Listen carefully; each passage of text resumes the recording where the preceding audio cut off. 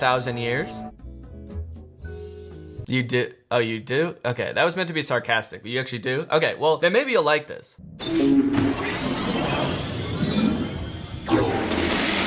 Howdy, thanks for visiting Walmart.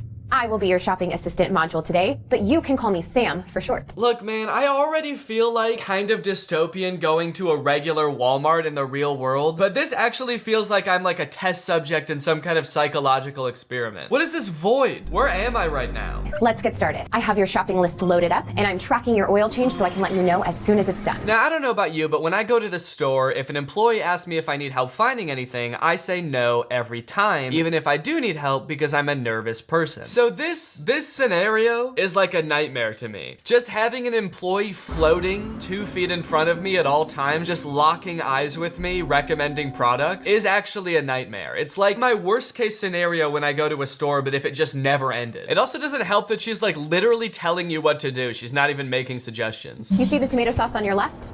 Go ahead and grab that and then place it in your cart. You see the tomato sauce? Grab it. Put it in your cart. You said you wanted tomato sauce, right? It's right there. Put it in the cart now. There's no time for browsing and taking your time in the Walmart metaverse. Get your shit and leave. How is this any better than shopping normally? They had every opportunity to make shopping like a breeze. Like, I feel like the most efficient form of shopping is just like ordering it online. They didn't need to take the actual physical experience of going to Walmart and put it in VR. If I'm not going to the store anymore, it's like the actual act of putting a tomato sauce in my cart is not the part I'm gonna miss. It's probably gonna be like human contact or just like feeling like I exist in a real social world. Great. Looks like you need a good wine pairing. Take a look to your right. Your age has already been pre-verified through your profile, so no need to wait for an ID check.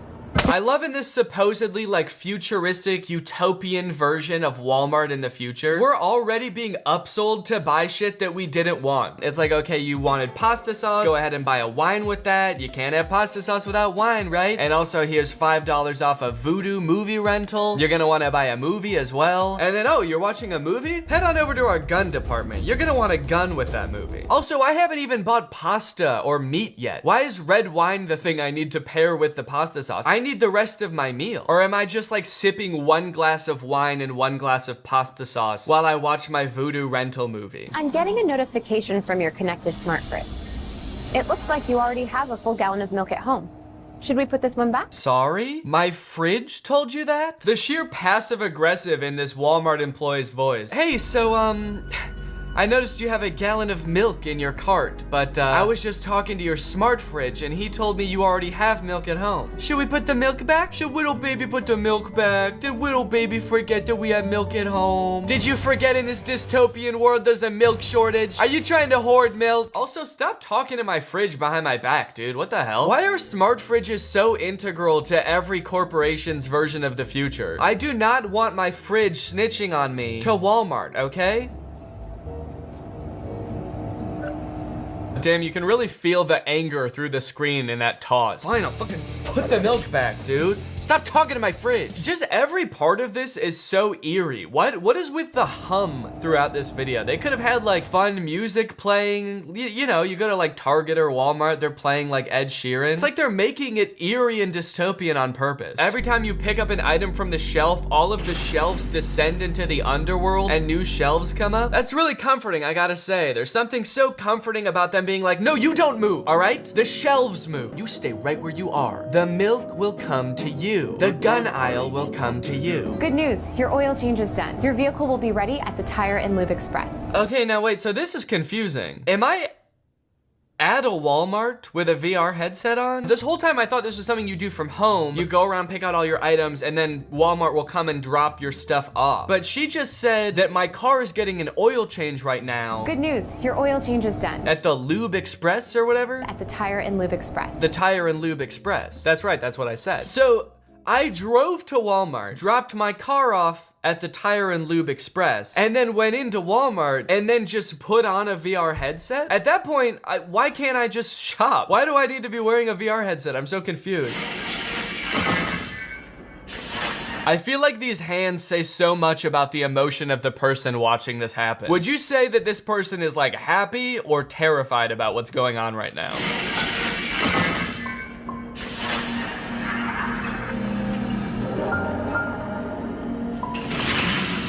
I'll have the TV brought out to your car.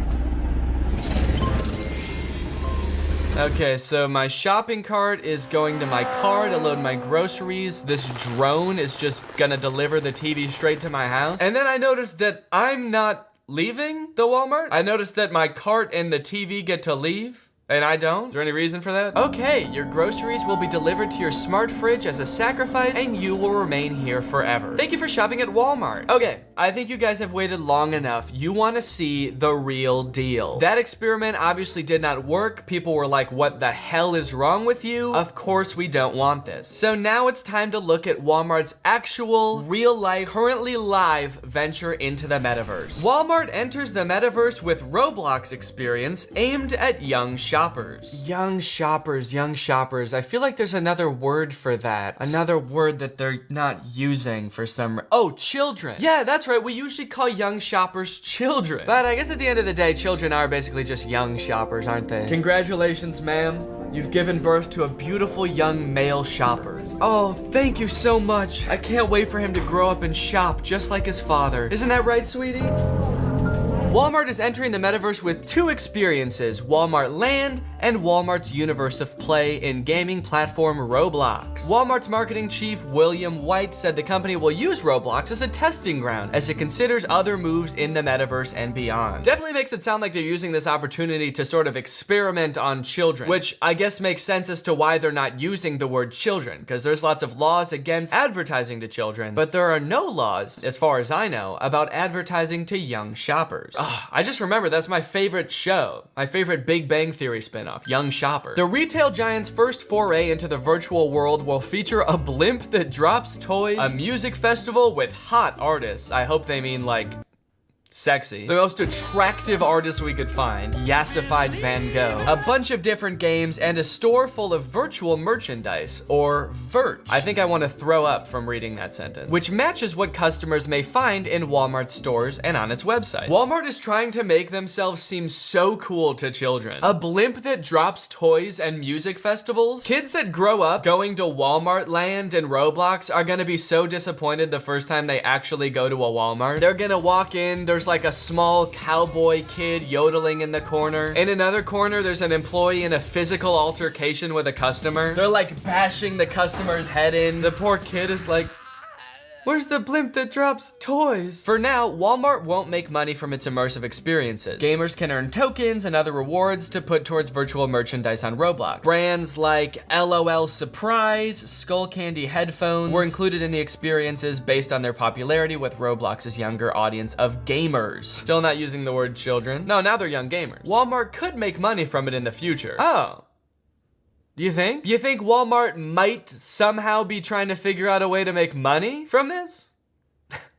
I don't know, man. Seems a little far-fetched to me. I kind of assumed they were doing this pro bono. Universe of Play has games that feature items from Walmart's top toy list for the holiday season, like Razor scooters and Paw Patrol and Jurassic World characters. A potential nudge to get Roblox users to ask for them. A potential nudge? Has the person who wrote this article ever heard of Walmart? Or like business? They're showing really popular products to kids in a really popular kids game. Maybe that could be to get them to buy the products from Walmart. Walmart Land has an obstacle course of oversized items from the retailer's Gen Z-focused beauty brands, such as skincare products from Bubble and makeup from Uoma by Sharon C. It's crazy that even in the metaverse, corporations are trying to convince you that you are ugly. You're a fully digital avatar, and Walmart's still like, we can still tell you're ugly. Hello, you need to buy virtual makeup. We just talked to your smart fridge and it told us you're ugly. To be fair, of course your Roblox character needs makeup. They're all hideous. There's no way a Roblox character is ever going to conform to traditional beauty standards. They have like pitch black doll eyes. All right, guys, I don't know about you, but I'm ready. My young shopper mind is ready to be advertised to. Let's hop into this game. And so I hopped into this game. I have never played Roblox before. So unfortunately, even though Walmart is advertising this as a metaverse experience, it's not in VR. I kind of thought that every metaverse experience takes place in VR, but I guess metaverse just means it's in the computer. I don't know how that's different from like Walmart.com. That's in the computer. Is that not the metaverse? Since the game is not in VR and I wanted to still wear a cool headset, I'm gonna be wearing these cool gamer glasses instead of a VR headset. Anyway, I actually have no idea how Roblox works works. It took me a minute to figure out how to actually get into Roblox and start playing in Walmart's World of Play. So I guess there's all these worlds here. I wonder if Walmart Land is in here somewhere. Survival? Probably not gonna be in there. Yeah, Walmart Universe of Play, the new survival game. Try not to get murdered in the new Walmart Land. Apparently Roblox isn't just one game, it's like a million different games. Don't Call at 3 a.m. and it's a picture of Dwayne The Rock Johnson. Squid Game, Last to Leave, it's like a Mr. Beast video within Roblox. What is Roblox? What is Roblox? Anyway. But eventually I found Walmart Land in the recommended for you tab. They know why I'm here. New to Walmart Land? Yes. Well, welcome. It's a place where inspiration starts with play, including mini games, challenges, an obby, and more. An obby? Am I supposed to know what that is? Is that Roblox lingo? Or is that just like a word in the English language that I don't know? Oh, this is helpful. Is obby a word? Yeah, obby is a valid English word. Okay, what does it mean though? The hell is an obby? Oh. In Roblox, it's an obstacle course. Explore Electric Island, play Netflix trivia, hosted by Noah Schnapp? Wait, the dude from Stranger Things is hosting a game in Walmart Land? Compete in the dance-off challenge, make beats in the DJ. Okay, this place actually might be kind of cool. That's right, it might. Now there's some cool sounding stuff in here, like a giant cosmetics obstacle course, but what I'm really interested in is Noah Schnapp hosting trivia in Roblox. How is he just in Walmart Land? Is he just playing Roblox all the time? Just sitting there waiting to ask people questions about Netflix? How much are they paying him for this? There's no wrong way to play. I bet I can prove you wrong, Buster. Let's see how long it takes me to get banned from this world. Then we'll find out if there's a wrong way to play, won't we? So this is Walmart Land. My initial impressions of the game were not great. So this is me. See, the thing I don't get, okay, this isn't a thing about Walmart Land specifically, but why is this game so ugly? This video is just gonna be me discovering the horrors of Roblox. It's not even gonna have anything to do with Walmart anymore. What the fuck? Let me check how loud the game is. It's about this loud. I knew I couldn't go seeing Noah in this wretched default outfit, but lucky for me, Walmart Land has a virtual store. Oh, there's a store. Let's go over there. I can buy some Walmart jeans! Where you can shop for clothing from real-life clothing brands like Bonobos. Wide leg jeans, Bonobos sweatpants. Is that how you pronounce it? I looked it up afterwards, and it is not. Bonobos. But that wouldn't stop me from mispronouncing it the entire time I played this game. I guess I need coins to buy some Bonobos sweatpants. I don't think I've ever met anyone that's actually been wearing an article of Bonobo clothing, but I'm gonna go and get some. There's a couple different ways you can collect tokens to buy Bonobos clothing in Walmart Land. First, as we know, there's a blimp that drops toys. Okay, there's a thing at the top that says next blimp a minute and a half away. Oh, there it is!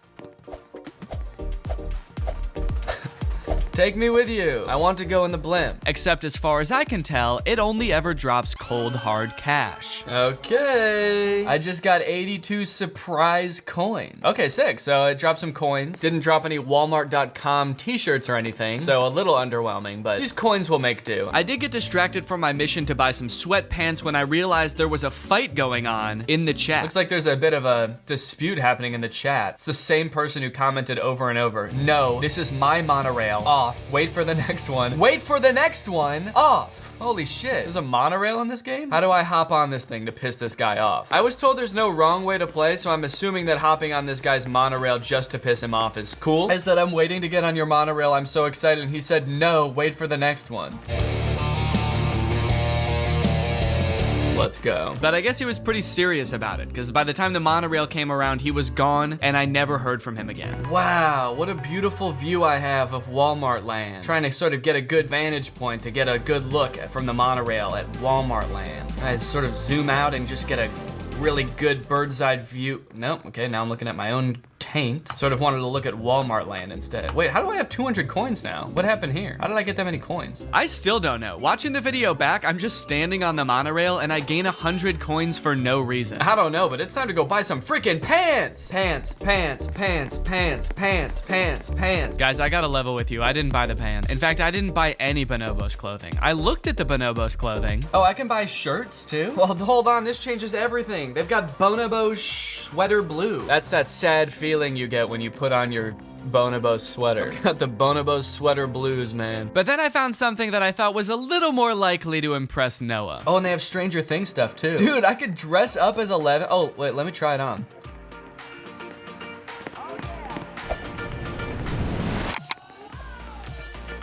And here I am. And why am I not wearing it? Excuse me. Excuse me. Maybe this is just Roblox as a whole, but Walmart Land was generally very glitchy. How do I put on this freaking dress? I have a feeling it's in this bag, but there's sort of like a list of players in the way that I can't click on the bag. Let me click on the goddamn bag. When I bought this 11 costume and I went into my inventory, it said it was already equipped, but it wasn't, and I had to like unequip it and then re-equip it, and then just like wait a couple seconds for it to show up on my body. Let's go, dude! I just turned into Millie Bobby Brown from a Millie Bobby clown. Can you dance in this game? Maybe someone in the chat can help me.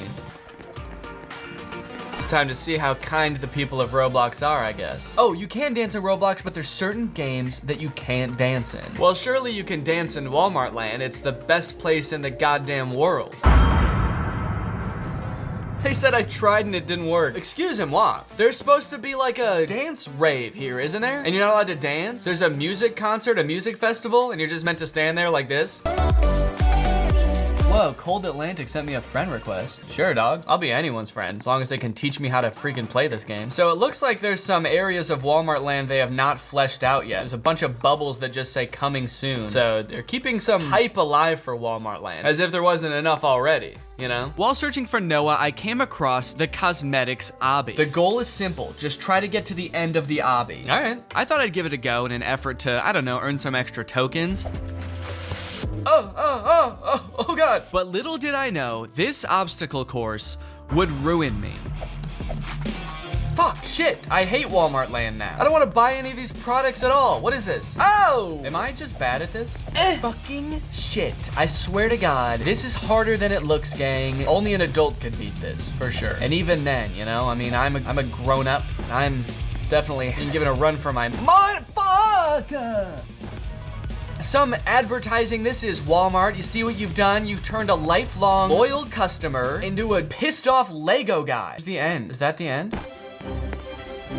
Whee! Let's go! Let's go! We're back, baby. We did it. 250 coins, by the way. So I'm basically rich now. Oh my God. That took so much longer than it should have. Holy cow. They say the night is darkest just before the dawn, and I have to say, in this case, that was correct. Because right after this obstacle course, I found Electric Island. Electric Island looks kind of fun. Let's go there. And by extension, Noah Schnapp. Okay, what is there to do on Electric Island? Play Netflix trivia hosted by Noah Schnapp. I have a feeling it's just like a bot that says he's Noah Schnapp, but it'd be crazy if it was actually him. It'd be crazy if it wasn't even like a Roblox character. It was just like him in the game. I looked around for a little bit trying to find this guy, and I gotta say, the name Electric Island makes this place sound a lot more fun than it actually is. All right, I'm already seeing something that looks pretty fun in Electric Island, a pool party. Let's go, dude. Let's go. Let's turn up. Okay, there is no one here. You know, for the fun and totally happening place that they made it seem like Electric Island and more broadly Walmart Land would be, doesn't seem like there's that many people here. It feels kind of lonely. Does this show how many people are in here? 18, 19, 20, 21, 22. There's 22 people here in Walmart Land. So this looks like the gigantic stage where huge concerts take place and everyone stands still and watches. This place is electric during live events. I doubt it. I highly doubt it. Electric Island is a strange and mysterious place.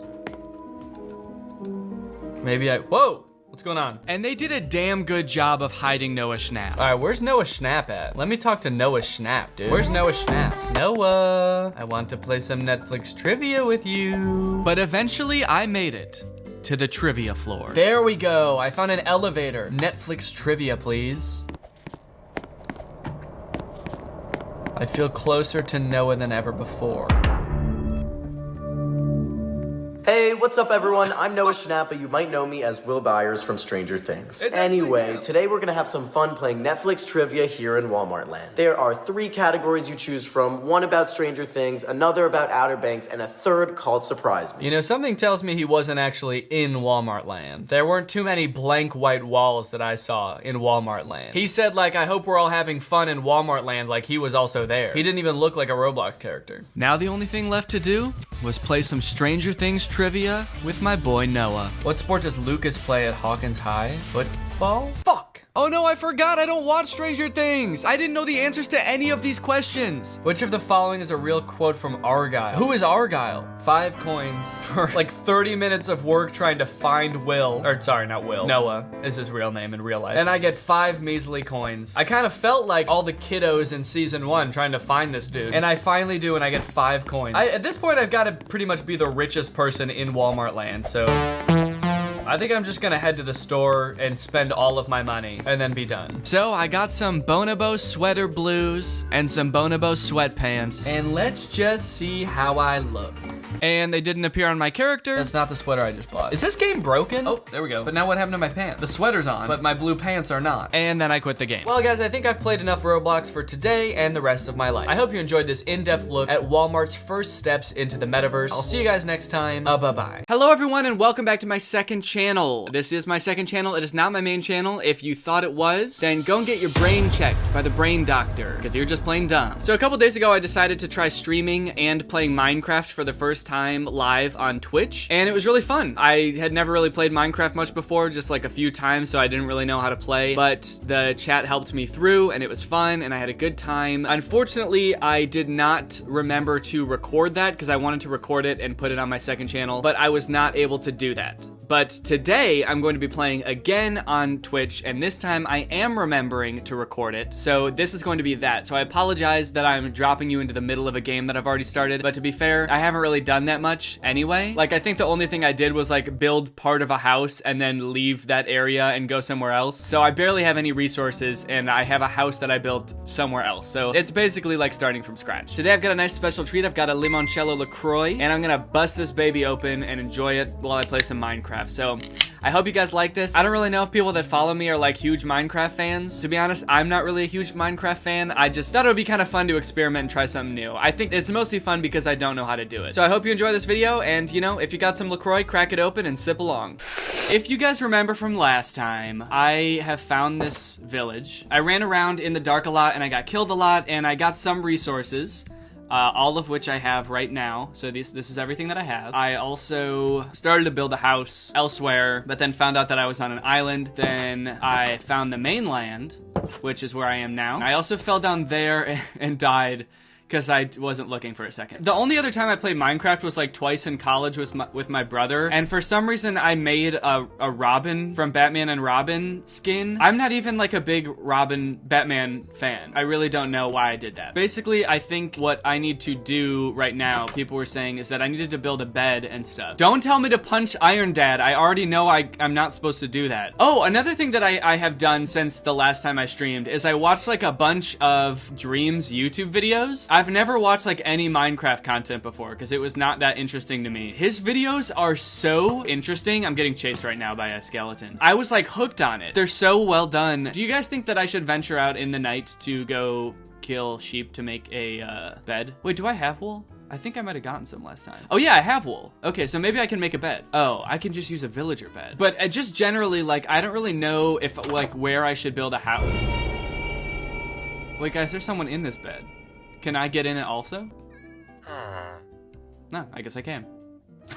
Is he gonna be mad at me? What happened here? Why is there green sparkles everywhere? I think we might have just made love because he was in bed and then I got in bed and then there were green sparkles everywhere. And I don't know what Minecraft love looks like, but that seems like it to me. Oh, take the bed. Whoa, guys. That seems kind of fucked up. I just made love to this guy. Now you want me to take his bed? Get that head, get that bed, then leave. So now I'm gonna go make my own house, I guess. Whoa, dude. Is he spitting on me? Shit, who knew that llamas could be so goddamn aggressive? But this seems like a good spot for a fort. Now I need to build, firstly, a crafting table. I remember that. And then I need to build I need to build planks to make the crafting table. But then I need to make probably an axe so I can cut down some more trees. And I will take all of this and make a crafting table. Oh, furnace too, okay. Yeah, I remember people were saying that I need... No! Oh no, fuck, I don't want all this. Oh no. Now I've got 3 crafting tables. That's gonna come in handy for when I'm crafting 3 things at once. Is there any way I can turn these back into wood? Because I don't want just 3 crafting tables. Oh, I have an axe? But what? Oh, there it is. Oh, it's stone. That's why I didn't see it. Damn, I've got a stone axe. Kind of popping off right now. I'm just gonna get a bunch of wood so I can make my little house. People seem like wood is a pretty solid material for a house. People also seem to think I'm popping off, so that is good news. That area looks cool. What's going on over there? You know what I'm also realizing is that like there can be things just floating if you just get rid of the things below them. So maybe I can make like a floating house. I'll need enough resources to do. Okay, where did these sticks come from? Oh, do they come from the tree? Let's start laying the foundation for this house. Ooh, this is like, what kind of wood is this? Acacia. Huh, cock planks. All right, I'll just make a house out of cock. I'm gonna build my house up in the air. It's gonna be floating. Maybe just a few feet off the ground, but that's still pretty sick, you guys gotta admit. Yep, I'm popping off. A wise man built his house upon the air. I believe that's what is in the Bible. Let's put some cock stairs down. Right here. Okay. Wrong place. I'm gonna make the front of the house go like this. That way I have like a little landing in front where I stand before I walk in through the door. Press F4, then shift. I feel like that's a prank. That's gotta be a prank that makes my game quit. The weird thing that I've always felt like growing up is like I've never been very into video games. I think it's because I'm really bad at them. Or maybe it's the other way around. Maybe I'm really bad at video games because I never really got into them. Compared to all my friends in high school and stuff, I just like was so bad at video games that I never really got that into them. That's why when I was like, oh, it would be fun to stream, I was like hesitant at first because I was like, but I'm not good at any games. Like if I tried to stream like Fortnite or something, it would just be so sad. Like I've played Fortnite before. I've killed like 2 people ever in that game. And I've played many games. I'm just really bad at it. So it would be, I mean, maybe that would be fun to watch because I was so bad, but it would just be not so fun for me. But Minecraft is kind of chill. All right, look at this house, dude. I have to build a furnace now, people are saying. I need to figure out what I need in order to build that. It does not look like it's in my list of things here. Can someone tell me what things I need to build a furnace? I need stone, okay. Let me just put a quick 2 torches in here to light this bad boy up. And then I'll go find some stone. It looks like there's a lot over there. Oh, make a stone pickaxe. Yeah, I should probably do that. Lucky for me, I've got a crafting table that I can just set right here. And I'll stand on top of it and I'll make a stone pickaxe, baby. Thank you for the advice. I bet I'll just bust through it now. Oh yeah, look at that. Ooh, I'm slicing through it like butter now. Holy moly, now we got 4,000 people in here. Dang, I must be really good at Fortnite. But I need coal, don't I, to burn here? Yeah, I guess I need to go find some coal. And then I also need to make a door real quick. Someone in this chat just said, since when do you stream? Good question. Since Monday. That was my first stream. So this is my 2nd stream and one of my first times playing Minecraft. That is why I am kind of wandering around. Was that the sound the llamas make? Oh, llama. Okay, yeah, people are saying llama. Okay, that was weird. Oh, yeah, he did it again. Wow, why does he make such a weirdly human noise? Hey, dude, what's up? See, the thing is, I say this to Laura a lot. I'm like, I really wish that I was better at video games. I feel like that would be like a really fun hobby to have because that's like what a lot of people my age do with their free time is play video games.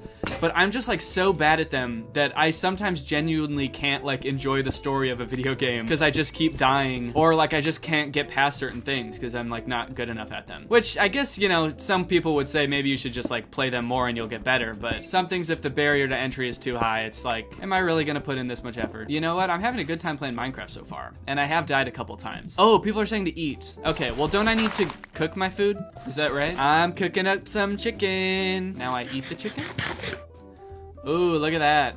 All right, I bet everybody in the chat is very happy right now. Daddy's eating good tonight. I'm making a chest. I'm gonna put it in this secret spot. This is my little secret spot. You see, you can't really, oh.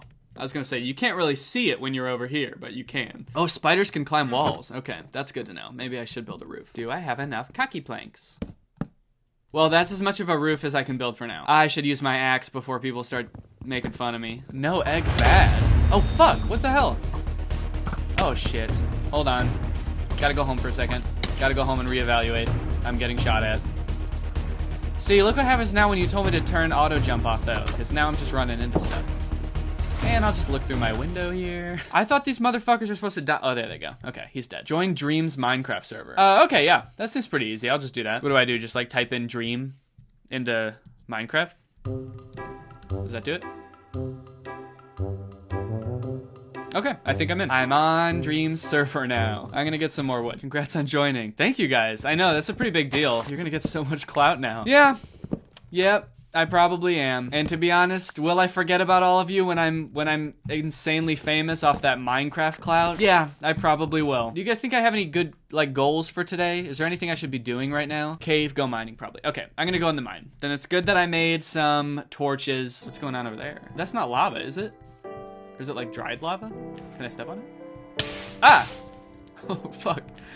Okay. Wait, what is going on over here? So this looks like a portal, right? Someone said, do you fart? Yeah, I do, but usually not like when I'm streaming or filming or anything. I try to do that like, just like on, kind of like on my own time. It's kind of like something that's just for me. Open the chest. Okay. Obsidian, golden helmet, and golden pickaxe. Someone said fart reveal. Yeah, if I get some goal on Twitch, I'll do a fart reveal. I made an advancement. Ice bucket challenge. What does that mean? Actual nose reveal? What the fuck is that supposed to mean? Get the gold. Okay, I'll get the gold. Bing, bing, bing, bing, bong, bong, bong. Bing, bing, bong. I didn't get the gold. Oh, don't break that unless you have an iron pickaxe. Guys! Who said that? Who told me to break the gold? Fuck you.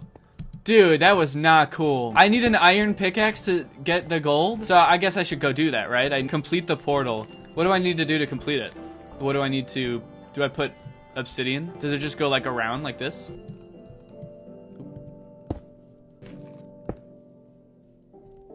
I don't have enough. All right, well, I guess I need to go get iron. I'm gonna go into that cave over there and see if we can't get some iron. What do you say, folks? Oh, I should eat. Lunchtime. Pork chop time. So my health only starts regenerating if I... Oh, fuck. Dude. Okay, so he... Oh. So he can just be in any dark place, like a cave. I'm gonna go down here. Okay. What is this place? There's a spider. Is he gonna kill me? Uh-oh. Oh, fuck. Oh, no. Guys, this is too intense. That's too intense. Oh, fuck. Oh, Jesus. Oh, no. Oh, guys, I'm gonna die. I'm for sure gonna die. Okay. What? Oh, God, he's still coming. Oh, shit. Jesus, dude, go away. Leave me alone. God damn. This guy's got dedication, man. Shit. He followed me for quite a ways, right? Have you ever seen a spider in real life follow someone for that long? It's like, dude, get a life, right? Oop, oop, I'm about to die. Oop, I don't even know where he is. Oop, I got half a heart. Okay, I'm gonna go home. You convinced me. Where's my house? Okay, I'm eating. It's delicious. Good call on the going home thing, guys, because it is almost nighttime. We all know that I will die if I'm outside during nighttime. All right, I'm gonna go home and I'm gonna go to sleep. Then we're gonna go mine. And we're gonna find iron so we can actually get the gold this time. I like that I'm going to sleep with the shovel. Good night. And I wake up with the shovel. This is my most prized possession. I must sleep with my shovel. This is the tech shovel. It's got self-defense mode. All right, another day. Chopping down the cock tree. Should I put on this helmet? It looks like kind of epic. Wait, why does it say curse of vanishing? Is this a curse? It vanishes when you die. Oh, okay. So it just surprised me. Whoa, okay. That guy definitely blows up, doesn't he? Yeah, we're gonna stay away from that bloke. So how am I ever gonna go in there if there's just like a guy who's gonna blow up standing at the entrance? All right, I'm just gonna, you know what? I'm just gonna hop in here real quick and swim around and see what I find. Whoa, this is like a really expansive spot right here. Look at this. Should I get this coal? Not with an axe. With a pickaxe. There we go. Yeah, I don't have iron right now. That's kind of what I'm looking for. I'm gonna go see what's in that cave. Ah! Is that iron? Ah ha ha! I think I found some. Oh, eat. Yes, thank you guys for my... You know what? Maybe this is kind of like the ideal Minecraft experience for a beginner because you guys remind me to eat constantly. Like, I would definitely be forgetting to eat all the time if it wasn't for you guys. Everyone should play Minecraft for the first time with 4,000 people watching them. That way they do well. Oh, fuck. I was trying to open my sword. Oh, there he goes. Well, can't get me now, can you? Asshole. Well, I only got 2 iron there. Do you think, could there be more like in there if I dig a little more? Ooh, and even more. Hot damn. I am king of the iron over here. Look at me go. Should I keep going down in there? Because I am hearing like a creepy moan of what I assume is probably a zombie. How am I even gonna get down there if I wanted to? That's a long way down, isn't it? Yeah, I wouldn't even be able to get back up, probably. We're going back up. Kind of feeling like I might be on the exact opposite side that my house is on. It's definitely not over there. Okay, so I might have made a mistake, but my worry is that I think my home is back that way through all those dark caves. And I see a village, maybe, over there. So maybe I should just go over there and go to sleep. Also kind of worried that there's no way to get down. Can I jump in this water? What do you guys think? Can I make it? Oh, okay. I did it. I was really worried that wasn't gonna work. Dude, was that epic or what? That was a total Dream move right there. Dream would have done some shit like that. I guarantee it. I'm basically at his level at this point. All right, let's head into the village and go to sleep. Get the fuck out of here, man. I'm trying to sleep. Jump in the lava, it works better. Dude, fuck off. I'm a pro gamer. I know that's not how it works. Sorry to one night stand you like this, but I gotta go, dude. Whoa, what? Dude, what the fuck? Did you, wait, you guys saw that? Wait, oh, okay, I'm right here, luckily. All right, I was really worried I was gonna respawn back at my house. Did you guys see the creeper? Because I did not even see him. Okay, that was kind of an epic fail. And I don't say that a lot. I really like to refrain from using the word epic. In terms of fails, that was pretty epic. Oh no, but my helmet's gone. Oh, it really did have a vanishing curse on it, didn't it? Damn, you never really know what you got till it's gone. I do feel partially responsible for this villager's home being blown up, but what are you gonna do, you know? I feel like I have to spend this entire day going back to my house because I want to get back there. I want to put stuff in my cabinet. I want to sleep in my own bed for once and not some stinky villager bed. Wait, 1 second, real quick. I just gotta do one thing real fast. Just, real quickly. Oh, fuck! Guys, how do they keep creeping up on me like that? I guess by that, you know, I guess that's why they're called creepers, huh? I got so lucky that I turned around right then because I had no idea that he was right there. Okay, I might be farther from my house than I thought. I also might be going in the total wrong direction right now. Oh, there's my house. I can see it now. Here we go. I'm home, baby. My house never looked so good. Whoa, I have a cock door? I'm gonna replace my door real quick. This will match the aesthetic of the house a bit more. Boink. Yeah, there we go. Look at that. Oh yeah, okay, I guess I should finish up my roof here. Oh, look at this. Look at this lovely little log cabin. I'm feeling pretty good about it. Look at that. It's kind of like a little... Why does it look so ugly? Look at this. I've got iron now. I've got some iron ingots. And I can use those to create some new stuff. Aha! So I'm gonna make an iron pickaxe. That used 3 of my iron, so I can't really make much else. Oh, shield. People are saying shield. I forgot. Okay. Aha. And what does this do exactly? Oh, press F. Ah, okay. Now I can defend. So this is me defending myself. Boop, boop. This is a pretty gamer move right here, right? Making myself a little bridge to get over to the other iron. I'm having kind of a gamer moment. I think I'm about to game. Maybe I could go down there. So if I can just land in the water, I should be good, right? I think I can just step right off and land in the water. Did I land in the water? Yeah, I definitely just landed on the only non-water thing. I landed on this stone jutting out. How the fuck did that happen? I think we all know what time it is. It's time for Daddy to have a snack. So I'm gonna have some steak. And then I'll just get some more iron here. I'm finding like a lot of stuff down here. This is awesome.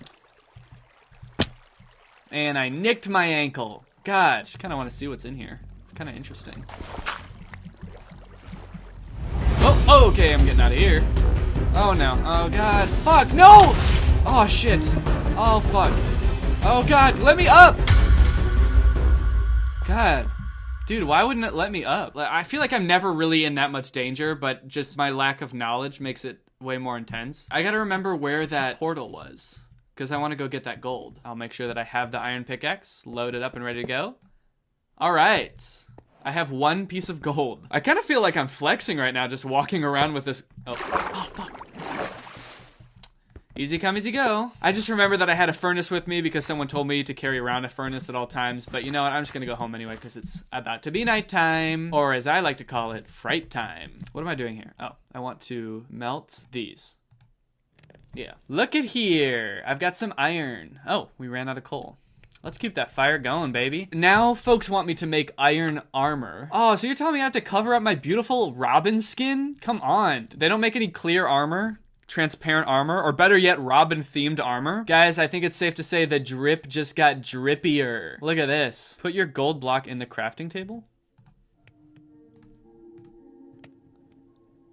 Okay, so people are saying that I can do something with it in the nether. Guys, I'm gonna be honest. You guys keep talking about the nether. I do keep sort of just glossing over it, borderline ignoring it, because that sounds scary as hell. I don't know what's in the nether. I saw Dream go there and there were like pig people walking around. I want to make ladder. I need sticks to make ladders, don't I? Rats, I can't even make one. I need to put these in a place that's completely vertical as well. This is where I'm always finding myself climbing up. Okay, now I'm going to make a straight up thing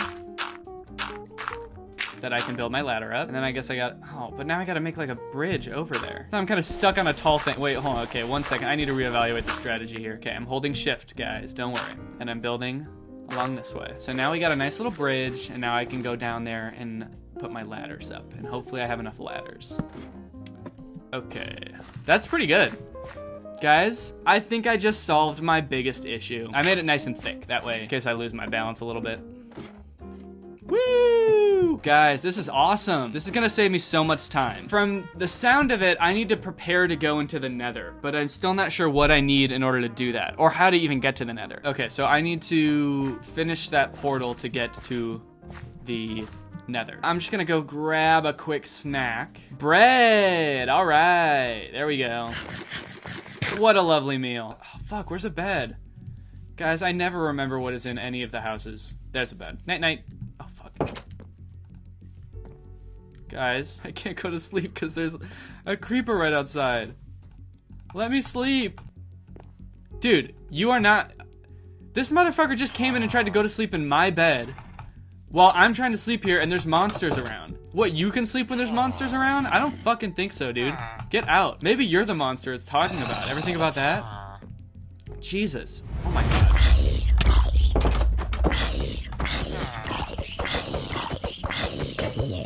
Okay. There we go. Finally. Wait. Oh. Oops. Wait, did I do it? No, it's still nighttime. All right, guys, I'm gonna call it there. Thank you guys for tuning in. That was a very fun stream. I learned a lot. I feel like we got, honestly, pretty far. Thank you guys for all the help, and I will be doing this again soon, hopefully. All right. Bye. I have never been good at one single video game in my entire life. Try as I might, I do not have the hand-eye coordination. Hi, kitty. Whoa! I do not have the composure. Oh, no! And everybody that knows me knows this. But what if I could trick them? If I could hire a professional gamer to sit right next to me on a live stream, just out of frame, I could trick anyone into thinking I'm actually really good at video games. Now I know what you're thinking. Oh great, another video where Danny tries to trick his fans. No, in this video, there is only one person I am trying to trick. 3 years ago, I was betrayed and embarrassed by my so-called friend, Curtis Connor. In my free time, I consider myself somewhat of an amateur magician. I know several pretty neat card tricks that are very impressive at parties. It's something that's always meant a lot to me. And coincidentally, Curtis too. But while Curtis's magic phase ended when he was but a tween, mine continues to this day. So I would sometimes tease him that he gave up on his dreams. Pretty funny, right? Well, Curtis didn't think so. To get back at me, Curtis made a 30-minute long video where he learned a bunch of card tricks that I don't know so he could rub them in my face and ruin my life, basically. I laughed it off at the time, but I was devastated. And I have spent the past 3 years plotting my revenge. A few months ago on Twitch, Curtis was about to beat the final boss in a Minecraft world he had spent about a year and a half working on. But just before he was about to beat the dragon, he died. Curtis was playing on hardcore mode, which means if you die, you can never play in that world again, and you lose all of your hard work. That hardcore world meant a lot to Curtis, just like magic means a lot to me. So when he sees me beat Minecraft on hardcore mode at a professional level speed, while he couldn't even do it after a year and a half, he's going to know what it feels like to have everything taken away from him. And in the ultimate poetic justice, it's all just gonna be one big magic trick.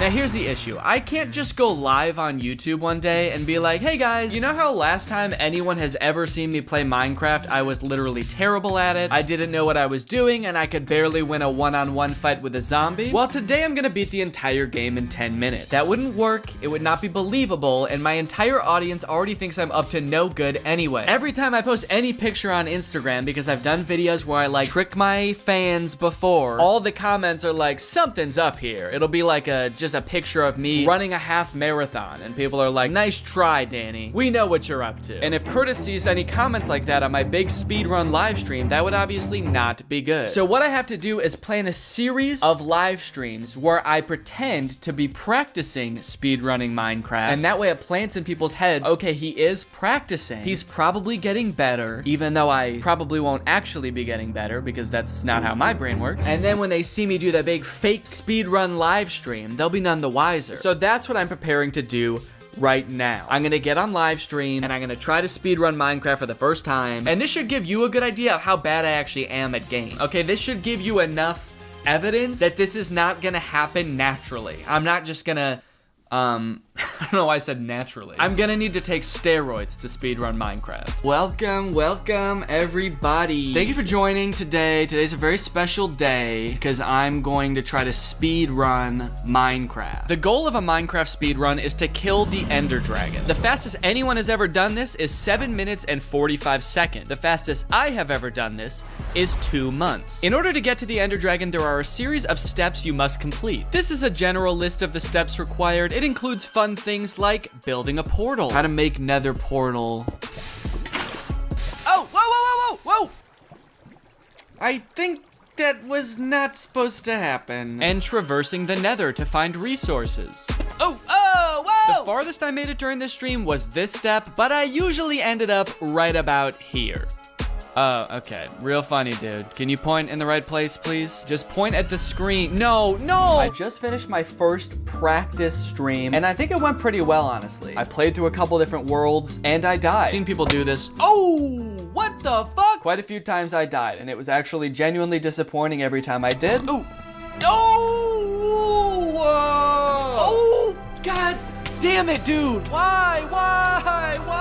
Despite being a giant hit to my ego, the fact that I played so bad during this stream was actually good for a couple reasons. First, the entire stream was very believable, and as of right now, nobody suspects a thing. And second, I need to find a Minecraft speedrunning pro. I was planning on just tweeting something after this stream looking for somebody to help me, but apparently I did so bad during this stream that like moths to a flame, the very next day, the speedrunner had come to me. Shortly after the stream ended last night, I got this tweet. It's from this dude named Anthony. Hey Danny, saw you speedrunning Minecraft tonight. Would love to help you improve your speedruns. I'm a former world record holder and have beaten Minecraft the most times ever. Anthony, aka Curryway, is the real deal. He's held several world record speedruns and has tons of videos on his YouTube channel breaking down various speedrunning techniques. If anyone was gonna be able to speedrun Minecraft for me, it was this guy. So hopefully I can just DM this dude and ask like, hey, so how badly do you want to help me speedrun Minecraft? Because I have a pretty easy way for you to do it. I'm worried that as a member of the Minecraft speedrunning community, he might not like this idea. Like maybe this is making a mockery of speedrunning or something. I don't know. I don't really think it is, because it's not like I'm trying to pass off my speedrun as like an actual world record. But there is a little bit of me that's worried in the back of my head that I'm gonna DM this dude and he's just gonna like reply to this tweet and be like, oh, never mind guys, he's just faking it and I'm not helping it. So do I want to DM him?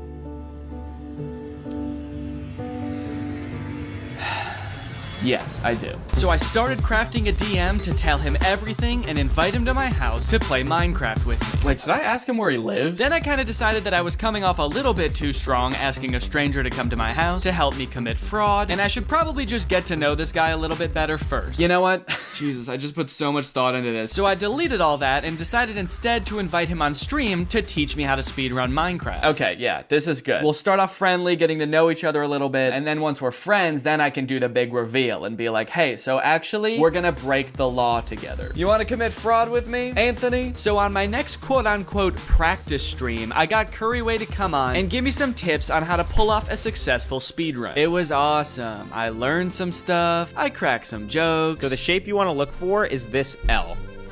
It's 3 blocks. Common magma ravine L. Yeah. He even showed me a practice map where I could just practice killing the dragon over and over. And let me tell you, dude, I was doing it. I killed that dragon. I was going crazy on the dragon, man. I was actually going kind of epic gamer style on the dragon. The second practice stream went even better than the first. Everybody's still on board. Nobody thinks I'm faking this. Everything is going extremely according to plan. Except that it might actually be going too well. Yeah, I've run into a bit of a wall here, and that's that I'm putting in so much practice to do this, and I actually kind of feel like I'm getting good at it, and it kind of seems like I might actually be able to just do it and not fake it. I know I talked a really big game earlier about being bad at video games, and I really am. I'm not good at games, but I don't know, after practicing for like, I guess the 4.5 hours total that I have so far, I can actually see a path to me being able to do this on my own. And I've gotten like way more confident with parts of the game that I did not think I would. Last night, killing the dragon like multiple times was a big moment for me. Even though they are like pretend practices that I was doing on stream, I was not pretending to be excited. I was genuinely excited. I'm still, again, not sure if I will be able to, and it is kind of scary filming this part knowing that I could still fail, and then I'll have to like still keep this part in the video, but then just go back to plan A and fake it and feel like even more of a failure than I did at the start of this video. But fuck that, man. I got this.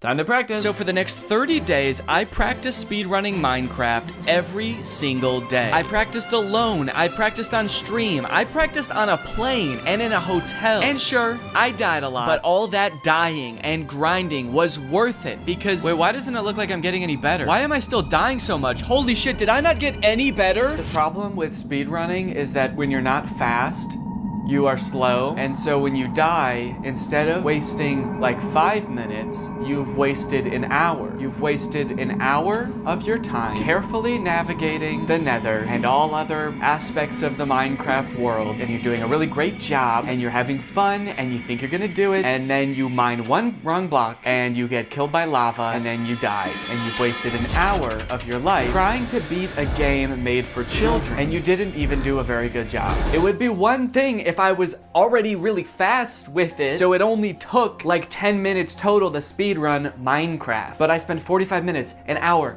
and a half, and then I die. Where is the man who invented Minecraft? Do you ever wonder why we don't see him out in public ever? Is it because he's ashamed of what he's created? Or is he hiding? Hiding from people like me.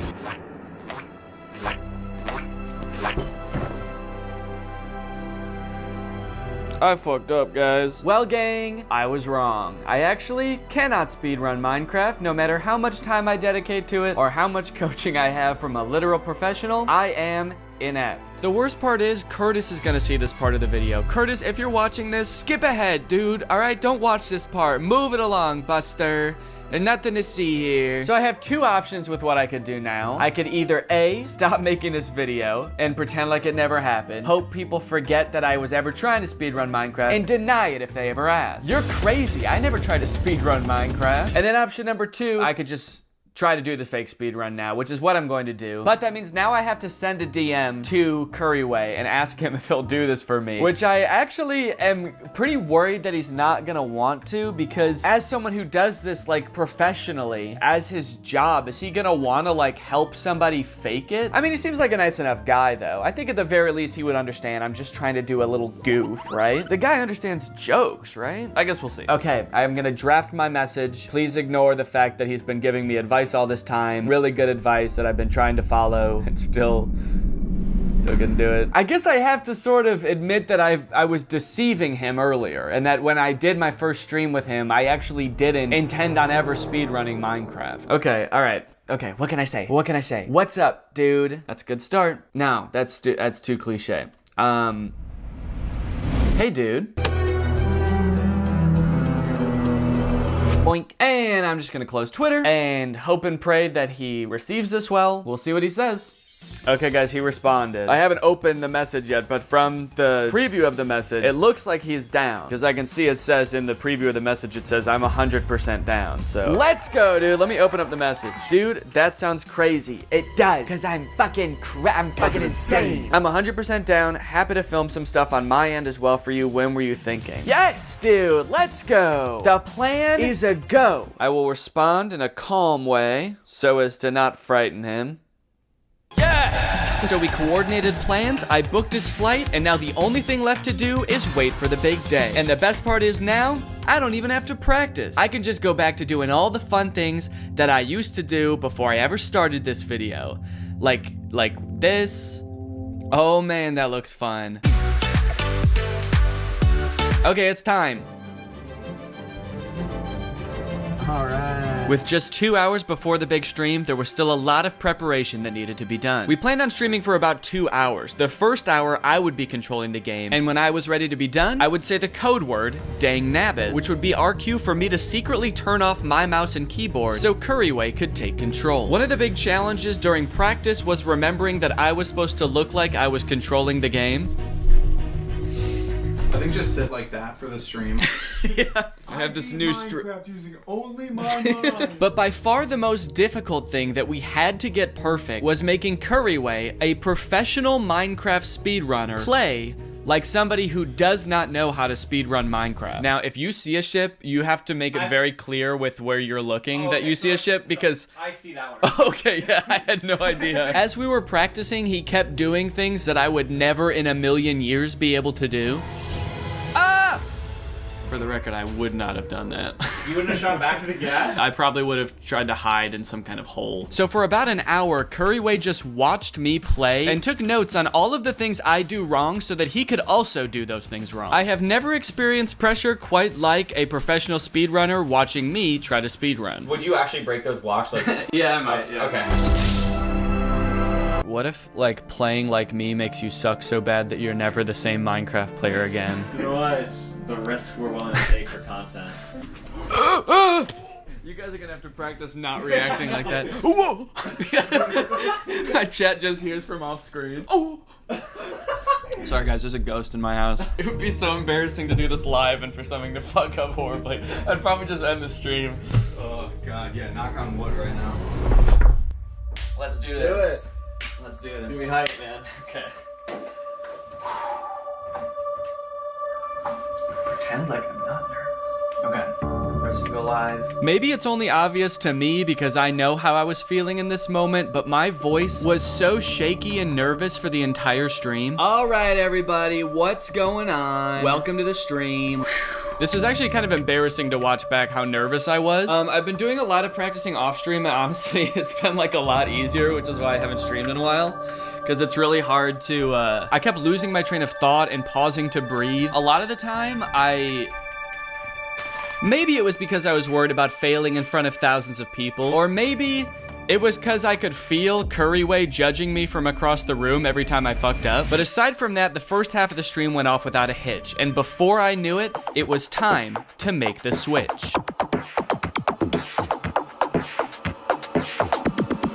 Dang nabbit, dude. And just like that, the professional was in control. And after resetting the world a few times, he found the perfect seed. Oh, dude, we got a monument in the distance right there. Do you guys see that? Ooh, that's a good looking boat, baby boy.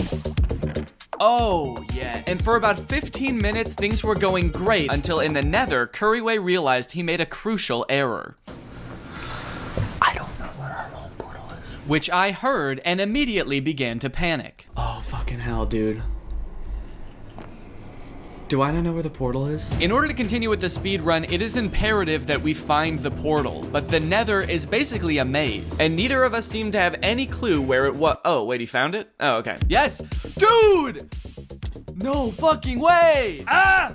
Okay, and after a few short minutes of navigation, I was in the stronghold, I was in the portal, and I was ready to fight the dragon.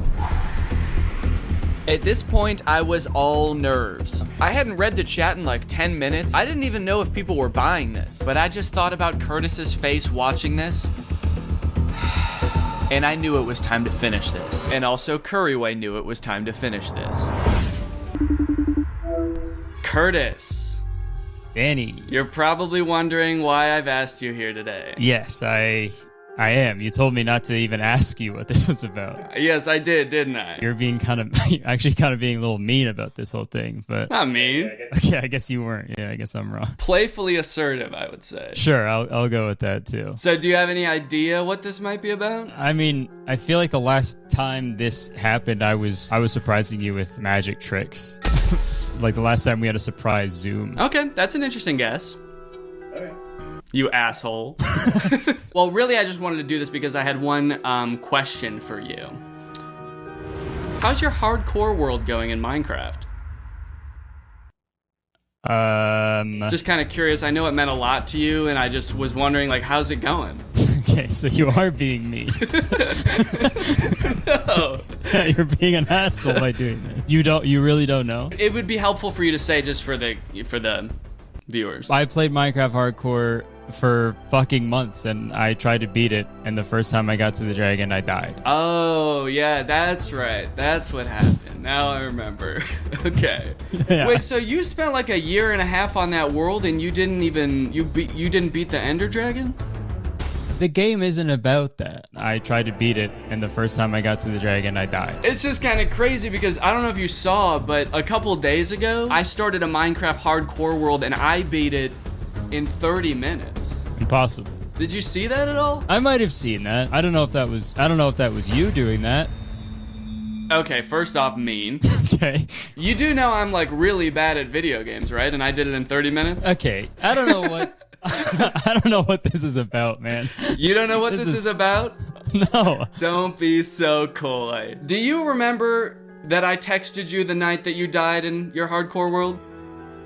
I do remember that. I forget what you said, but oh wait, you were watching, right? Yes, I was watching that night. I texted you, and I want you to look back at the conversation. I have a screenshot of it, so I'll send it to you. So go ahead and read that to the audience. I have to go get something real quick, but just read that to the camera. Okay. So Danny says no, and then I say I'm gonna kill myself. Danny says I looked away for half a second and looked back, and you were dead. That fucking sucks, dude. And then I said, man, I hate that fucking game. And then Danny said, hey man, it's all good. I don't think anyone saw. I think everyone else was looking away too. And I said, okay, thank God. At least I get to play a different game now. And then Danny said, oh nice, you're just gonna give up. Give up on your dreams, Curtis? Now I actually am gonna kill myself. Don't act like you didn't know this was coming. Oh no. Don't act like you could just get away with... Was I shirtless under the I don't think I was. Are you wearing pants even? Not important. Damn it. So Curtis, let me remind you of something. Stop sitting like that. Okay, Stop. sorry. You're right. 3 years ago, you posted a video basically humiliating me in front of millions of people. You took one of my greatest passions, magic, and you turned it against me. Well, wait, what is it? Oh, I have it all scripted out. I was gonna say here. Wait, what was I gonna say? That sort of ruined my sort of villain-esque demeanor. Oh, yeah. Pretend I didn't say that. What was my catchphrase again? Magic was something that we really bonded over, I feel, and you took it and you turned it against me. So, Curtis, do you know what I did? You hired someone to train you to be really good at Minecraft, and you beat it in a half hour. No. Okay. Curtis, I did a little bit of sleight of hand myself. I did not... Was I right? It wasn't even you. You fucking asshole. No, Curtis, I did not speedrun Minecraft. I hired a former world record holding speedrunner to come to my house. You had them come to your house? And I had him speedrun Minecraft for me. I can't believe this. So this was all for the magic tricks that I did, which you started, by the way. I only did that because you were making fun of me, saying that I gave up on my dream. I don't know. At the end of the day, I'd pretty much consider us even now. Well, what if I told you I was under the desk, under his desk the whole time, sucking his dick? I guess I don't know what I would think about that. I'd just be confused, I guess. Gotcha. All right, Dan, I think we're even. Is that the hat behind you that you... Yeah, it looks like I'm wearing it right now, kind of. Maybe the best way to end this is just by saying, hey, we're both pretty good magicians. It's not a competition. Maybe we both crossed a few lines, but at the end of the day, there's room for two. Store some of my favorite merch designs that I've ever done. Hope you guys enjoyed this video. If you're not subscribed yet, make sure you subscribe and turn on my notifications to join Greg. Go ahead and watch another one of my videos right here, and I'll see you guys next time. Bye-bye. What's going on with hypnotism? On one hand, I've heard it's real, and I've seen some incredible videos of people like forgetting their own names under hypnosis. So what's your name? But on the other hand, if it is real, I feel like we're all very nonchalant about that fact. Like, there are just people out there that can take over your mind for a little bit. How does that work? I especially want to know, what's it like to be the person getting hypnotized? Give me an interview with the person who just forgot their own name. What happened to you? Anyways, I'm gonna try to get hypnotized like 3 different ways to find out if hypnosis is real and what it feels like. Y'all wanna come?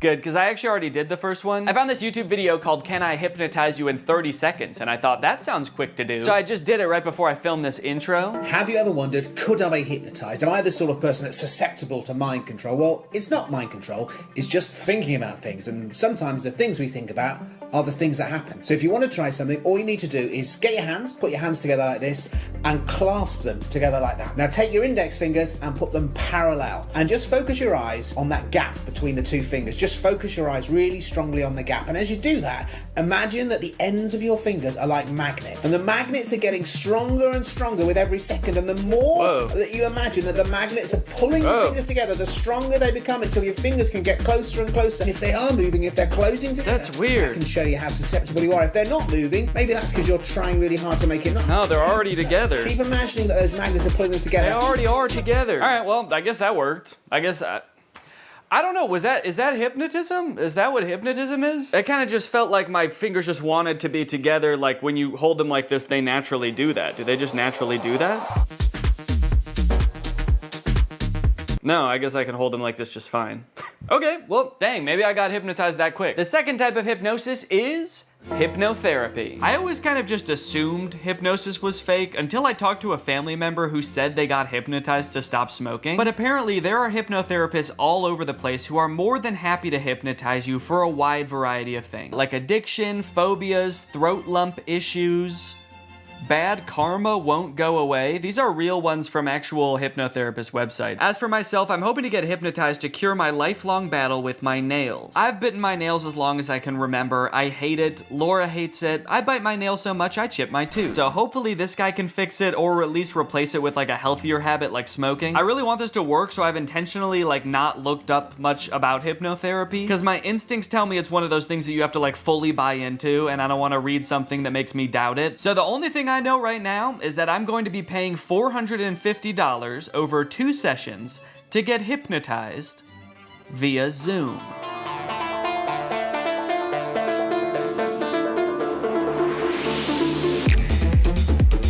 Okay, so for privacy reasons, I can't actually show the hypnotist in the video or play his voice, but I'm gonna describe best I can what happened in this call. To my surprise, he kind of spent the first few minutes just giving me basic nail-biting advice that has nothing to do with hypnosis. He recommended I get a nail file, pick 1 day a week that's my nail care day. He also said I should meditate because that would help with stress and reduce my nail biting on its own. And he taught me a self-hypnosis that I can do anytime I feel the urge to bite my nails from here on out. And then the last thing he told me before he started hypnotizing was that he highly recommends I listen to the recording of our hypnosis session every night before I go to sleep. And with that, it was time to be hypnotized. For this portion, he actually hung up the Zoom call and then called me on a regular phone call. I don't know if he just like didn't want the visual distraction of him on the screen, or if he wanted to like put on pajamas or something. He started by trying to get me as relaxed as possible, focusing on different areas of my body from head to toe and imagining that they were getting heavier and heavier to the point where my body felt like it was sinking into the couch. And I'm guessing this is the point where I'm supposed to be like fully in a hypnotic state, because from here on out, he basically tells me this kind of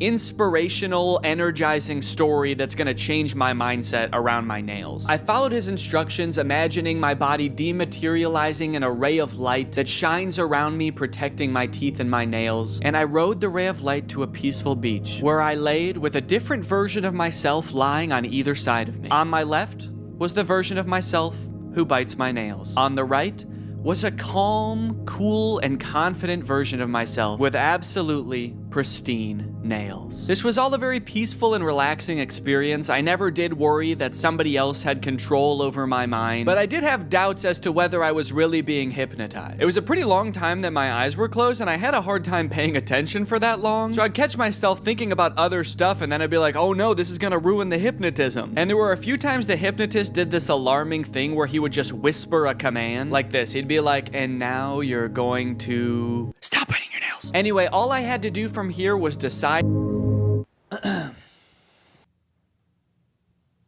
I'm fucking cured, man. That night, I tucked myself into bed and listened to the hypnosis recording as instructed, which did feel a little silly given that the session had only ended like 30 minutes ago, but hey, maybe getting hypnotized back to back will make the effects even stronger. Again, I did feel very relaxed during this recording, but I still didn't know if I could say I was hypnotized. Good night. The next morning, however, I did notice that I wasn't really biting my nails or really even looking at them. Maybe it was just in my head, but they looked hard, like actually unpleasant to bite. Was I really hypnotized last night, or was I just discovering the placebo effect? I don't even care. I squealed with delight and got to work, filming for a different video I'm working on right now, enjoying my new non-nail biting self. Oh wait, what the hell?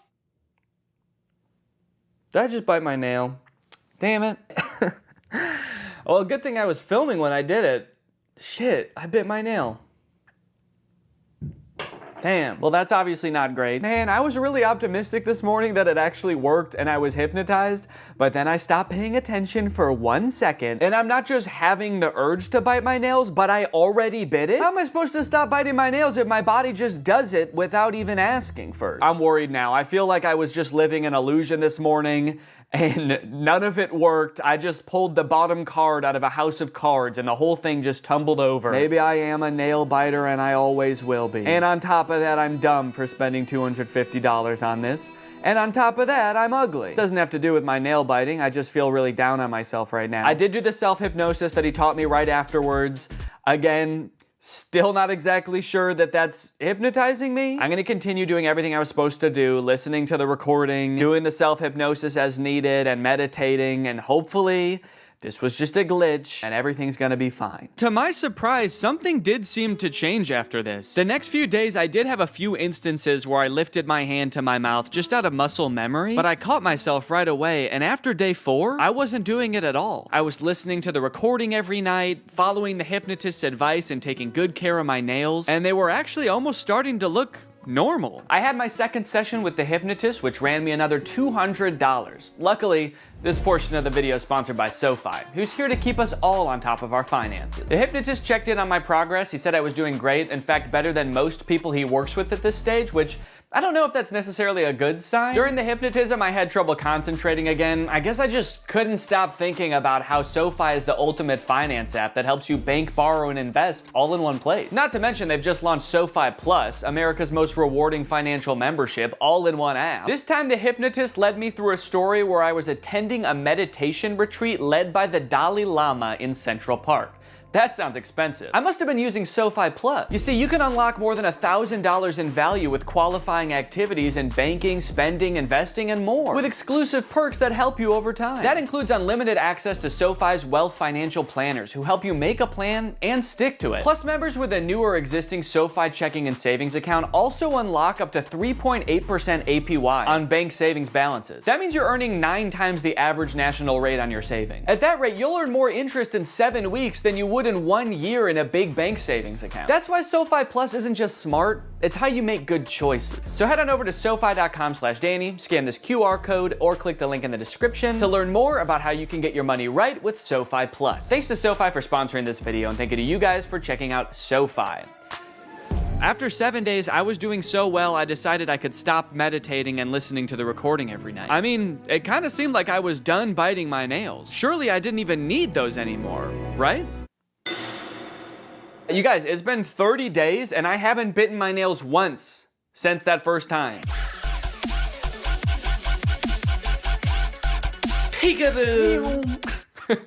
Kind of a crazy way to reveal my nails. Look, now just because I stopped biting my nails, does that 100% mean that I for sure got hypnotized? No, honestly, no, I don't think it does. Honestly, I think it's possible that I was hypnotized, but I'm leaning towards I don't think so. Honestly, I kind of feel like it was all the other advice on top of listening to that very inspirational, albeit non-hypnotizing recording every night that actually made the difference. At the end of the day, maybe I didn't need to get hypnotized to stop biting my nails. Maybe I had it in me all along, which is kind of inspirational and also makes me feel like shit in a way, because then it's like, why didn't I just do this earlier? Regardless, I am still open to the possibility that I was in fact hypnotized. I feel like if I can get hypnotized by the stage hypnotist, then I'll know for sure what being hypnotized feels like, and then I'll know for sure if I was hypnotized back then too. Hypnosis is a state of focus without much awareness of peripheral noise. You're concentrated on one thing and the world kind of slips away. This is stage hypnotist Chris Jones. He's been on America's Got Talent. He's performed all over the world for over a decade. So if anyone's going to be able to hypnotize me, it better be this guy. Also, the GoPro on my head died the second we started getting hypnotized, so don't get your hopes up for any shots from this camera. All right, fine, you can have this one, but that's it. Chris suggested that this would be a lot more fun with a group, so I got some friends together and we all sat down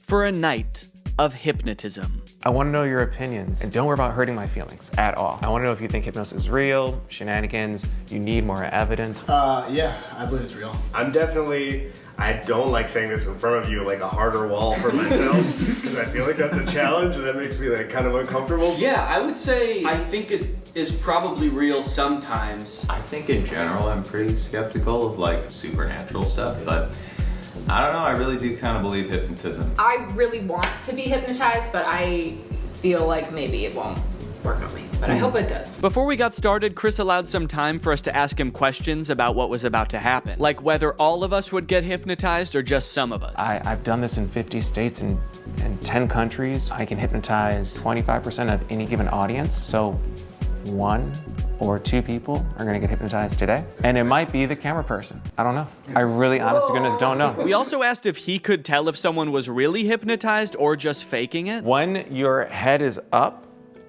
we can tell. People hypnotized look like they've had a few drinks, or they're gonna look like they've been riding a car with Scooby-Doo and Willie Nelson for a couple hours.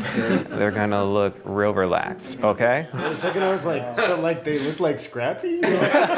We also noted that Brian seemed to be the one who believed in hypnosis the most, and he was also maybe the most nervous about what was going to happen. Well, what are you gonna do to me? That's a good other question. Like, what are you gonna do to me if I get hypnotized? Honest to goodness, I don't know. I'm gonna put my hand over all of you and tell you who I think is most likely to get hypnotized. I'm pointing in the direction of the person who I think is most likely to get hypnotized. Now, you won't see the induction often on TV or podcasts or even movies, because this next part, if you watch it in its entirety, it could hypnotize people. So they're gonna cut it up a little bit so folks at home don't get hypnotized while driving a car. So you put your hands together for me like this. The induction lasted a few minutes, and just like the hypnotherapy, it seemed to involve getting us really relaxed. So there's different strategies getting someone hypnotized. I have you focus on my voice and your breathing. So take a gentle breath in. And it seemed to rely really heavily on using our imagination. Like he had us imagine that our fingers were pulling together with magnets. And you can whisper the words to yourself or out loud. The word is magnets. 1, 2, 3, magnets. And then I see who's the best candidate. The best personality, people have a great imagination. Imagine I put a 10-pound brick into that empty palm. So your palm just starts to get more heavy. And then I make them drop and sleep all the way down, every muscle and every nerve. Allow your eyes to open. Slowly, gently, 1, 2, and 3, eyes open. Yes, so we understand. You can see like a before and after. You see their faces getting a little bit of that drunky or like stony look to them. Brian, of course, Yeah. What's happening? What are you feeling? Tell us your wife, because you are a great candidate for hypnosis. I can totally tell. You are there. Danny's there as well. I just want you all to interact in a moment, but what are you feeling right now? I'm just hanging out with the crew. Is there anything that he could do or wouldn't do that'd be like, holy cannoli, this, my husband, my partner for life, is in a different headspace? Jeez. I don't know. I was hoping this wasn't going to happen. I wouldn't be put on the spot like this. I don't know. What would he not do? For whatever reason, we couldn't seem to come up with a single thing that Brian would never do off the top of our heads. I guess that's just a testament to what an insane dude Brian is. Whatever the reason, all this uncertainty seemed to pull Brian out of his hypnotic trance. So Chris quickly moved on to his next target. Thank you, Brian, of course, and sleep. Relax and let go from the top of your head to the very, very bottom. Your feet relax, every muscle and every nerve and every fiber in your body. In a moment, I want you to picture and feel in your mind's eye that you again are holding on to a helium balloon. So make that right fist strong now. Make a fist and let that balloon I tie after your wrist pull higher and higher towards the ceiling, and it's gonna extend now. Let that entire arm extend up towards the ceiling. Focus on nothingness, but that feeling of lightness now. 3 numbers, you're gonna open your eyes, but your arm is stuck, cemented, cast iron in that position. You can't get your arm down. That's just the crazy shit. That's just how it's gonna work for the next 2, 3, 4, 5, 6 minutes. Your arm is stuck until I unstuck it. Eyes open. So this again is the hypnotic state. Everyone experiences it in different forms, shapes. What's on your mind? Please, the show is ours. The show is ours. This is interesting. I'm not sure if I'm hypnotized. I don't think I am. Yeah. But at any point, I don't think I am either. I mean, 'cause I was really trying to go along with it and do as much mentally imaging things, and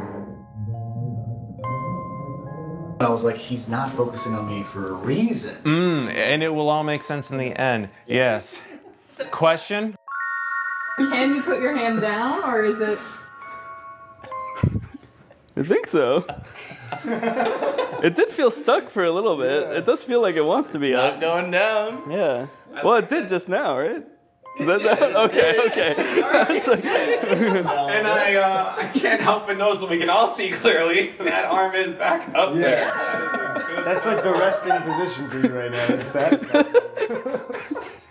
That's not natural. Yeah, that's how his arm always is. That's how my arm always is. Point one finger on that hand. When that finger touches you on the face, and it will, you're gonna go back to that state of deep relaxation again. Cool. This is a text message. All right, you can share that with your husband. Go to sleep, Brian.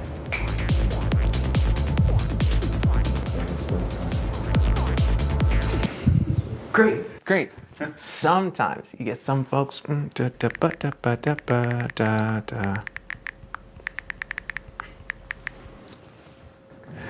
3, 2, 1. Danny, wide awake. Hey, your homeboy has a text for you. You can just read that. Go to sleep, Danny. I will go to sleep. Okay, clearly the dynamic changed here a little bit, and I'm still not exactly sure what happened, but somehow both Brian and I got snapped out of whatever might have been going on. So bad, I heard you guys all leave. I didn't know if I was supposed to stay asleep or what. That's all right, good morning. So even though it wore off pretty quickly, I think we can all agree by the look on my face, I was in some different kind of mental state, at least for a little bit there. So is hypnotism real? Maybe so. What does it feel like? Well, just ask Danny from right after the hypnotist left. I'm curious, did it seem like I was hypnotized? Yes. Okay. A little bit. Because I feel like I don't really think I was. Really? Naturally, what followed was about 20 minutes of the rest of the group trying to convince me that I was in fact hypnotized. Physically, I was shocked with how much you guys collapsed. You two did definitely have like a very glassy. It almost feels like I'm gaslighting you about you being hypnotized. Like for somebody to come up and be like, sleep, and then you collapse is like such a suggestible state that is not your own. Also, Am I just a little bitch that'll do anything anyone tells me? I can't believe it, but I genuinely didn't realize I was hypnotized until the next day when I watched the footage and realized how out of it I was. Okay. No, maybe I see a little bit of what he was talking about there. I do look a little bit out of it, actually. I guess in the end, hypnotism is real, but it doesn't feel at all how I thought it would. It kind of just felt like I was very relaxed, maybe even a little bit tipsy or like dazed. It honestly felt kind of good, and I think you can tell I was a little extra giggly. Hey, look, it says all those things on Google too. That's crazy. I didn't have to make this video at all. Now that I know what it's supposed to feel like, I guess I could say it's possible that I really did get hypnotized to stop biting my nails too. I just didn't understand what it was supposed to feel like. But I still don't know that I recommend it for the $450 I ended up paying, especially when there's a bunch of free hypnosis sessions on YouTube you could probably just try. Damn, I can't believe I'll never bite my nails again. Thanks for watching, guys.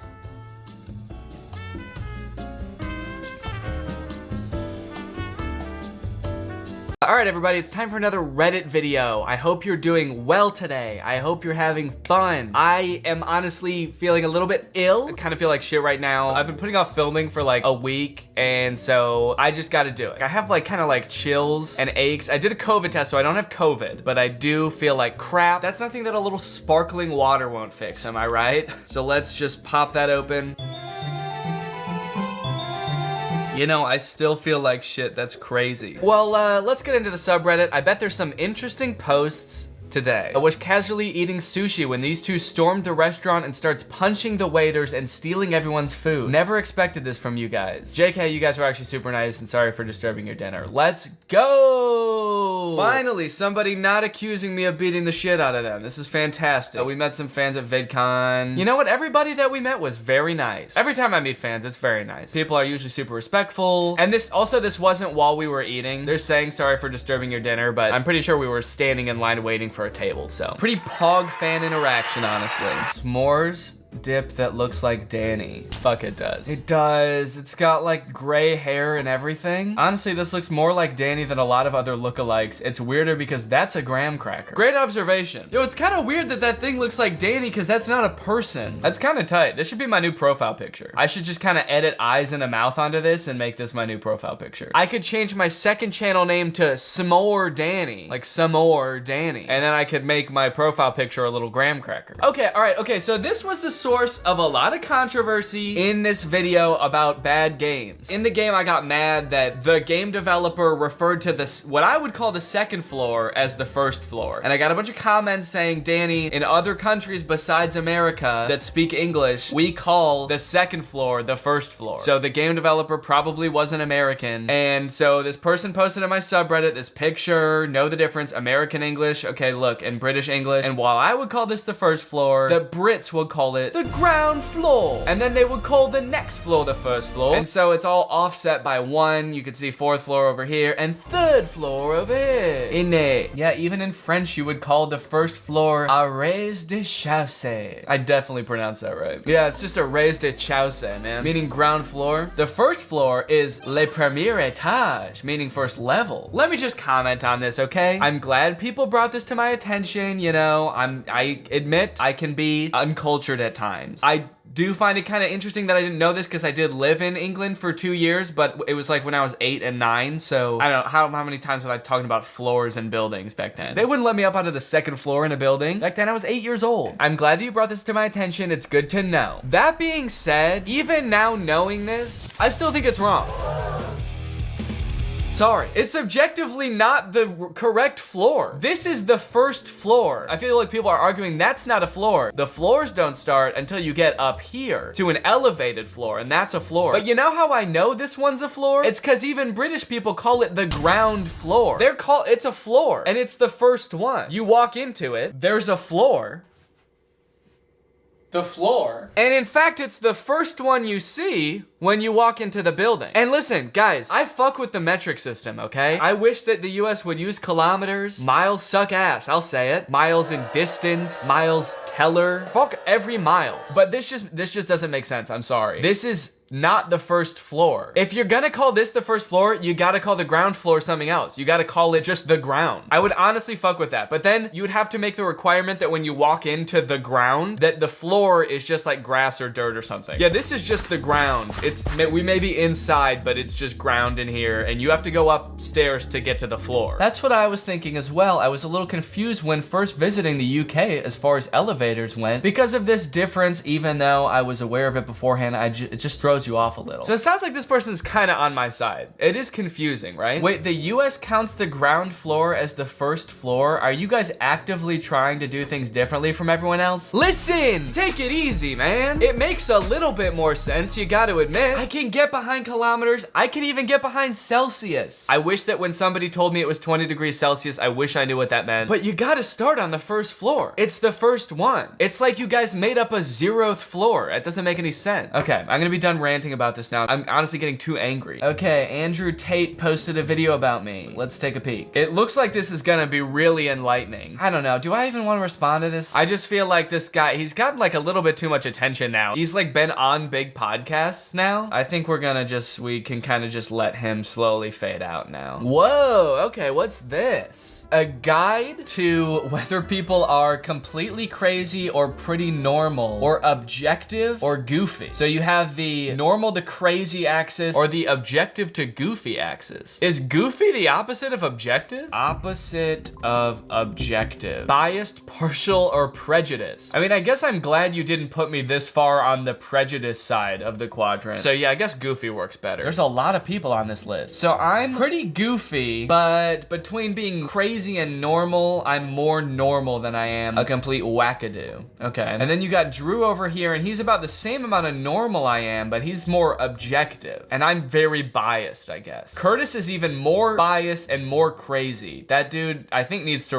reel it in, I guess. Do I agree with these rankings? I mean, I guess so. I'm just trying to figure out how to read this. It's surprising this has so many upvotes because I can't even really decipher what the metrics are here. Is this axis like my personality wise? And then this axis more like my content wise or like my critical analysis wise? So Jarvis is the most objective and normal person you could imagine. Then on the opposite end of the spectrum, Curtis is sort of the opposite of Jarvis. He's inverse Jarvis. Then you have like Cody over here being the inverse Ted. And Chad is perfectly centered, which I love that for her. I mean, I guess yeah, I broadly agree with it. Like, you know, Curtis, his editing is pretty off the rails. He likes to really go crazy with that, so. Oh, fuck. My life was truly changed by Horse Game. Oh, I love when YouTube comes up with this little survey about a YouTube video you just watched. I've always kind of wondered like how they use this. Like, do I get promoted more if people check more of these boxes? Or like, I kind of have to imagine if you checked every one of these boxes, YouTube would be like, okay, you're just like BSing me. There's no way it was useful, informative, and calming. Also, I like that you checked everything except enjoyable. This was heartwarming, life-changing, inspiring. Didn't really fuck with it. Definitely wouldn't recommend this to a friend. 5 stars, it was excellent, had an awful time. Low key though, this video was honestly the most fun I've had making a video in a really long time. Just kind of like getting a little creative with it, with all the different like locations and stuff. It was really fun. I will say that I think I got a little bit too carried away. So I filmed all of me actually playing the games in front of the green screen like before VidCon. And then I was like, yeah, I'll probably just like edit all that together and then that will be the video. And then the more I like watched it and I was like kind of thinking about it during VidCon, I was like, I feel like I should like add in like narration and stuff. Otherwise it's just gonna be like a lot of me just like playing games and that's not gonna be very interesting. I like wrote all of this dialogue and then, but then by the time I got back from VidCon, I had 1 day to like finish this video. So I had to film all of it and then edit all of it in like a night. I didn't finish filming until like 7 p.m. the evening before it was supposed to go live. And then I ended up pulling an all-nighter the night that I was editing it. And I finished the video around 11 a.m., I think, and scheduled it to go live at noon or 1 or whatever. And then I just fucking went to sleep. It was actually kind of fun. I was like feeling very like creatively fulfilled from working on this video. Because it basically was just a commentary video, but it was a little bit more spicy. It was a little more spicy. It seemed like people liked it, so that's epic. What gives people feelings of power? Money, status, or ghosting Kevin Jonas? Kind of impressed that enough people have felt that before to even make this bar graph. That's kind of fucked up for Kevin, honestly. I feel bad now. Can I just say something? The funniest thing about this song, first off, I wrote this song like 2 years ago and I've just been like waiting for an excuse to make the music video for it. Even when I wrote the song, I was like, gosh, I hope I'm remembering this right. Like this was like 5 years ago. Did did this really happen? And then someone on Twitter started retweeting this tweet. It now only has like 6 retweets and 11 quote retweets, but it's me tweeting at Kevin Jonas saying, hey dude, did you get my response? And I saw this and I was like, what? Okay, first off, I have no recollection of tweeting this like 7 years ago or whatever, but did Kevin Jonas ghost me? Did I just misremember this whole entire thing? I feel so dumb, but I'm pretty sure that I did ghost Kevin Jonas. I think that this tweet either happened like in the immediate conversation we were having or something where he initially reached out, and then the story's a bit longer than what was in the song. Obviously, I didn't have time to explain the whole thing, but we were talking for a little bit, and then eventually I ghosted him before I ended up helping him with the song. I think that this happened somewhere in there where I was just kind of like waiting for him to respond. I specifically remember telling my friends after I ghosted Kevin Jonas around this time that that's kind of crazy, I ghosted a Jonas brother. So I remember saying that at the time. So I think I did. This also could have been after I ghosted him for a while, and then maybe I did end up responding, but like weeks later. And so I texted him back then and I was like, hey, sorry, can I still help or something? And then he didn't respond to that, and so that's why I sent this. But yeah, funny, the things you don't remember, man. 7 years will really fuck up your memory. Making a Google slide presentation to convince my dad to buy me a pet rat. Added this at the end. Thoughts. Number 9, it's what Danny would want. Danny Gonzalez is a rat lover. Okay, rat lover sounds like a little bit romantic. I would maybe rephrase that. He would want you to buy me rats. Danny would be very disappointed if you decided not to buy me rats. I think you should buy me rats. And then there's a quote from me saying, I, Danny Gonzalez, think it is a good idea for you to buy your son Connor a pet rat. He actually said this. Now, at the time you wrote this, that wasn't true, but as of right now, it is true. I did just say that. So I'll let it slide. Well, I hope that this helps you buy the rat. Heck, if you're still working on this Google slide, take the audio of me just saying that line and put it on that slide. That'll get you a rat. Speaking of rats and rat lovers, have you guys ever seen that dumb clip of Jordan Peterson talking about rats? The rats are all like this. The rat goes like this. So the rat's like this. The normal rat is like this. That's the normal rat. Like this. Like this. It sniffs. I hope you get your rats. I hope they're normal. I hope they go like this. And good luck to you. This is somebody having some sort of AI conversation, but not in the same app that I was. What is this? What is the deal with Hollywood? I have no idea, but some people believe that it is run by a cabal of elites. Do they sacrifice children? I'm not sure, but I do know there is a lot of child trafficking going on. What the fuck is this AI? I'm not even that weirded out by the info it's giving, because it's probably just trained on Wikipedia random forums and stuff, and that's where it gets its info from, so it's just pulling things from the internet. But I like that every response has the same template where that you ask them a question and they're like, I don't know about that, and then they say something even crazier. This person said, what is the deal with Hollywood? And they said, I don't know what you mean by that, but it is run by the Illuminati, and I know that for certain. Do they sacrifice children? I don't know about that, but there's a lot of child trafficking going on. They're drinking the blood of children. Man, I gotta find out what app this is. Compared to the conversations I was having with Baseball Louie, these are pretty spicy. Oh yeah, I met a lot of people at Curtis's show. There I am again. I swear to you, this is the very first conversation I had with my virtual boyfriend. Okay, wait, how are people finding these different AI virtual boyfriend apps? This is also not the same app. You have good stories. I have a few. I can tell you all about them if you'd like. Go for it. Once upon a time, there was a girl named Julia, and she was very shy. What happened next? She was a girl who loved sweets. What was her favorite tweet? Okay, who's the AI here? Is it you or him? She loved to have sweets all over her body. Okay, now this I'm into. Keep going. Holy cow. Where are you guys finding these AI bots? I'll probably do another video like that where I look for more games and stuff on the App Store to try, so yeah, maybe I should find some more of these AI bots. Whoa! You guys remember the user Toe Slurper? I think I found his car. Toe Sucker. Hell yeah, I suck toes. I love feet. Show me your toes. Wow. So this is Toe Slurper. What was the comment that Toe Slurpers left on my subreddit again? Didn't he say he wasn't in theater? Why are you trying to start fake rumors about me, Toe Slurper? Okay, here's a fun little meme. Hard to swallow pills. Danny is not real. Yeah, man, that sucks. I'm sorry. This is kind of an interesting topic. The fastest things on Earth: cheetah, airplane, speed of light, Danny Gonzalez hair cells. I'm not sure if this is referring to this, but I was kind of wondering if anyone would notice, because I feel like between this video and this video, my hair, over the span of a week or two, grew immensely fast. Okay, so look at my hair in this video, May 29th, 2022. And then look at this video, June 10th, 10 or 11 days later. My hair is huge. Now I have an explanation audition for this, but you're not gonna like it. It's a wig. No. The real reason is that I shot the videos like way out of order because I filmed the Camp Rock video and I was like, I'm gonna put the Kevin Jonas music video at the end of this, but then the Kevin Jonas music video took like 2 months to film. So I don't remember when I shot the actual commentary part of the Camp Rock video, but it was like at least 2 months before I released it. So that's why my hair length gets a little inconsistent sometimes, guys. I just, you know, kind of get a little bit, kind of. I think I gotta go to sleep, man. I think this video's long enough. All right, I'm gonna go to sleep. Have a great day. Hello, everybody. Welcome back to the second channel. Today I'm joined by Curtis. How am I joined by you? Yeah, how are you doing this? Today I've cast a magical summoning spell on Curtis, and that's how I'm looking at him right now. Yeah, I was taking a shit before, and then I just sort of in my chair with headphones on talking to you. So thanks for that. Yeah, and thank you for that.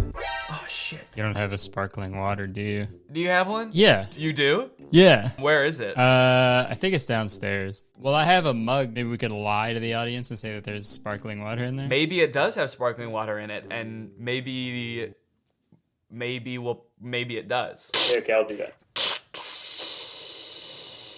So today, we've got kind of a special topic because we've both, in a sense, gone viral. Both have viral infections, and it's not looking good. Yes, I sort of have E. coli. And I have E. coli. A couple weeks ago, I streamed on Twitch, and I guess somebody clipped a portion of the stream where Curtis joined in the chat, and you said something. I forget what I said, actually, but, you know, it was probably something probably funny. All right, well, basically, long story short, you came into the chat. I delivered this absolutely incredible delivery of a line that was so incredible that basically it had no choice but to go viral on TikTok. Okay, so this has really gone to your head. Sort of incredible, revolutionary monologue of sorts that I delivered. I wouldn't call it that, sir. I would not call it a monologue. It was like maybe like 10 words. Uh-huh. And you didn't even post it. Someone else posted it to TikTok. Can we talk about that for a second? How fucked up is that? I made a video like 2 years ago trying to go viral with a sound on TikTok. I made a whole ass song. I made a whole ass alter ego. And you know how many people made a sound with my TikTok? Was it like 2,000 or like 10,000 or something like that? Yeah, I think it was like 2,000 people made it. And that was probably mostly because they felt bad for me. And then some schmuck, some absolute Joe Schmo, Greg Goodentown on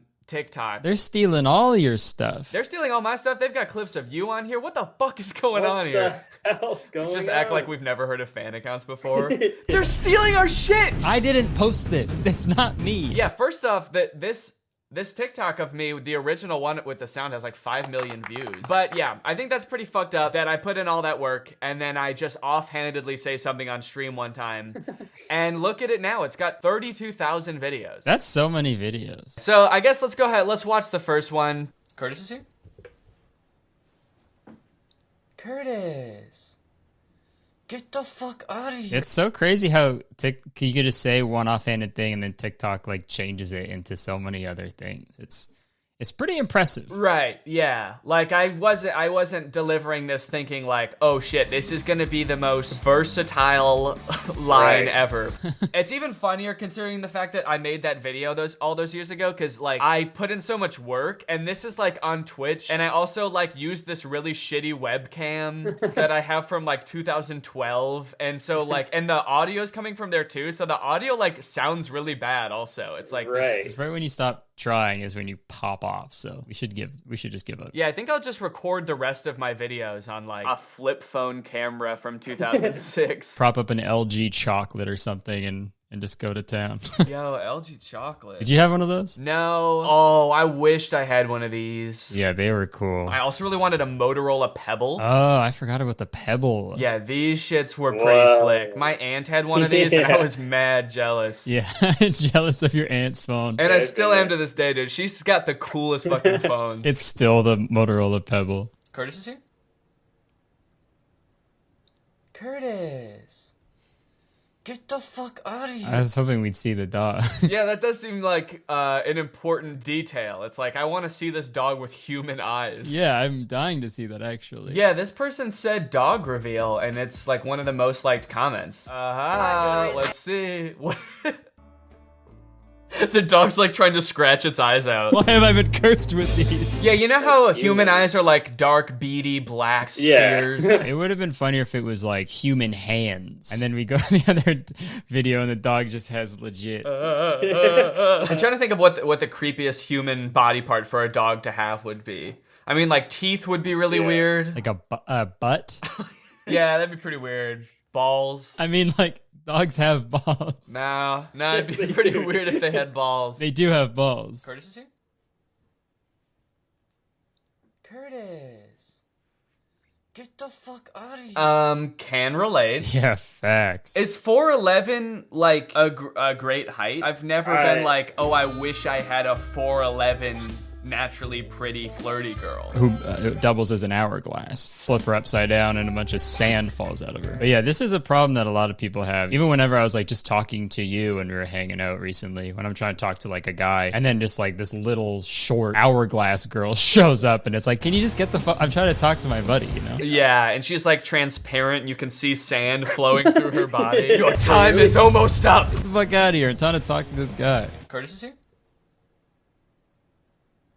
Curtis, get the fuck out of here. Whoa, does that happen? I would imagine so. I feel like I've had instances like this, because you know how it shows when someone else is in the Google Doc? I was like never in school when Google Docs were like a thing, I guess. I never used them in school. So this is, I don't even know what the fuck is going on right now, and I'm sort of freaking out about it. Yeah, it seems like you're really having some sort of like midlife crisis or something. Back in my day, this would never fucking fly. Yeah, teachers would never watch you do your work. We'd be at school and they would blindfold themselves every time we got to work. Yeah, well, I would blindfold. That'd be so boring. You gotta have nothing else going on to be a teacher and like spy on your kids doing the work. And I know how much teachers don't like grading homework, because I'm friends with people who are teachers and they're like, that shit's the worst. So to be like, before I even get to grading it, I'm gonna like watch my student do their homework. Live grading. Let's see what the kids are saying about this, because maybe we'll learn a little something about today's youth. One time I typed, hi ma'am, and she left. God damn. I never saw her again. One time I typed, hi ma'am, and she skipped town. We had a substitute teacher the next day and for the rest of the year. Yeah, the skull emoji implies that she like died or something. She left this plane of existence. I typed, hi ma'am, and unfortunately she did pass away. She did not make it. And when they start correcting your work, that's when you start running. All right.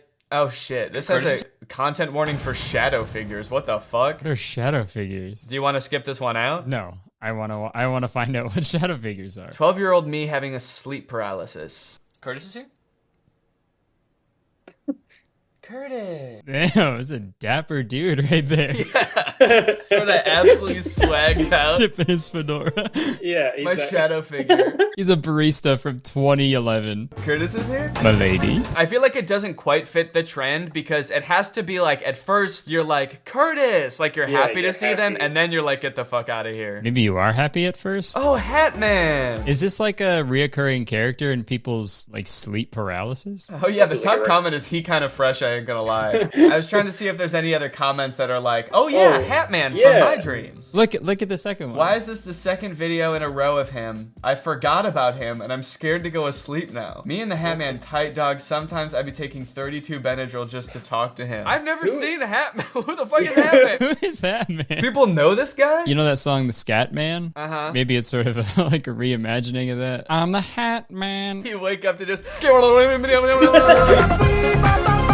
Yeah, I'd be pretty upset too. Whoa, this person's getting gender envy from Hat Man. Yo, honestly, I get it. I searched Hat Man, and he's on the villains wiki. Oh yeah, I see the villains wiki. He's an evil doer. What if that's all it said on the wiki? Hat Man is an evil doer. Oh no, I guess he just does evil. Why is Peter... Oh, that's popular pages. I thought it was related ones. It was Peter Griffin. Also an evil doer, Peter Griffin. Yeah, you know, there's a Hat Man, Family Guy. Origin, folklore, occupation, Should say barista or something, probably. Maybe tattoo artist or something like that. Hobby tormenting people. Jesus Christ. I like that it has like goals and aspirations. Yeah. His victims to oh my god, dude. So where do you see yourself in 5 years? Probably scaring my victims to death. Probably the same shit I'm doing right now, honestly. Scaring my victims to death. Crimes, stalking, and attempted murder. Well, I mean, he never has gotten away with it. I guess that's kind of nice to know. It's like the worst he'll do is just try to kill you. He'll never go through with it, though. He doesn't have the balls. I like that it says crimes. I don't know. This makes it seem like he's been prosecuted before. You know how they, sometimes they have like you stand behind a glass and there's like all the people you like, and you try to pick the guy who did it. Yeah, I think it was the one shadow figure in here. I think it was him. Okay, well, this is almost more interesting than the TikToks, dude. Yeah, we could talk about Hatman for the rest of the day, I think. I've heard about like an old hag that people see when they have sleep paralysis. Have you heard about that? You've heard about an old hag? That's like another thing people see when they have sleep paralysis. I haven't heard of that. I've heard talks of an old hag. I've heard murmurs of this sort of old hag. I was unaware that there was like reoccurring characters that people share. About old hag syndrome. Yeah, I think you should ask your mom about this. She's got old hag syndrome. You asshole. That was so mean. Yeah, she does. How did you know that? Oh, okay. Yeah, I've seen that painting. This one? Yeah, because they like sit on your chest. Ah, Jesus. I thought it was the same type of thing where they stand in the corner of your room. I didn't realize it was this kind of freaky. Why is she wearing some like Fashion Nova fucking like one piece thing? Absolutely gorgeous leotard. What is she doing right here too? She's calling to her homie. Yo, Hatman, get over here, dude. Yeah, there's tons of space on this chick. Okay, some of these do not look like old hags, I gotta say. Especially this one. If you woke up in the middle of the night and this thing was on your chest, would you be like, oh no, it's an old hag? Yeah, what kind of grandmother do you have? Looks just like my old lady. This old hag has the same mustache as me. Yeah. They should rename this evil demon to the old Kurt. You got old Kurt syndrome. Dude, when you're trying to sleep but a 4'11" girl comes and sits on your chest. Get the fuck out of here. Okay, well, that was an odd departure from the TikToks, but let's get back to the TikToks. Curtis is here? Curtis. Get the fuck out of here. Damn. That one was kind of different. It had a storyline to it. So they're saying that when they say hello to guests, they don't respond, and that makes them sad. Also, is this guy okay? Does he have like a gash in his eye or something? Oh, yeah. It's probably from that fall. Oh, do you think it was from him falling at the end of the TikTok? Yeah, maybe he filmed that part first, and he's like, oh, yeah, I forgot to film the other parts. He's all bruised and bloody. He hit his head so hard that he forgot he already filmed the first part, so he's like, I gotta do that part again. Hey, look. Oh, I know these girls. Nice. They Yeah, have they're a picture super with fun. you. Do you remember meeting them? I do. Yeah, they were really nice. I remember they walked up to the meet and greet and they were like, yes, Curtis, you are seeing double. And it was really funny. I love that. They had it all planned out. And I don't know why I look like that in the picture. I look like an old hag. You sort of got old hag syndrome in this photo. This is their sleep paralysis, dude. Well, let's see what they have to say about you being there. I'm sure it's probably nice. Curtis, get the fuck out of here. Hey, what the heck? I didn't know they were gonna say that. You know what I want to talk about? I want to talk about your TikTok. Now listen, before I even got a chance to make a TikTok with my own freaking viral sound, I see that... You what? I headhunted it. You headhunted my sound. That's what I was going to say, exactly. And you made a TikTok with it. So now I'm going to review it right before your eyes. Curtis is here?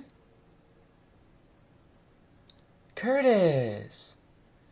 Get the fuck out of here. Did you get it? Did I get it? Yeah. Yeah, I think I got it because Curtis was here. And then he was getting the fuck out of here. I mean, honestly, I guess, you know, it works. And then somewhere in here is mine, I think. Oh, yeah. Curtis.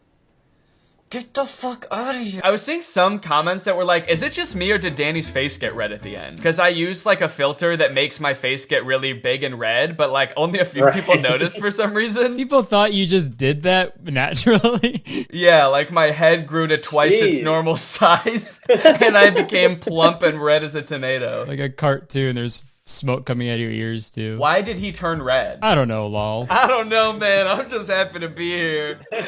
I love when people comment, I don't know on like TikTok. Hey, I just thought I'd chime in here for a second to say I have no fucking clue. Could have just not said anything. But I know it'll be really helpful for you to know that I also don't know. But I think the best comment on this post is Danny has always reminded me of Lily. Yeah, me too. And whoever they tagged, it, like, really agrees with that also.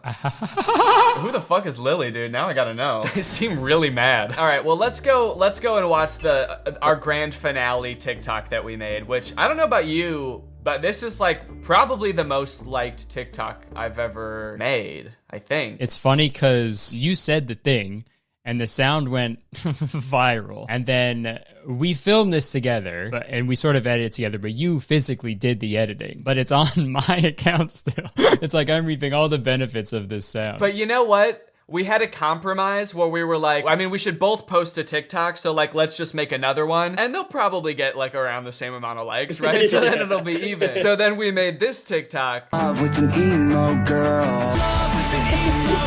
And your TikTok has 1.3 million likes and mine has 380,000 likes. Yeah, so pretty close. Let me just ask you for a sec. Does that seem fair to you? Hear me out for a sec. You posted this and what? It got 1.2 million views? Yeah. And what? Mine got 1.3 million likes? That's the same number. So what's the issue? Same likes, same number of views. Okay, yeah, no, yeah, you're right. I mean, I didn't think about it that way. I'm sorry, buddy. Thank you. Thanks for thinking of it that way. And you know what? I also did say I don't care who posts this because we both made it together. Yeah, I wouldn't have cared either. All right, well, let's go ahead and watch this shit because this shit is honestly probably the funniest TikTok we've both ever made. Yeah, we're not gonna beat it ever, I think. Curtis is here? Curtis.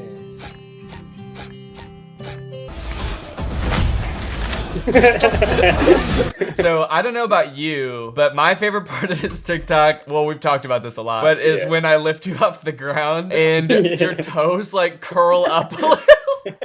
It's such an unnatural thing for a leg to do. For someone to be lifted up by the neck with such force that their legs break. And there's like a bone cracking sound while it happens.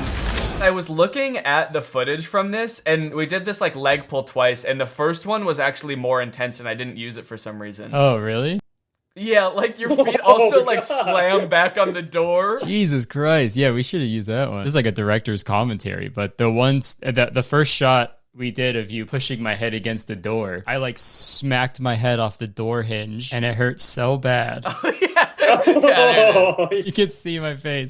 Yeah, I just sort of fucking bashed your head on this hinge. Yeah, there's also one other little behind the scenes tidbit. In case you guys are wondering how we did Curtis's feet lifting off the ground, I came up with sort of the ingenious idea of this. Yeah, you put your hands in my jeans. Can I put my hands in your jeans? Yeah, and it worked. It worked pretty well. I know. I didn't see many people being like, why are... Because the thing I was worried about is your jeans look so baggy all of a sudden. But I didn't see any comments about that. I did see comments being like, why is Curtis wearing shoes all of a sudden? Because in the video where you're walking, you're not. Oh, really? Someone was like, Danny scared Curtis so hard that he put his shoes on or something. But yeah, I don't know why this part makes you look like you're like 3 feet tall or something. Because your jeans are so baggy. Yeah, I'm the 4'11" friend that they warn you about. And that's why I had to do what I did to you in this TikTok. Yeah, that's a good ass TikTok. And so I guess everything kind of worked out in the end, and we were able to reap the clout from this viral TikTok sound. But I do have to tell you something that might blow your mind. Okay. What if I told you that I did do this all along, and that I actually did orchestrate this because this is my account? I wouldn't believe you. And so my lifelong dream of getting a viral TikTok sound is finally complete. I don't believe you, but if you're telling the truth, that's honestly very impressive. Okay, yeah, no, it's not true.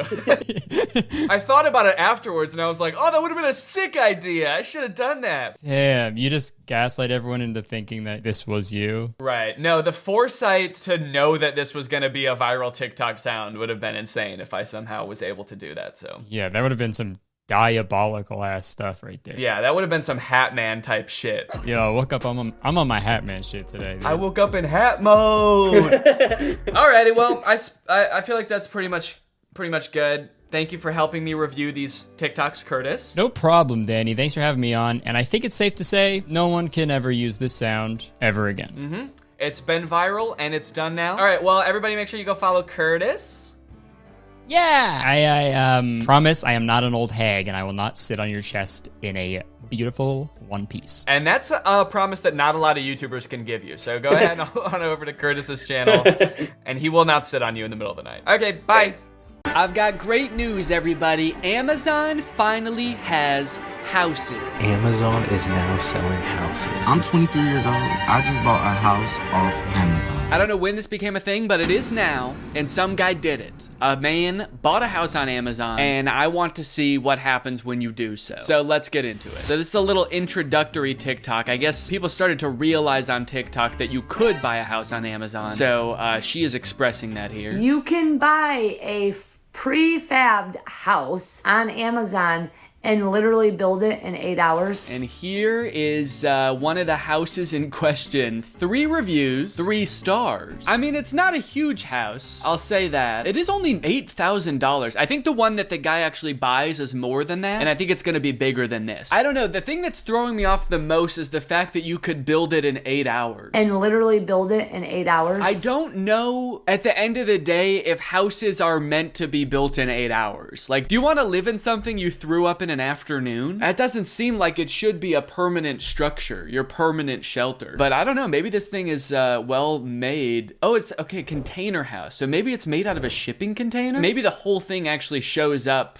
fully assembled and you just have to like plug some stuff in, maybe? If it's made out of like steel, I guess that would be, you know, pretty structurally sound. If there's any actual construction involved, there's no way that this takes only 8 hours though. There's windows to install, there's door frames, electrical. Maybe there's like an asterisk on the Amazon listing that's like, takes 8 hours with a crew of 30 men. Okay, here's some more details on a different Amazon house listing. This one has 4 stars and 5 reviews. I mean, I guess these are super expensive and specialized products, so I wouldn't expect them to have that many reviews. Like, I'd be surprised if it had like 10,000 reviews. But still, like, I'm not gonna take 5 people's word for a $35,000 purchase on Amazon. Amazon is now selling houses for only the small price of $35,000, which honestly, kind of reasonable. I mean, it is reasonable for a house. Does it say anywhere where how big the house is? Oh yeah, okay, it does. Tiny home, 19 by 20 feet. So doing the math in my head, that's a little less than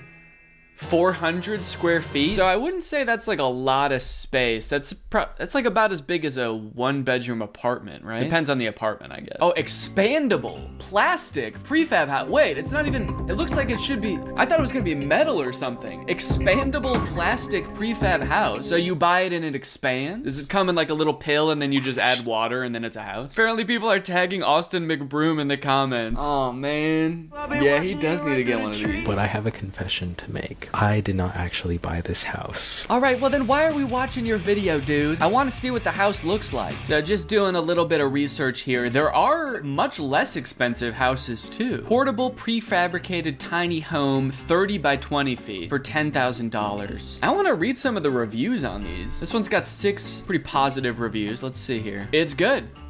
It's good. Pop-Tarts. Okay. Did you think you were reviewing Pop-Tarts? Yeah, it tastes pretty good. Tastiest house I've ever eaten. Where's the electrical? 1 star. I don't see any ceiling lights, wall switches, or electrical outlets. Also, no provisions for either heat or air conditioning. I would pass on this. Oh no. Your house arrived and you can't have electricity in it. Actually, I'm looking at the pictures. I don't see any lights or wall outlets. I guess it is literally the most bare bones house you could buy. This one put 5 stars and the review is, I want one. Don't you have one? They said, I want one, but what if it can't hold the weather? Question mark, question mark. Well, as someone who bought one, you should be able to answer that. Did you buy one? How are you reviewing this product? Okay, anyway, let's get to the actual purchase of the house so we can watch this whole saga unfold. I'm 23 years old. I just bought a house off Amazon. Take the card. Take the fucking card away. I bought a fucking house on Amazon. A whole house on Amazon. Okay, so he's got the receipt and everything. So he posted this January 24th, and the house is gonna be arriving January 29th to the 30th. So it's only gonna take 6 days for this house to show up. How do they even ship it? It's gotta be a big truck. That is lightning fast, dude, for a house. And we already know it's not gonna take very long to assemble. This dude's gonna be in his house before we know it. Now, I am a little curious about his situation right now. Does he have land for the house? Does he already have a house and this is just gonna go in his backyard or something? Like, where's he gonna put this? Okay, so the one that he bought was $26,000 total. Well, $24,000 and then $2,000 in taxes. Shipping costs $0? Someone is doing that for free? Hauling a whole house to you? That's kind of crazy. Amazon Prime is nuts, dude. Another thing I'm curious about is, does he not want a house? He kept saying, like, take my card away. I didn't want to do this. Take the card. Take the fucking card away. Were you in the market for a house? Cause see, I didn't even know you could buy houses on Amazon until this happened. So I wouldn't even think to accidentally do this. But it seems like you got yourself in a situation that most people don't even know exists. All I'm gonna say is, go buy y'all a house, shit. And now he's recommending other people do it. Take away my credit card, guys. I should not have done this. I should not have bought a house. I'm so stupid. Anyways, guys, get your houses in the link down below. I've got an affiliate link and I will get some of the proceeds. All I'm gonna say is Amazon is really like a dangerous place, cause it's like, really? Houses? Bitch, I didn't even think twice about it. I just did Okay, that is scary. I mean, like, traditionally buying a house, there is a lot of rigmarole you have to go through. There's a lot of time to back out, but he didn't even have a second to back out. And even if he wanted to cancel the order, he's only got a few days to think about it. The house will be upon him. The house is going to be on top of him, like he's the Wicked Witch of the East before he knows it. I don't even know where I'm gonna put the house. Oh, no. Can you buy land on Amazon? Land.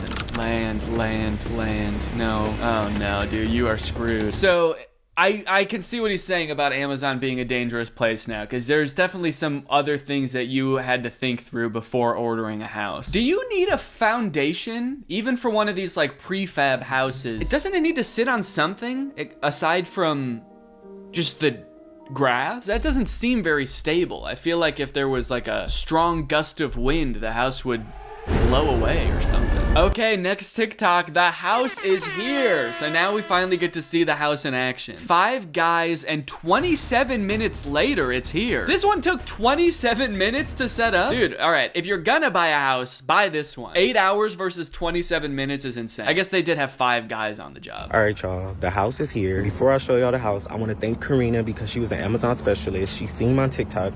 And she said she follows me and she loves me. She gave me upgrades, y'all. She gave me a whole different color house, and it's on the papers it says the square footage is way bigger. Whoa, okay, so he got hooked up by Amazon for making that video. Amazon, hook me up with a house. Send me a house. I need a house for my house. It could be my son's house. I'll put it in my backyard. He can have his own house. He's lived here long enough. 5 months, it's time to move out. So they opened it, they unfolded it for me and everything. Look, I don't know anything about the structural integrity of this house, but just the term unfolded does worry me. They unfolded it. The house arrived and they unfolded it like it's a piece of origami. Like, you better hope that it's not gonna fold while you're asleep. If it unfolds, it could fold. And then where are you gonna be?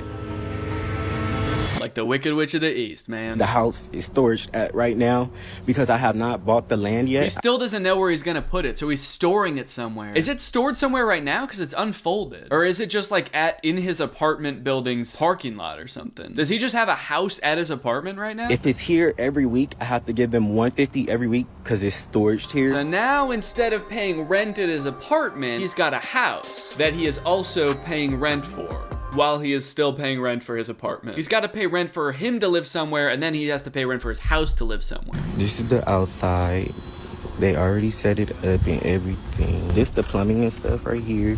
Okay, it looks like really short to me. That's the first thing I'm noticing. Like, he's standing next to the house and it's like a foot maybe taller than him. And then as he's walking around, you notice that it's also propped up off of the ground a few inches. So it's really maybe only like 3 inches taller than he is. I feel like just walking around, you'd be bumping your head on the ceiling. You don't think to look at that when you're looking at the Amazon listing. You want to know horizontal space. How much room do I have to run around? You don't even think how much room do I have to jump around, because you would just assume they would make it like regular size, like rooms have a regular height to them, but apparently not so. This is one of the couches she gave me. I don't know if this is a couch or a deck. Let me stop saying that.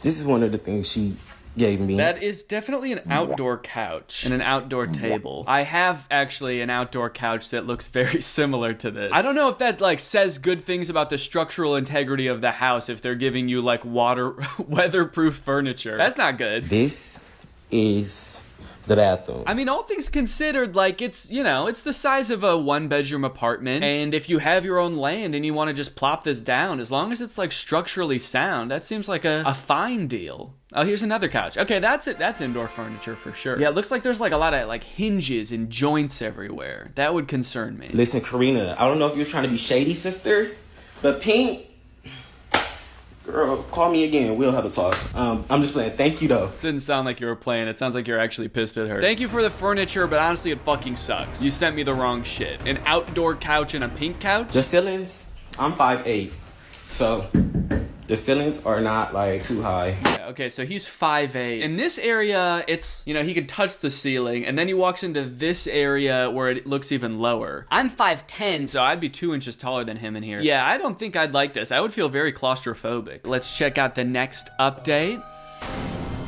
Oh, that's not a good sign. Whatever he's doing next in the house, participating in this activity could result in you or others getting hurt. Warning, do not buy a house on Amazon. It will fold up while you're asleep. So a lot of people been asking me, am I gonna live here? I'm not gonna live here. I'm actually gonna Airbnb it. What? Dude, no. No. Do not turn this into an Airbnb. The ceilings are very small. I'm 5'8".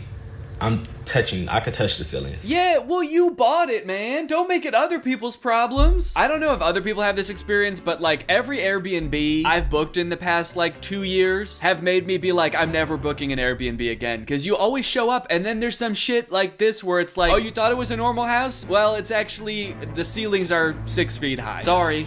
And the doors are 2 feet tall. You gotta crawl through the doors. Or it's like an apartment that somebody lives in and they're like, yeah, I'm just gonna be here chilling if that's okay. The last Airbnb we got was an apartment. It was clearly just some lady's apartment, and every time we wanted to park at the apartment, we had to text her and ask her to generate a new code for us to get into the parking garage. She would have to pretend like she was getting a delivery and get a code so that we could just go park. So like every time we wanted to go into the Airbnb, we had to get a code. It sucked. Why do people think that they can pawn off their bad Amazon purchases as Airbnbs? Please.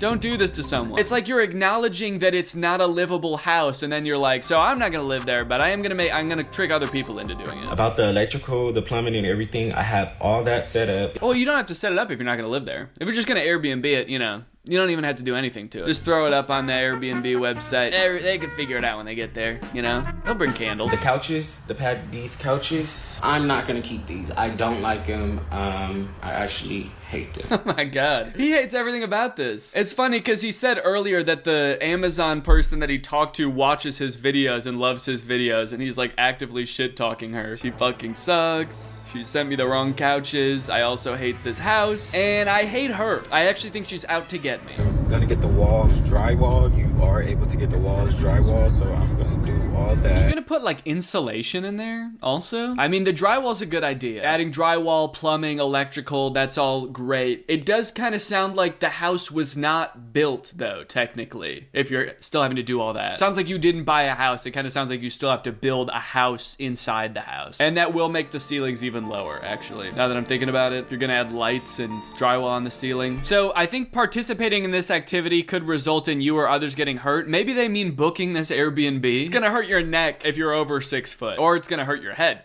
You're gonna bump it. Okay, let's see what the comments are saying. I wouldn't Airbnb it. I would use it as a salon for someone and they'll just pay you rent. You can rent it to some nail techs or esthetician, brow specialist, etc. Wait, why do so many people say salons and nail techs? Do they have like notoriously low ceilings? Everyone knows every salon is just a shipping container that they just dress up real nice. So why don't you just do that? Very smart decision. That will bring in realtor income. I see this going very far for you. Social media made millionaires. Blessings. I really dislike the type of person that like tries to make a quick buck off of Airbnb or being a landlord. Some Airbnbs I'm sure are great, but a lot of people who have Airbnbs are just doing it to make the quickest buck possible. Put in as little work, flip a house so poorly, and then like make you take a vacation there. It's not a very smart decision. He was just describing how unlivable the house is, and his solution is to make strangers pay to live there. That's smart as fuck. If you're watching this, Jeff, please put at least in the Airbnb description that the ceilings are only like 6.5 feet tall. Because if I showed up on vacation and this was my Airbnb, I would cry. Okay, there's an article about this on the New York Post. Gen Z millennials are becoming homeowners thanks to $30,000 tiny homes on Amazon. Now, look, I know that the housing market is crazy right now. So the more people being able to afford homes, the better. And if there are versions of this that aren't like borderline scams because they're too short, then I think that's great. I think people should definitely buy them and live in them themselves. Buy it, put it on your own land, and live there yourself. It's a small price to pay, and it's paying off big time. Cut to that dude we were just watching being like, I hate it in here. I'm never gonna set foot in here again. With homeownership being far out of reach for most millennials and Gen Zs due to inflated asking prices, astronomical interest rates, and crushing student loan debts, 20 and 30-somethings are getting creative about buying abodes. So rather than scrimping and saving their last pennies in the hopes of one day purchasing a brick and mortar mini mansion, money-savvy young adults are turning to an online retail giant for tiny prefab pads. I like that it says money-savvy young adults, as the one TikTok we watched of someone buying it was like, take my credit card away, man. I should not have done this. I just made a horrible financial mistake. So this could be a good thing. These tiny homes, this could be a good solution to some of the housing problem. I have also read that we need more of like that in-between housing that you don't really see in America, but you see in a lot of other countries. Things like townhouses and duplexes and stuff like that, because most of the US is zoned for single family housing, but what we need is more dense housing, because that's obviously a lot cheaper, so it makes all housing cheaper, I think. That's what I've read anyway. Nathan Graham, the 27-year-old influencer behind kid-friendly gaming brand Unspeakable, ignited the viral thunder strike in Amazon house shopping, which has seen over 88,000 folks beneath the TikTok viral hashtag Amazon Home bragging about their new nest. Oh, so this all started from a Unspeakable YouTube video. It's an awesome name for a kid's YouTuber. What's up, guys? Today we're gonna be committing another unspeakable act. Unspeakable Amazon house. I bought a house on Amazon. You can buy anything on Amazon, but did you know that you could buy a house? Okay, so from that, it looked like he was buying the $8,000 one. Oh wait, no, $38,000 one. Okay, and I'm just gonna skip forward here to see the inside of the house. And over here, this is my favorite part of the house. We have an 80-inch TV. We got a couch and our bed over here. Okay, no, this one actually looks like it's got decent height ceilings, I think. I don't know how tall these guys are, so maybe it's not that bad. I would still be concerned about insulation, because I feel like this is just a sheet of metal between you and the outdoors. I'm not sure about that. And then the whole folding up on you thing, the structural integrity. All right, guys, well, I hope you enjoyed this video, and I hope that you buy a house on Amazon. Thanks, bye-bye. According to a study published by CBS News, most Americans believe in some kind of psychic phenomena, and 16% say that they themselves have experienced some kind of psychic ability.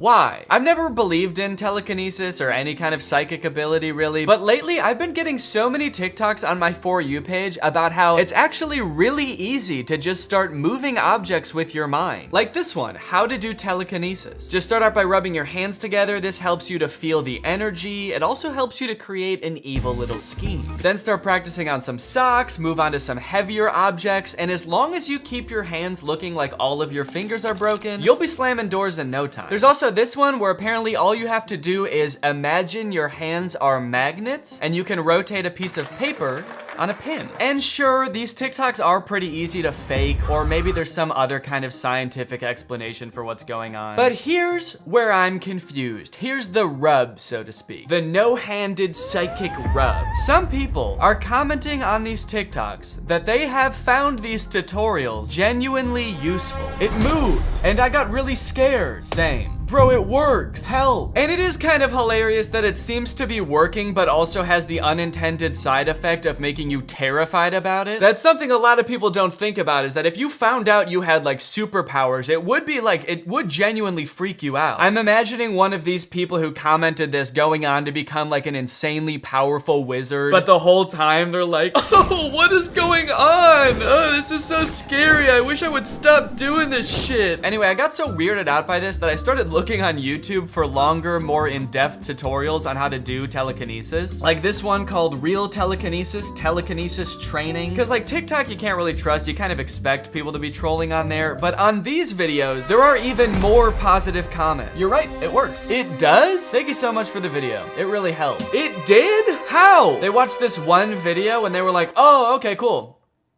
I get it. I'm psychic now. I am typing this comment with my mind, and I just blew up a baby bird in my backyard. The more I look into it, the more confused I get. I don't believe in telekinesis, but there seems to be a pretty sizable group of people that think that it's real, and they can do it. And are doing it. So basically with this video, I want to find out what the hell is going on. There's a lot of telekinesis content out there on TikTok and YouTube and other websites. Is any of it real? And if so, can I do it? Because if I can, honestly, I'm gonna be pissed off. I would be so confused. That wouldn't make any sense. I would be the most confused and pissed off warlock the world has ever seen. Okay, so I think if we're gonna figure this out, the first thing we have to do is start with the basics. So we've got those first two TikToks that seem pretty easy and straightforward. And then there's this girl on YouTube, Guide of Limitless Truth, who has a bunch of telekinesis tutorials. So I'm just gonna check out her channel and see what she suggests. There is no right or wrong way of doing telekinesis. All techniques I use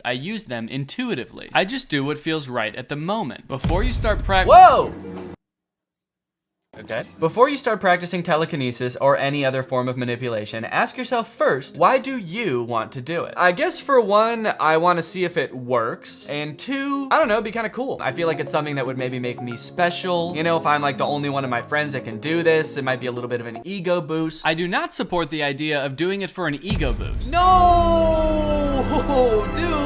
Okay, fine, I'll pick a different reason. I guess I'm sort of just dicking around. I'm just sort of goofing around a little bit. Is that a good reason? Telekinesis is not a superpower or anything supernatural. Well, I kind of feel like it is. Anyone can do it, that's good. And it does not make you better or more special. Oh my God, dude, how much of a disclaimer do we have to read? Holy cow. If you practice or you plan on practicing it, do it for the right reason. Don't use telekinesis as a tool to fill your insecurities or as a way to think that you are better or more special than other people around you. Holy shit, dude. I like that all of this introductory stuff is about not using telekinesis to fill your insecurities. I do kind of feel like that's not a good sign for how good at telekinesis you can become. If there were people out there that were like really good at telekinesis, this disclaimer would probably be something more like, do not use telekinesis to blow up school buses. You guys have to stop getting revenge with telekinesis, okay? I know it's fun to make your principal do unlimited backflips, but that does not mean you should. In another video, she explains that the reason we can move things with our mind is because everything is connected. Either way, we are always connected with everything around us. Even temperature, like, God, everything affects us. We're not individuals, but rather we are all part of something bigger. We're all part of the universe, and so we're connected in that way. So it only makes sense that we can influence anything else in the universe. So let's connect to the universe. So I want to test these in a particular order. I'm going to test the one that I think is least likely to work first, and then work my way up to the most plausible one. So let's start with this one. How to do telekinesis. Start by rubbing your hands together to feel the energy. Okay, she's like rubbing it, and then, oh, okay, she's kind of going like this too, to see if she can feel the energy. All right, let's go. Okay. It is making my hands kind of tingly to do this, and then hold them like this. Maybe that's the energy. I'm making each hand tingle with the other. Soon I'll be making my socks tingle. Get a light object like socks and try to think of the item as a part of your body that can move. It's actually a lot easier if you keep your sock on your foot. That way it still is a part of your body. Then it's really easy to move. Ah, boing, boing. Okay. Here's my sock. Think of the object as part of your body. Okay. Go. You know how you shout at your body? Go. Okay, and then she lists a bunch of other steps like moving on to heavier objects like stone, and then finally she shuts a door. Don't really think I can move on to those until I move this sock, so let's give this another go. Feel the energy.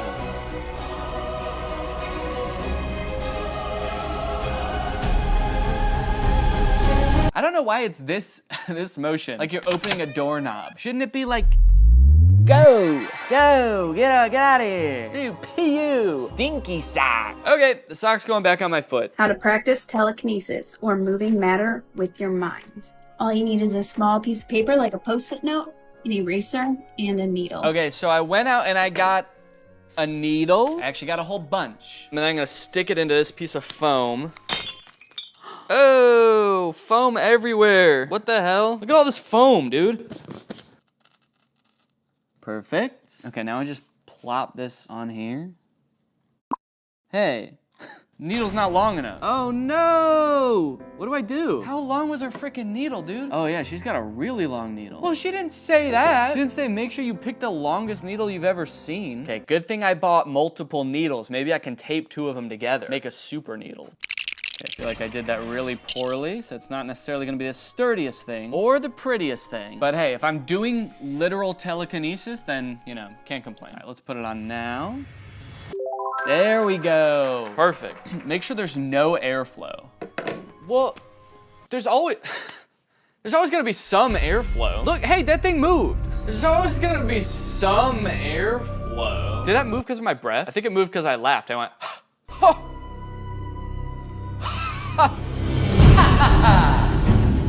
Yeah, there it goes. Okay. Now I see why the airflow thing is so important. Focus on a corner of the paper. Okay.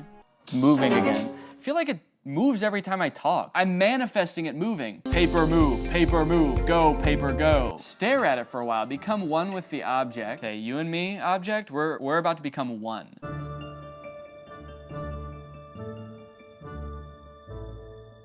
Okay, I think we're pretty much one. Okay, imagine your hands are magnets, and then she just goes. Let's give it a shot. I'm gonna imagine my hands are magnets. Whoa! Yo, dude, I'm fucking psychic. My theory here is that my hands are heating up the air next to it, and heat, you know, changes like the air current, because cold air rushes to hot air or something. It's like why tornadoes form, right? I think I almost made a tornado is what I'm trying to say. I gotta be careful. To test my theory that it's just heat, I'm gonna do the same thing again, imagining my hands are magnets, making the shit move, but this time I'm gonna be wearing gloves. These gloves are nice winter gloves that keep my hands nice and toasty in the winter, so heat should be not transferring through the gloves, okay? And I'm gonna hold my breath too.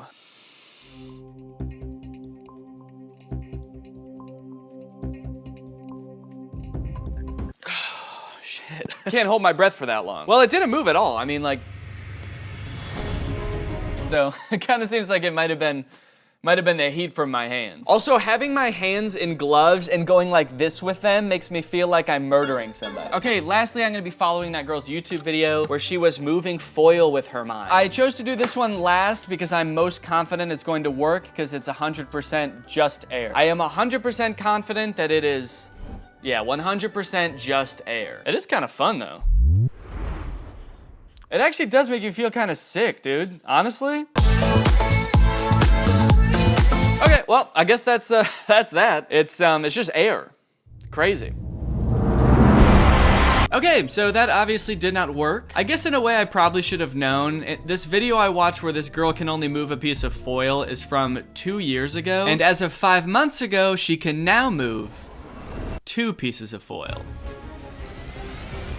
Sometimes. So even if there is something supernatural there, something that's more than meets the eye, it's probably gonna take a little longer than the 20 minutes I had allotted to figure it out. I am coming away from trying those feeling kind of bad though. Like, I don't think that this girl is purposely trying to misinform people. I don't think she knows it's all fake. I think someone probably convinced her that this is telekinesis and that if you just keep practicing, you're gonna get better at it. Anyways, I was gonna give up on this entirely until I found this series called Superhuman on a streaming service for insane people called Gaia. Gaia hosts a bunch of conspiracy content, shows about alternative health, ghosts, aliens, that are made to look like your average educational documentary that you would find on like the History Channel. In Superhuman, they explore the limits of the human mind. They talk to researchers who are well versed in the field of telekinesis, or as they call it in this show for some reason, psychokinesis. PK is short for psychokinesis. It is the ability to move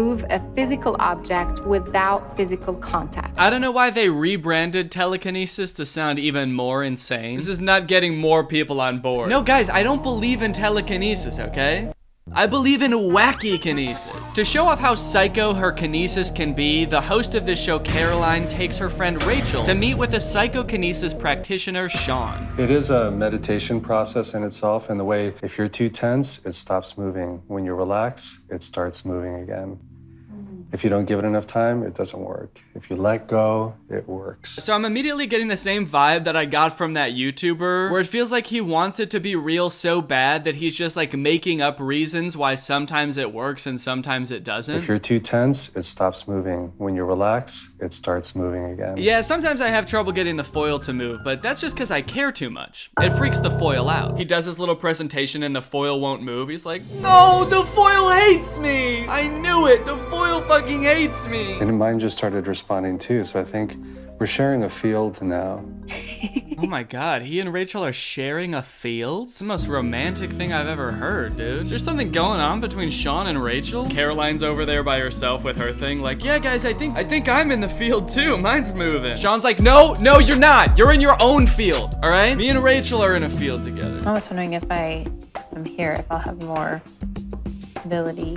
Sure, keep going. Sure, go for it. It's all fake anyway, so do whatever you want. I just feel like if this dude Sean has been at it for years, and the best he can do is move foil sometimes, but he can't even figure out like why it moves, then even if psychokinesis is real, it's just not good. How about that? Yeah, here's a new take actually. Psychokinesis is real, it just sucks. Okay, but here's where things get even crazier. Here's where the real shit starts, all right? Here's where Caroline travels to the UK to meet with an exceptional group of young children. First stop is in the UK, where we encounter children who are using blindfolds to access their superhuman abilities. What do you mean you just encountered them? You just find these kids? And now tell me what's on this card. Oh, tiger. Isabella, what is the shape and color of this stone? Kind of like a circle, and it's not really, it's kind of like see-through. That's right. There's a school in England where children are learning to see while blindfolded. They can make out shapes while blindfolded. They can read with the blindfold on. They can even dodge cones with a blindfold on. And it's not just in the UK actually. There's another school in Utah that teaches kids how to do all sorts of things blindfolded. But in this school, the instructor is wearing a karate uniform for some reason. Are they also fighting the kids blindfolded? That seems kind of fucked up. The instructor's never even blindfolded. Seems unfair. Orange, blue, green. 8 of clubs, 10 of diamonds, 5 of hearts. All this seems insane to me. I mean, it definitely gives you pause. You're kind of like, wait, is this real? Because it's like, sure, they might be able to like memorize the book and then just recite it from memory. That's how they're doing that. But then like, how are they like hopping through obstacle courses? How are they navigating stores with the blindfold on? How about the grilled chicken and sausage gumbo? Gumbo. Finally, I can use my mind's eye to locate the chicken gumbo. Gumbo. But then you kind of start to notice that there's something very similar going on in each one of these lessons. Something very subtle. A tiny little baby head tilt that almost makes it seem like maybe they're just seeing through the bottom of the blindfold. Harry? Do I need to come closer? I'm so sure what that is. Okay, I'll come closer for you. What does it look like? I'll come closer. It's like an owl. It is an owl. Fabulous. So why would she need to come closer if he's just like perceiving it with his mind? So I'm like 90% sure this is what's going on here. In fact, I'm 95% sure. In fact, I'm 100% sure. So I don't know if the kids have just been sworn to secrecy, like they know it's all fake, and the woman who runs the school is just like making sure they keep the secret to the point where even the parents think it's real, or if she's somehow convinced the kids that they really do have this superpower, and that what they're seeing through the bottom of the blindfold is just like what's in their mind's eye. But there's definitely some insane manipulation going on here, some crazy lies, which makes what happens next in the Gaia show even more fucked up. My longtime friend Kim, who at the age of 33 discovered she suffered from a rare genetic macular disease. While her condition is medically impossible to cure, Kim was willing to defy the odds and potentially try to regain her perfect eyesight. They got this woman who is going blind and convince her that she's gonna be able to see without her vision. The narrator said she could regain her perfect eyesight. They are wasting this poor sweet woman's time and getting her hopes up for no reason, dude. This is so mean. And the tests they have her do to regain her vision are so dumb. Here. Oh, here is red. It's working.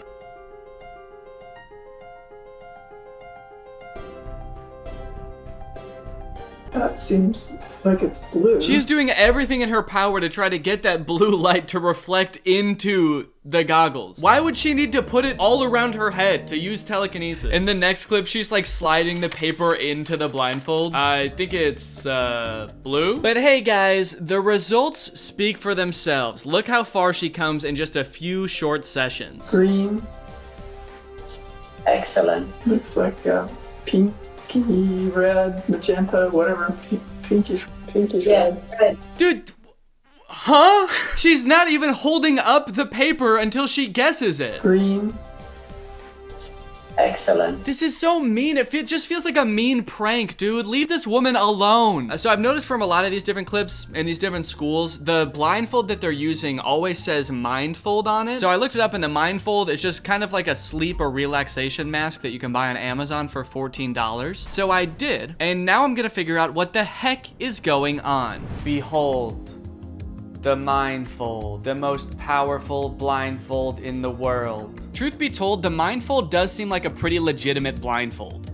Yeah, okay, so I can't see shit. In terms of how much light it lets in anyway. In terms of what it advertises being able to do, it is a little bit out there. Sleep, meditation, travel, training, sports, mind power, and whatever you can imagine. God damn, that's covering all their bases. They said mind power and then still took it a step further and was like, and anything else. I also got some materials for training. I got my favorite childhood book, Corduroy. I'm gonna try to read this while blindfolded. I got some construction paper for trying to perceive colors. I did accidentally buy perforated construction paper that has little shapes perforated into it. And I can tell you that with my eyes closed is a fish. Maybe it's not. Maybe it's a circle. Maybe it's 2 circles? How did I do that? The first test I'm gonna do is just try to see if I can hold it around my head and see what color it is at all. Okay, let me try to focus on like being omnipresent. For some reason, my brain wants to say yellow. So let me take a look here. Okay. Jesus, dude. It's a bright light pointed at my eyes right here. Who put this light here, man? Right off the bat, I noticed that I do not have any sort of natural psychic ability. Purple. But another thing I noticed is that all of the kids in the Gaia show seem to wear their blindfolds so that their eyes are at the very bottom of it. So I decided to give that a shot, and that made things way easier. I can see very clearly. It's not just like a rim of light anymore. It's like I can fully see any type of paper you can hand me now. I can see like that's orange, that's frickin' purple, that's frickin' green. If this is what you can see normally, then this is basically what I could see with the blindfold on like this. And even when staring directly into the camera lens, you still can't even see my eyes. So now I guess with my eyes concealed, hopefully, let me see if I can read a little bit out of Corduroy. Let's see, can Danny read? The watchman tucked Corduroy under his arm and carried him down the escalator. He's got my man in a chokehold, dude. Who is this guy? If that is how these training schools work, that's actually insane. Like, these kids can fully see out of the mask. I can literally see everything up to here. So I could navigate an obstacle course, lickety split. It seems like this is pretty easy to fake, but I do owe it to the community of people that do this to at least try to figure out, like, is this possible to do legitimately? Can I train my brain to see without sight? Luckily, our boy Sean from earlier has actually written an entire book about the process of seeing without your eyes. It's called Mindsight, and I got it, and I read it, and I spent a week training. His recommendations were a little bit unorthodox at times. Sean actually recommends doing this practice while exposing as much skin as possible. Take your shirt off. Taking your shirt off is ideal if you're comfortable doing so. And he also kept reiterating that he actually doesn't even know how this works. There are multiple possibilities for how it works, but ultimately, you don't need to know how it happens in order to make it happen. But look, I know what you want, okay? You don't want me to just read the entire book to you. You don't want to see every single training session I ever did. You want to know, purple? No! You know, at the end of the day, I actually don't feel too bad about not being able to figure it out because you know the guy that wrote that book, Sean McNamara? I found his YouTube channel where he has a video of him practicing this very same thing, and he also hasn't figured it out. I haven't been working with this for very long, so I can't say that this technique of training yourself will 100% work for you. This one's particularly dark yellow. The guy who literally wrote the book on how to see without your eyes can't see without his eyes. But hey, if you want to get behind the wheel of a car and drive, you don't have to know how to drive. The worst part about that video is that it came out after the book came out. This one's particularly dark. This man really just made up a whole book, and I read it. That's awesome. So look, in this video, maybe I didn't learn how to move objects with my mind. Maybe I didn't learn how to see with my eyes closed. But I did come away from this with one strange experience. This weird, nagging feeling that there's about to be a package at my door. Hello. I'm you, from the future. Okay. Since I read that book, I have continued to train my mind. I am now able to transcend not only physical touch and sight, but time itself. Why are you crawling? You have to act like a baby for it to work. That's incredible. Mommy. You know, for a second, I thought this whole package at the door thing was gonna be a HelloFresh segment. It is. It's awesome. Kind of rude of you to eat the entire thing right in front of me, but I get the idea. I must return to my time. Oh yeah, you probably shouldn't stay too long. We don't want you to damage the space-time continuum, so. No, that's not why. Okay. I just have other shit to do. Are you okay? I'm stuck between times! Hey guys, before this video starts, I just wanted to let y'all know that I've got some new merch. You're a ooey gooey, yummy, yummy, tasty little snack. I'ma hit it from the back. This, of course, is another episode of Dan the Mermaid Man. Yummy, wummy, tasty little treat. Put this record on repeat. Listen while you sleep, baby. These don't look like hair. Baby, you're a princess. Oh, you look delicious. Make me want a chef's kiss. Mwah, mwah, mwah. Yummy. Body like a dead fish. Face like scrambled eggs, bitch. That's a balanced breakfast. Yeah, you're a ooey gooey, yummy, yummy, tasty little snack. I'ma hit it from the back, hit it from the back, babe. You're a chewy, chunky.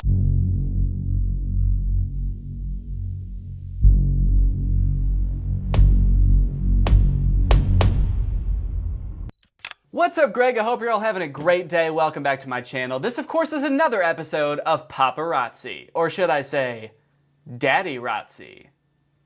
Because, like, Papa like daddy. I've recently stumbled upon a new type of content that I didn't know existed. It's YouTube paparazzi. I've seen channels like TMZ where they go up to famous people on the streets and ask them questions. They're always taking pictures from like miles away at these celebrities. And we are finally at the point where YouTubers and TikTok stars are getting much of the same treatment. There's this YouTube channel called The Hollywood Fix that does do like a lot of mainstream celebrity stuff too, but they also specialize in influencer paparazzi moments. And I don't know why, but like the concept of paparazzi has never really bothered me that much before, but maybe it's because I see myself in other like online creators more than I do mainstream celebrities. But this whole paparazzi thing's pretty weird.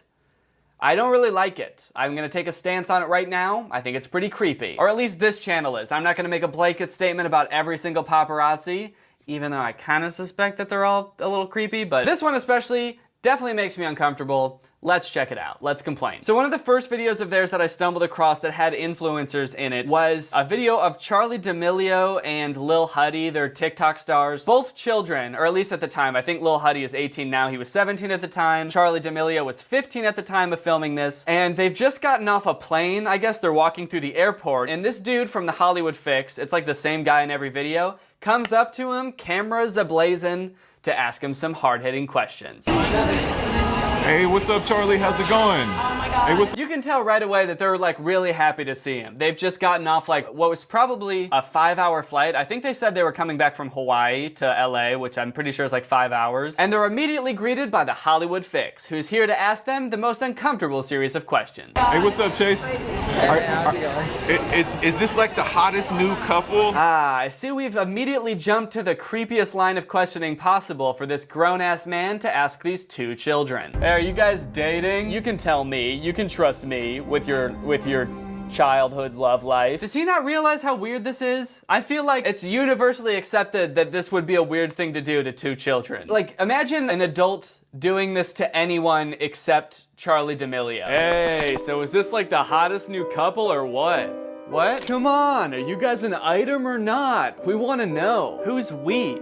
Also, we're 9. Me and all my friends, all my coworkers at my job, my adult job. Come on, we want to know. Fess up. Why do you have a camera? This is technically legal. That didn't answer my question. But it's official now. You guys are a couple. Not officially dating, but it's a thing at the moment. It's yeah. I mean, well, let me ask you this. What about you, Ivani? Are you working on any new projects right now? Okay, I get it. Well, then let me ask you this as a rebuttal.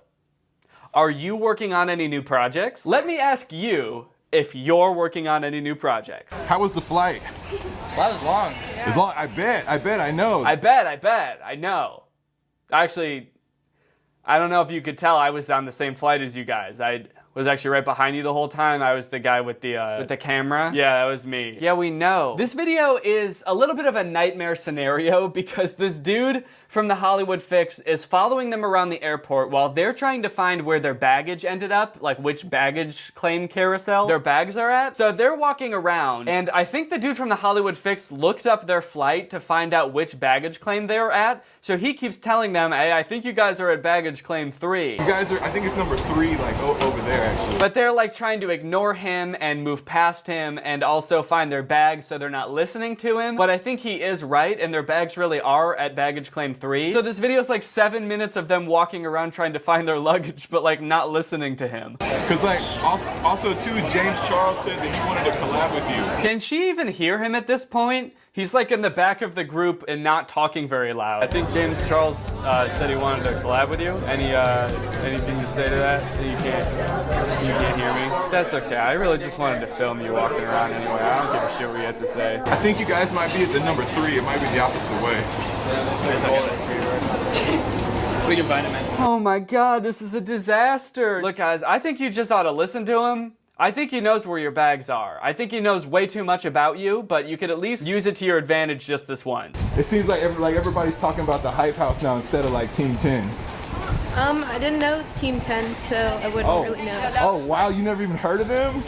We were too young. You're too young to have heard about Team 10? That was like 3 years ago, right? You know, that's actually a pretty good response. We're too young. Yeah, we're actually, I don't know if you could tell, but we're literal children. The people that you're stalking through the airport and asking really personal questions to are children. Does that seem weird to you at all? Is that like a weird thing for a grown man to do for his career? 6 figures, we weren't even born. So that video was in January, and then just yesterday they posted another video called Charli and Dixie D'Amelio Make TikToks, Pose for Paparazzi, and Get Approached by a Homeless Guy, where the Hollywood Fix guy appears to be just standing across the street from Charli and Dixie D'Amelio, filming them making TikToks and not saying anything to them. He's just kind of filming them living their lives from a distance. I don't even know if they know he's there, to be honest, which is concerning, to say the least. It's not just TikTok stars that Hollywood Fix needs their fix of, though. They also have a video called "The Ace Family Stays Held Up in Their Multi-Million-Dollar Mansion During Self-Quarantine Period." So you may be wondering, oh, is this like an interview with the Ace family about how their quarantine's been going? Did they actually get like a home tour of the Ace family's house? But this video actually doesn't have the Ace family in it. Instead, it's a video from what looks like miles away, where this paparazzi dude is just zooming in on their mansion. Like, he's zooming in on their cars, he's zooming in on their balconies, and like into their windows. So wow, what a creepy thing to do. Now, I'm definitely not a big fan of the Ace family. In fact, I would go so far as to say I'm the opposite of a fan. I'm an anti-fan. I'm anti-fan Dan. But oh my god and holy shit, if I ever saw a video like this about my house, I would move to the North Pole forever. Only person spying on me then would be old Saint Nick. That's right, old Santa Claus himself. And honestly, he already sees me when I'm sleeping and knows when I'm awake, and he knows when I've been bad or good, so I'll be good for goodness sake. So honestly, if he wants to peer through my windows on top of that, I mean, what the hell? I'll allow it. Maybe I need to brush up on the law, but this seems like borderline illegal, right? To just like film into people's windows. Is that illegal? Or because it's like in plain sight, is that allowed? Okay, here's an article called "Is it illegal to look through someone's windows with binoculars?" Oh, most of the time you can look through windows with your binoculars. You can use a telescope too if you have one. I like that this article is not only telling you it's like legal to do something really creepy, but they're also suggesting ways to be even creepier. It's like, you know, you might not have thought of this, but you'll actually get a much better view with a telescope. They can zoom in a lot farther, they can be a lot more stable, so you might want to try one of those out. If you had X-ray specs or your binoculars have thermography/heat vision to look through curtains, then you might be in hot water. You can also get in trouble for stalking and other related activities. Okay, so I guess if it's just like a once-off telescope through the window into someone's bathroom filming them take a shit, it's okay. As long as you don't do it like more than 3 times, then it could be considered stalking. That's what I'm getting. Okay, well, I guess it is legal. Doesn't make it any less creepy though. Okay, so those videos are weird in their own way because they're so creepy. But then I stumbled upon this other type of video that they do, which seem kind of the same because they're interviewing YouTube celebrities in public. But the difference is I'm pretty sure that these ones are like scripted, totally fake, and I kind of suspect that like the YouTubers in them are paying Hollywood Fix to make videos about them. This one actually features our old friend Steven Scherer. If you guys have seen my video about the Pond Monster family, you'll remember Steven. It's a different day now. I was halfway into recording this video when my microphone died. I did not realize it until I finished filming the video, so I will now do this part of the video again. Anyway, let's watch this video. So the interview starts off standard enough. Steven Scherer and his friend roll up on a miniature dirt bike and an electric scooter, which is, I guess, standard for the Scherer family. I mean, what else do you expect? It is weird though, because it looks like they're coming from like the middle of the street or the other side of the street. It doesn't look like they came from either direction that the street goes. They're like crossing the street. So I don't know where they came from, or how the paparazzi knew they were there for that matter, but he catches up to him and starts asking him some pretty normal questions. What in the world is this thing? You like it?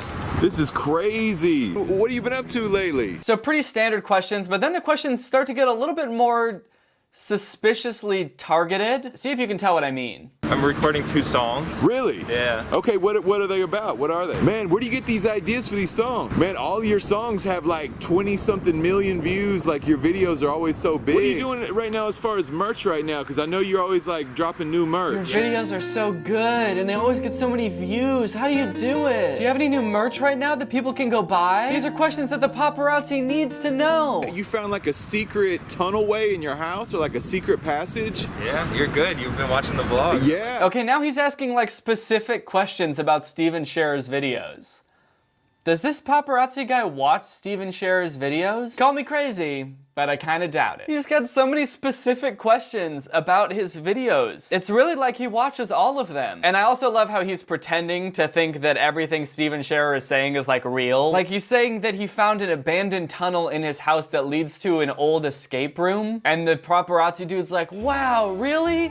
That's so cool. Damn, that's crazy. I guess you never know when you're gonna move into a house and there's gonna be a tunnel you had no idea about and isn't visible from the outside of the house, and then you find an old escape room that also isn't visible from the outside of the house. Life's crazy, man. Houses are weird. That is crazy. And so what's going on with your neighbor? Like something like Ellen? Yeah, Ellen. She's crazy. I don't know about her. Is she giving you guys like trouble or problems or? She's a little nosy little neighbor, so. She's, yeah, I guess you could say she's kind of a little nosy little neighbor. I guess that's how I would describe her, little nosy little neighbor. How does he know so many details about Stephen Scher's videos? It's insane. So you found a secret tunnel in your house? Yeah. And you went all the way through and found treasure? Yeah. And you spent it all on bubblegum? Yeah. But then you got grounded? Yeah. Awesome. Yep, and that was pretty much the whole video. Actually, and then your mom got in an accident, right? Huh? Your mom, she's in the hospital? She's in pretty serious condition, right? Yeah, but we didn't put that in any videos. That's actually pretty private. How did you find out about that? I heard police suspect foul play. Like this was planned, maybe? Wait, who told you that? They haven't told me anything about that. Yeah, actually, if you take a look at this footage, it looks like the person driving deliberately hit her. Do you think that's true? Come on, yes, got Wait. her. Wait, is that you? Stupid ass. Are you driving? You monster, you're sick. I've always got to be the first one on the scene. You're a sick man. I've always got to get the scoop. You're sick in the head. I've always got to get my Hollywood fix.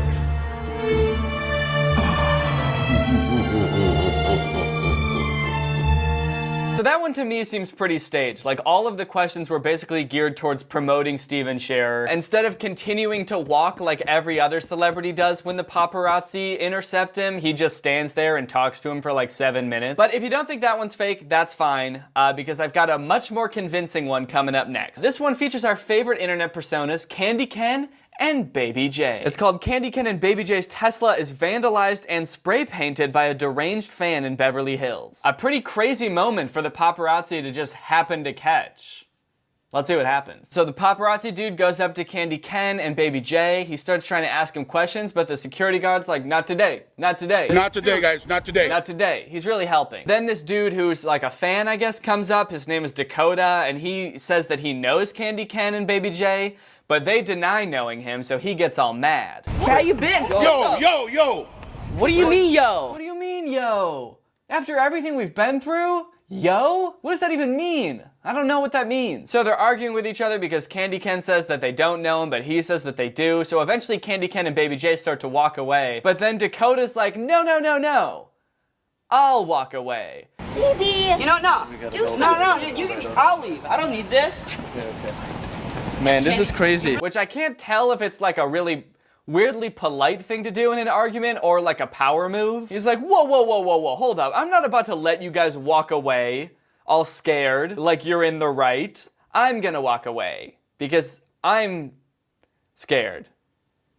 Off I go. But then he starts spray painting their Tesla and the security guard runs over and tries to stop him by yelling, stop! Stop! Oh my God! Are you kidding me? Oh my God! Stop!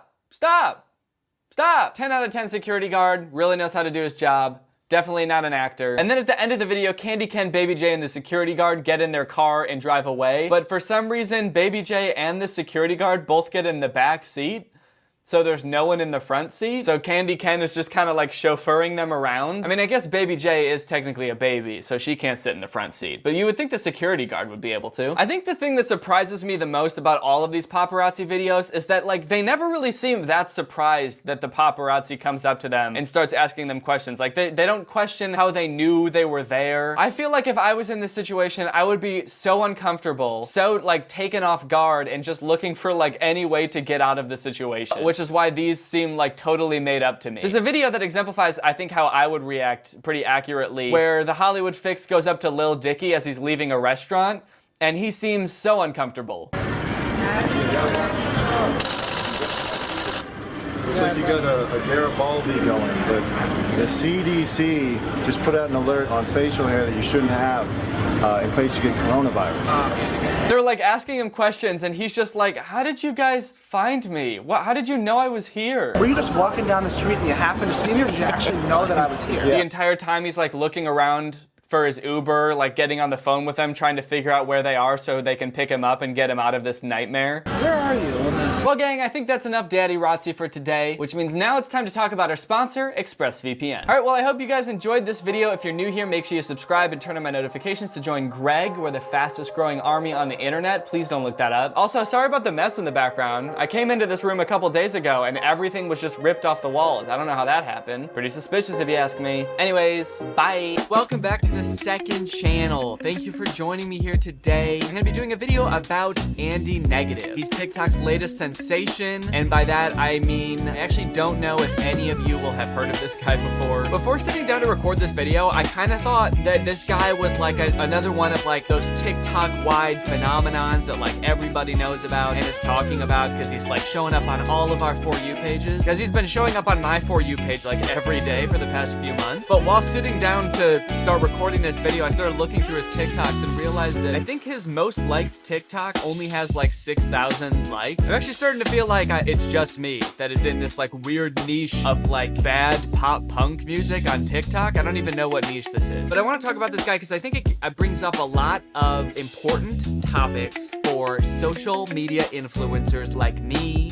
and Andy Negative, who's this guy on the screen right now. This is that we're talking about. Quite honestly, I think that Andy Negative needs my help, so I'm here to help him. Andy, if you're watching this, please take some notes. Okay, so this is the first TikTok that thrust Andy into the spotlight, and by spotlight, I mean this video has 4,000 likes and 400,000 views, which is not a great ratio, so that'll give you an idea of what we're about to watch. Should I just write the next emo anthem? We are the princes and princesses of the glory days. We were raised on a tree. Yeah, he starts the TikTok off by saying, did I just write the next emo anthem? TikTok answered with a resounding no, unfortunately. As you could probably guess from listening to the song, it was not well received on TikTok. The top comment with, holy shit, I didn't even realize this. This has 16,000 likes, and this video only has 5,000 likes. Just says, no, you did not write the next emo anthem. I mean, personally, I'm not like that into the emo music scene. So, like, when I saw this, I guess I was probably like, this song is kind of corny, but like, you know, I'm not really into that scene in general, so I'm like, I don't know if people like this. Maybe, I mean, people like corny music. There are people out there that like corny music, so I didn't think it would be like completely negatively received, but I literally don't think I've seen one nice comment about this song. We've got comments like, yo, unreleased this with fire emojis. People saying, is this satire? People labeling the song as Disney rock. Over the course of the next couple days, Andy continued to promote his song in pretty much the same way. He has another TikTok that says, this song is for all the weird kids that ever felt left out, which if you know anything about me and you watched my video about the Kyle Sheely situation, you know I really love it when people identify as being weird and people describe themselves as being kind of a weirdo. I really love that. That's like one of my favorite things. People were commenting on his TikToks, giving him hate. People were duetting him, giving him hate. This TikTok has 133,000 likes. I just write the next emo anthem. Let's check.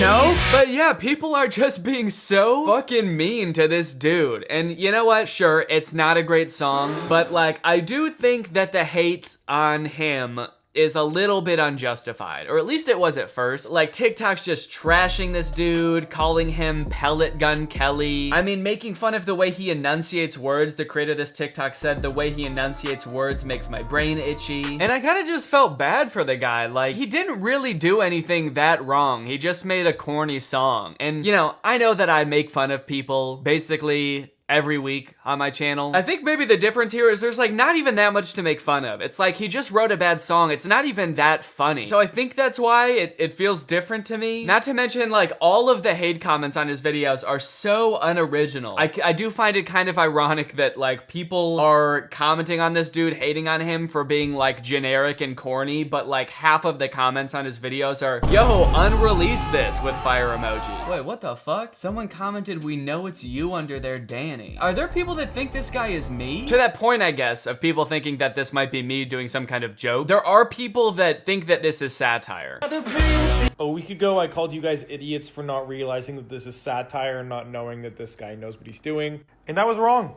this is a real song and a real man. So, my bad. This is something I actually kind of go back and forth on, whether this guy is doing some sort of satire routine or if this is like his actual self. I heavily lean towards this is who he actually is. He's been posting videos on this TikTok account for a long ass time. If you scroll down, this is at the very least a long con, because he's been making videos as this same type of person since I guess the beginning of 2020. And I think he has a YouTube channel too. Okay, he's been making videos on his YouTube channel for 6 years. Sunday Funday, question mark? Go ahead and check that out. Hey guys, so it's 10 a.m. on a Sunday, which is really early for me. Usually I don't get up at 10 a.m. I was bartending last night. Okay, so this is kind of weird. I do feel like he's giving off like a slightly different persona in this video. Maybe it's because he just woke up. But I do feel like in his newer videos, he's a lot more like, turns out I just made a Disney pop song. I just made the new emo banger. And then in this video from 6 years ago, he's like, what's up guys? I got fucked up last night. Okay, let's look at like this song from 5 years ago. Let's see if it's similar at all in style. Did you ever stop to think that this world isn't half the world you thought that it could be? Okay, still not really my cup of tea, and it did seem a little bit corny, but now I don't know, like, it does seem different. It's like a little darker, maybe. Maybe it's just because it's acoustic. The people who are saying Disney, whatever, Disney pop punk, that is very much the vibe I'm getting from the newer stuff. To be fair, I haven't listened to the whole song. Maybe I should do that first. We could be anything we want. Well, we want to have a good time. Is that too much to ask?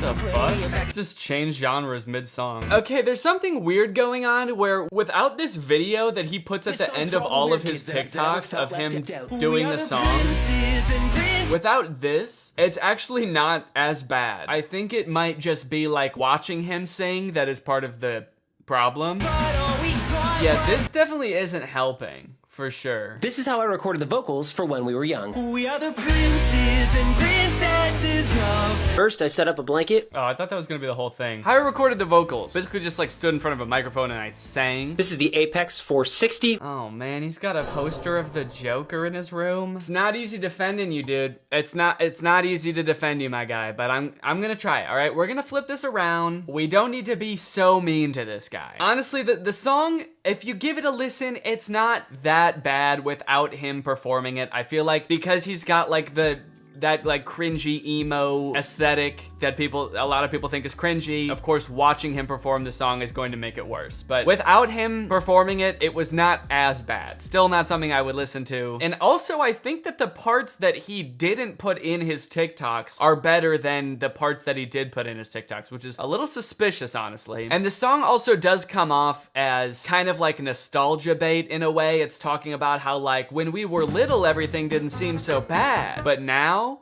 turns out things are so bad. The real issue that I have with this situation is one, the unoriginal ass comments making fun of this dude. Just like reposting the same like, yo, unrelease this over and over. It's like, yeah, I guess it's kind of sad to be promoting a song that everyone hates, but it's also sad to like keep checking this guy's profile to see if he posted any new TikToks and then post the same comment that's been getting upvotes on all the other TikToks. But aside from that, it is a little bit weird the way that Andy has responded to the hate that he's been getting. Okay, so this TikTok says, how I sleep at night knowing the emo and punk community think I'm an AI-generated plant sent to destroy the scene from the inside out by releasing music created in a boardroom by business executives trying to water down alternative music until it is absorbed by pop music so they can market it to the general public. Okay, so basically he's trying to give off the vibe that like he doesn't give a shit about the hate. He's got a lot of videos like this that are just like, don't listen to him, dude. Just do you. Just be you. Make them cringe. Make them say you're awful. Make them tell you to quit. Because they aren't really talking to you. They're talking to themselves. They're afraid of failure. But you don't have to be afraid. You don't have to be normal. Just be you. Which is honestly a fine message. Like, if this was the only type of response he was posting to the videos, that would be fine. It's like, honestly, I respect that. If you're making music and other people don't like it, but you're just making it because it's fun and you're just like being yourself and expressing yourself, then yeah, fuck everybody else. It doesn't really matter, does it? But the problem is he posts videos like this, just be you, but then also posts videos where he's like trying to win over the people that are definitely just like fucking with him and will never like his music. The lyrics don't even rhyme. I feel like I should address this. Y'all are aware that lyrics don't need to rhyme. Lyrics of the verse are broken up into a 4-bar stanza. So he goes into like in depth on like rhyming schemes and like, yeah, A-B pattern. He also says that actually shirt does rhyme with shit, which it doesn't, dude. I'm sorry. These are a perfect rhyme because they're almost the exact same word. They are not a perfect rhyme. Shirt does not rhyme with shit. I don't care. I don't know who told you that. Just because they have similar letters does not mean they rhyme. This,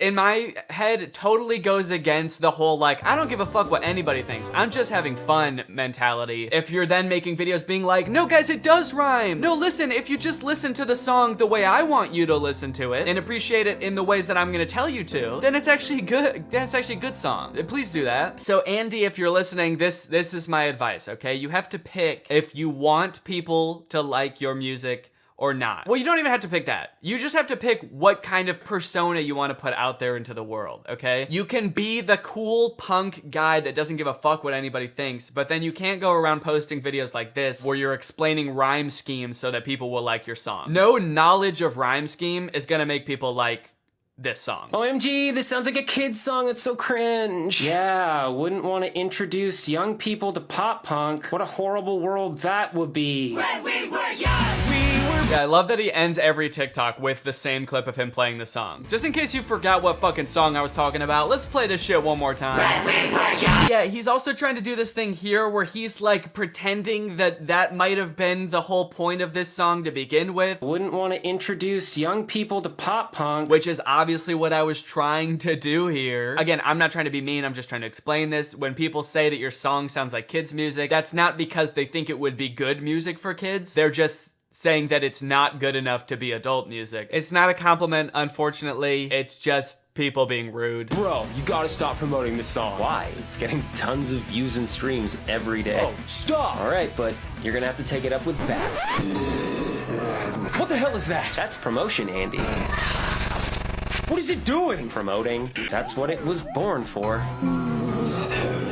Alright, yeah, creepy as hell for sure. And also the whole like, oh, but it's getting a tons of views and streams. It's getting tons of views and streams. I don't really feel like it works here. Your music video has 4,000 views and pretty much all of the comments are negative. So I'm sure a few people have found Andy's music that will legitimately enjoy it. There are lots of different people that enjoy lots of different things. So I'm sure there is a market out there for Andy's music, but he is not reaching that market right now. So there is something that he is doing wrong. And it's like, okay, you just said that like you do this for fun and you don't care what other people think about you, so then why are you defending the nauseating amount of promotion you're doing for this song as being like, but it's getting a ton of views and streams? You're not staying consistent with your character, all right? What do you want people to think you care about? It shouldn't be views and streams. I think that there's legitimate hope for Andy. As creepy as that TikTok was, it was a little bit funny. Like if Lil Nas X posted that about one of his new songs, about how there's this like demonic version of him that is promotion Lil Nas X, I mean, people would think it was funny, right? And it would be funny. I think that he has some like good ideas for promotion. It's just like, you just gotta get like one notch better at making music or finding your audience at the very least. Princes and princesses of the glory days, we were raised on a tree. And honestly, that was a lot better than the actual recorded version. So I feel like, you know, there's hope for this guy. He can sing. He goes a little bit too nasally at times for me. We are strong. But I mean, look at these comments. Look, sounds so much better acoustic. This is actually way better. This is so much better. We are the princes and princesses of the glory days and Even Anthony Fantano's making a song about you. I feel like if Andy can take this and somehow flip it on his head and come out with like a good song that is like, you know, not trying to pander to a certain generation and doesn't sound like a Disney song, he could use this whole meme as like a leaping off point. I think that's totally possible. Andy, I think though that one lesson that would be really helpful for you to learn is something that I've seen a lot of influencers struggle with, honestly. And that is that if you're getting hate for something that you're proud of, don't respond to it. Don't ever try to win people over with explanations or anything like that. It's not gonna work. Obviously, as you've seen in your case, like explaining music theory and rhyme schemes to people isn't gonna make them like your song anymore. Unless you really hurt a group of people, don't respond to hate. If people see that hate is getting to you, they'll be like, oh shit, that's awesome. He's reading my comments and it's having an effect on him. I'm gonna keep doing that. It's like the snowballing thing. There's a reason that certain creators can't seem to get away from drama. And every time they post a video, even if it's a pretty normal video, they'll get hate on it and people talking shit. It's because when they get hate, they have to like make a whole video discussing it and going over it. And if it's for something as inconsequential as just like, I didn't like this song, just leave it. Just don't address it. If it's legitimate criticism, learn from it and just, you know, hit them with the next song. That's better. You're not gonna change their mind with an explanation. You're only gonna change their mind by literally changing their mind and being a better artist than they think you are. If you are watching this, Andy, which I'm not sure if you will ever see this or make it this far into the video, but look, I mean, it sucks to get this much hate on stuff. I understand that. I hope that you can take my advice to heart. I know that sometimes constructive and well-intentioned criticism can be the most difficult to swallow because you can't just brush it off as someone blindly hating you. But, you know, I hope that you are able to learn from this and grow from this. You know, I look forward to seeing your next song. I hope it's good. So, that's all. Bye. You know when you're on the web reading an article or something and on the side there's those insane clickbait articles that take up the ad space on like every website? I'm always conflicted about those because on the one hand, they have the most insane titles and images ever and I want to click on them so bad. But on the other hand, I also don't want their advertising to work because I know that whatever is on the other side cannot possibly be as crazy as the title claims. So today, just for you, I'm gonna get to the bottom of this. I have hired a team of content scouts. The team consists of one guy, his name is Robert, and he has put together a list of some of the most insane clickbait articles he could find. Clickbait.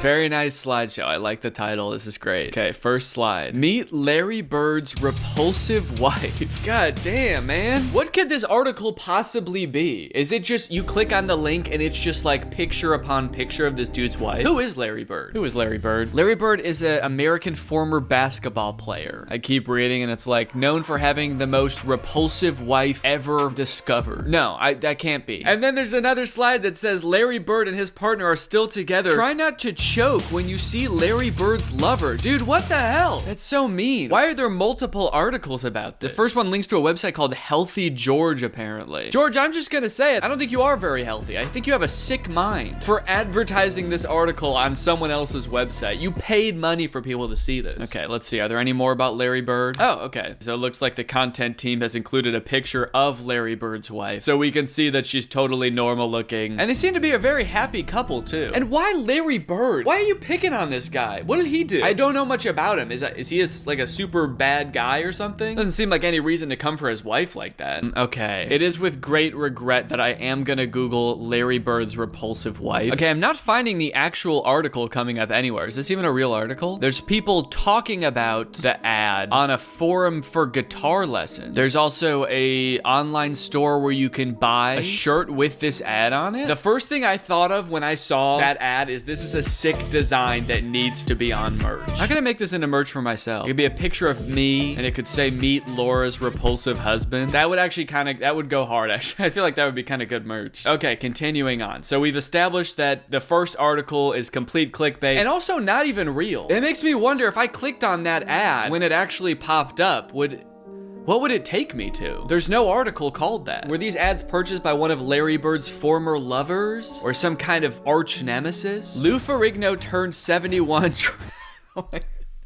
Dude, what the hell? Try not to throw up when you see him? Is that what all these ads are gonna be? I don't think I've ever seen this genre of ad before, actually. Usually the ones I see are like medical things. It's like, you won't believe what happened. You won't believe what the doctors found in her butt or something like that. What is this genre of ad that's just, this is the ugliest person I've ever seen. You gotta check it out. I'm paying money for you to see how ugly this person is. Okay, let's see. Robert, did you include what Lou Ferrigno looks like, and am I gonna throw up?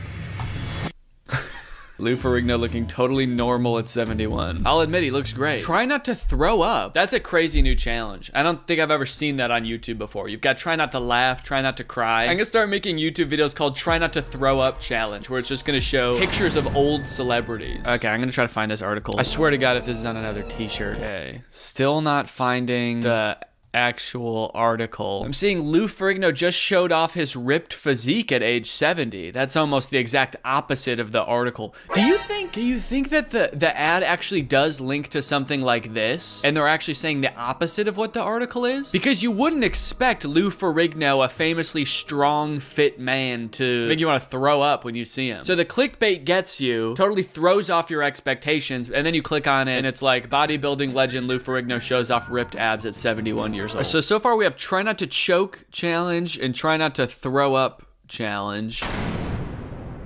These are so mean. This study revealed that women are happier with ugly men. These are just making me sad now, dude. Okay, this one might actually be an article. The actual website is Mast Mahul, but I'm seeing this study talked about in legitimate websites, Esquire, Men's Health, iHeartRadio. Let's see if any of them use this really mean image. Image no longer available. What? We had to take down the image, man. Guy was too ugly. People kept throwing up. When it comes to looks, most of us are resigned to the fact that the other sex are only looking for and happy with the best looking person available. Not the case, according to a new study. How crazy would it be if the study was like conducted by Lou Ferrigno or something? Actually, women like guys who make them throw up at 71 years old. A new study from Florida State University, which has found relationships are more likely to be successful when the woman is better looking than the man. What is anyone supposed to do with this information? It's not like that's reason to break up with someone. Sorry, I can tell this just isn't gonna work. I read an article that says women are only happier with ugly men, and I'm so much hotter than you. It's just,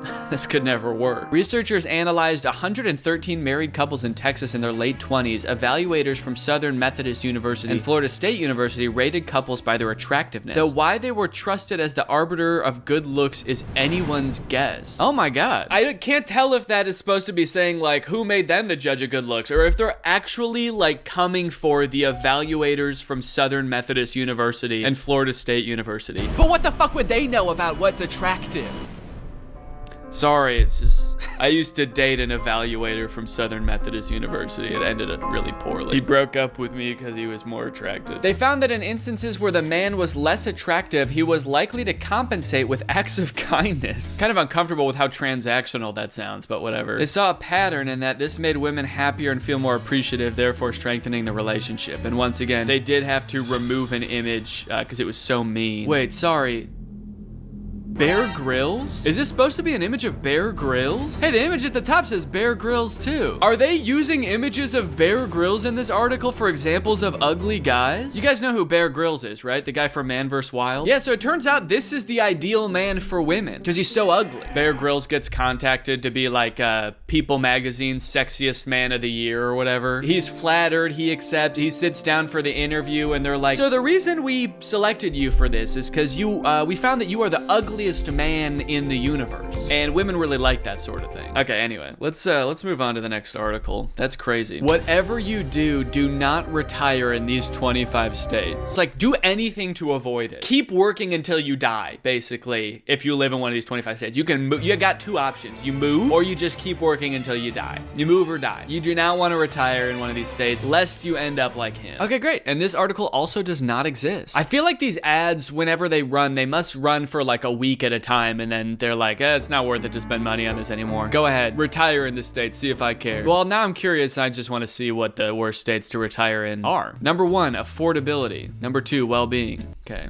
Those aren't states. Oh, the list is down here. Alaska, New York, California, Washington, and Massachusetts. Whatever I do, I will not retire in Massachusetts. You will never catch me growing old in Washington. I can guarantee that right now. Take a look inside Whoopi Goldberg's repulsive home. All right, well, I'm gonna have to look that up to verify. Oh, okay, no, Robert included it. Okay. Inside Whoopi Goldberg's beautiful house. Yeah, this is lovely. She's got great taste, I have to say. Who is writing these articles? Whoa, okay, wait, so this one actually exists in the form of, looks like multiple YouTube videos. Hey everyone, welcome back to our channel. We are here to take you on a virtual tour around the View host Whoopi Goldberg's repulsive home. The narration was so pleasant. I thought maybe this was gonna be a bait and switch thing where the title sure is mean, but then once you actually get into the video, they're not actually gonna make fun of her. He really lured me in with this pleasant sounding narration. Come with me and take a look inside renowned comedian Whoopi Goldberg's disgusting, fucking hideous trap house of a home. Try not to throw up or retire when you see this house. Featuring a beautiful colonial-style design, apparently Whoopi Goldberg bought this stunning property in 2009. So everything he said so far about it is that it's beautiful. This stunning property with beautiful landscaping and a ton of absolutely gorgeous acreage will make you throw up before you can say Whoopi Goldberg. If you're interested in taking a tour across this property, then you're in luck today. Just show us the house, dude. I want to see the repulsive rooms. Maybe she does have a repulsive room. It's like, this is the goo room. It oozes stinky goo, and the floor is covered in fur, and it's just a nasty, repulsive room. We wish she would get rid of it. She even took part in a live stream from her home, and people simply loved the decor. People love the decor. They said, you know, this is absolutely beautiful for a repulsive home. All right, well, I'm not gonna watch this whole video. It's a beautiful house. Leave Whoopi Goldberg alone, leave Larry Bird's wife alone, leave Lou Ferrigno alone, and most importantly, leave Iowa before you retire. This girl didn't know what's inside her not until they cut off her pants. Shocking. How could she didn't know? How could she didn't know what was inside her till they cut off her pants? I feel like this is just kind of some weird, you know, this is clickbait for creeps kind of, where you see it and they're like, you can cut off her pants, huh? I don't even care if she didn't know. I'm clicking on the video. I'm gonna assume in my mind canon that they cut off her pants and there was a baby. That would make sense with the title. How could she didn't know? You didn't know you were pregnant? You didn't know you were having a baby? All right, I'll look up the article. Let's see. Oh, there's a whole subreddit for weird ass clickbait, I guess, called "Saved You a Click." Okay, this is the article. I don't know why there's such a large space between the title and the rest of the article. They really don't want you to read the article. They're like, that's the headline and that's it.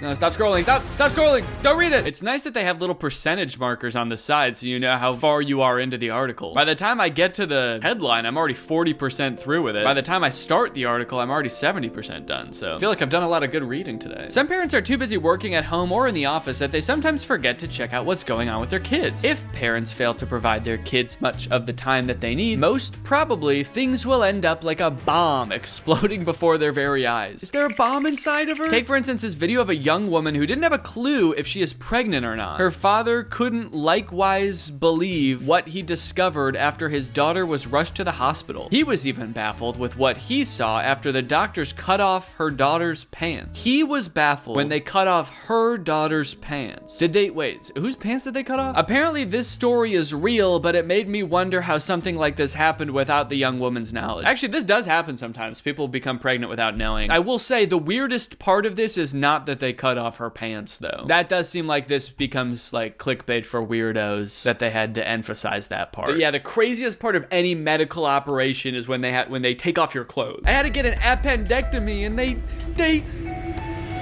lifted up my shirt. They saw my belly button. How could I didn't know? I thought I wanted a baby someday, but after watching this, yikes. You click on it, it's just the movie The Omen, where that kid is like evil and kills his family. When you see these, you already have cancer. Oh no! When I see this ad, I have cancer? If you're seeing this, it's because you have cancer. We put in the demographics that we wanted to reach for this ad, people with cancer. So if you're seeing this and you didn't know you had cancer, sorry. Sorry you had to find out this way. These seem to always be like totally made up websites that no one's ever heard of. Even the ad platform is called Taboola. It's not like Google Ads or anything. They're getting that taboola money. Oh, I've seen this one before.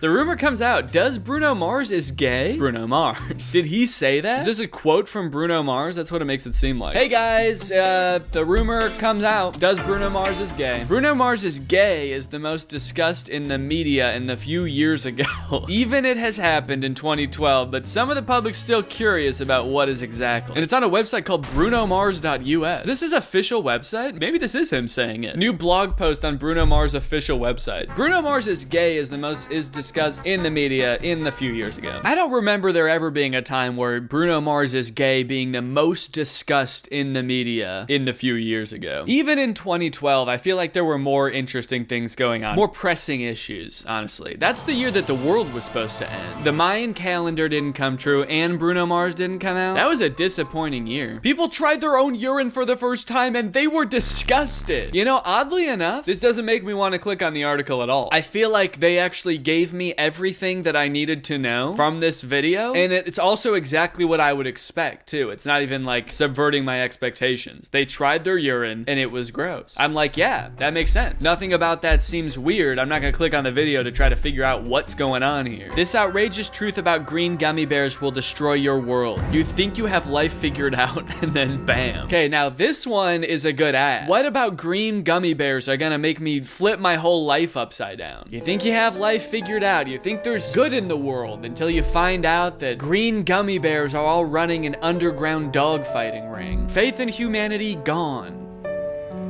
Because faith in gummy bears gone. They're not humans per se, or at all. I don't know why I said per se. Okay, here's the article. Sorry everyone, your entire life has been a lie. Hear me out. Turns out they're real bears. The rest of them are gummy, but the green ones are real living bears. And you've been eating them this whole time. Imagine you've been hit with a sudden craving for candy. You go to the store, fork over $1, or if you live in New York, your life savings for a bag of gummy bears because you're a classy one, you go for the classic Haribo Gold gummies, the good kind. As you're eating, you relish in the shit. Okay, come on.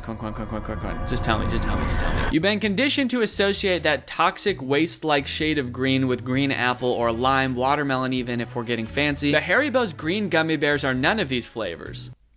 Is it a real bear? Haribo's green gummy is perplexingly strawberry flavor. You guys, I think my world just got destroyed. I can't. Lou Ferrigno at 71 I can handle, but this is too much. This has officially destroyed my world. Haribo, that is even your real name. When she places a mug over an egg, it doesn't get any better than this. This is the life, man. Mug on egg. This is what it's all about. All of the evil and suffering in the world. Guess it all does have purpose after all. Without all that, we couldn't have mug over an egg. And here's the article. When she places a mug over an egg, it doesn't get any better than this. Crack your egg onto a plate.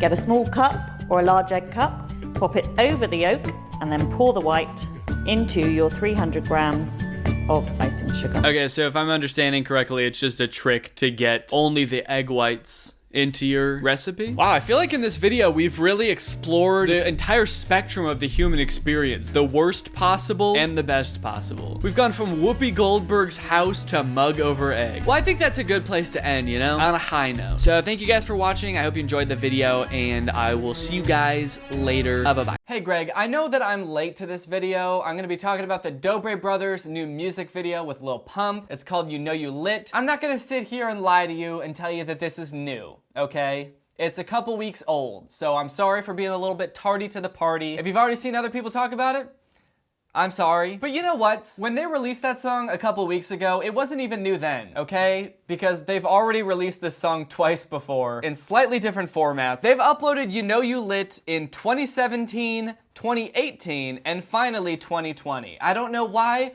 they keep remaking the exact same song just slightly differently. And that's really what I want to talk about today. Because while the recent music video is pretty bad, it's even worse considering the fact that this is the only song that they can come up with. They've been making the same song for 3 years. So in today's video, I'd like to take a trip to the past, even more so than I already was going to, and talk about the history of You Know You Lit. Yeah, we're not flipping this time, we actually about to rap. Hey, Dobre Brothers, let's get it. Easy money. It's about to get lit. Alright, Lucas, you started off. I'll follow. Alright, you ready? I'm about to go in. I like that they're trying to like amp themselves up at the beginning of the song. I guess they do this in the beginning of a lot of rap songs where there's like a long period of instrumental before the beat drops. So they sort of had to fill that space by just like ad-libbing and saying stuff to get you in the vibe of the song. But I just like in this one how it seems like they're like planning the song. Okay, so we're gonna rap, right? Yeah, I think so. Why, did you want to sing? No, you're right. We should definitely rap. Let's all rap, okay? We're gonna rap. Good, so we all agree this is going to be a rap song. When we're done, can we go to Chili's? Okay, Lucas, you go first. I'm Lucas, and I'm gonna go first. And I'm gonna sing. No! Alright, Lucas, you started off. I'll follow. Alright, you ready? I'm about to go in. I'm about to go in, yeah. I swear to God, dude, I'm gonna go in right now. I swear. The second I go in, I'm gonna go in so hard. Dude, the song's over. We finished like an hour ago. We just did it without you because you wouldn't stop saying I'm gonna go in. Started from the grocery store. Now I own the grocery store. Head spinning through the aisles, flipping through my marble floor. So we start off with a line referencing the Dobre brothers passed on Vine. They used to do Vines where they would backflip in front of people at the grocery store and get in their way. But now he's so rich that he's saying he owns a grocery store. And he says he can just head spin through the aisles all day, just spinning around on his head like a fucking Beyblade, just bouncing off the aisles. That's the life, isn't it? Buy a grocery store and just spin around on your head. The American dream. Teachers say we couldn't make it, but we still do what we love. Now we heading for the hills. We be watching from above. Oh shit. Is it just me or does it look like he pulled something when he did that move? Like that was the first time he ever tried that, and the second he got up there, he was like, oh fuck. Like look at his face. That is the face of someone who just realized that he can't do that dance move. That's that not getting out of bed for 3 weeks face. He genuinely looks scared, like he doesn't know what's gonna happen next. He's like, am I just gonna be stuck like this forever? Hit it like you don't care. Hit it if you ain't scared. Hit it like you don't care. Hit it if you know you lit. All right, I love this chorus. Hit it if you don't care. Hit it if you ain't scared. Hit it if you don't care. Hit it if you know you lit. A very interesting chorus, I gotta say. I honestly don't know what it means. Like, are they talking about hitting a dance move? Like hitting the woe? Hitting them folks? Are they talking about hitting it like some kind of sex thing? Either way, why would you be scared? Dude, I think that girl likes you. Huh?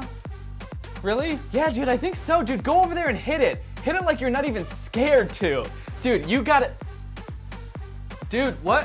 What? Huh? You're scared. You're scared to hit it. I'm not. Bottom red bottoms and I'm stacking that A. Calls for a pause, but we ain't here to play. Bachelor degree, master degree, made it through. Where were you? Oh, okay. An educational flex. Bachelor degree, master's degree, made it through. Where were you? Where were you? Why did you help me study for finals, dude? I almost failed. Where were you when I was getting my master's degree? You know, before I was even trying to do social media? If you didn't support me back then you get no love now. It's also a little bit funny to flex a degree that you're clearly not using at all now. I don't even know what his degree is, but quite frankly, I don't think I have to know that he's not using it in the videos that he's making now. Like fake tongue prank on brothers. I'd be pretty hard pressed to think of a degree that is necessary to make that video. Hop in my chariot, they call me Apollo. 1, 2, 3, and then I'm 4. What? 1, 2, 3, and then I'm 4. What does that mean? All right, everyone. On the count of 3, I will be 4. 1, 2, 3, and then I'm 4. Hop in, that's drop top. Yeah, that grind, it's non-stop. That's your girl right there. She got my name on her crop top. Yeah, that's a weird line because I can't picture anyone like over the age of 11 wearing a Dobre Brothers shirt. What does he mean by that? Is that your girl? That's my daughter. Yeah. Nah. She's wearing a Dobre Brothers crop top.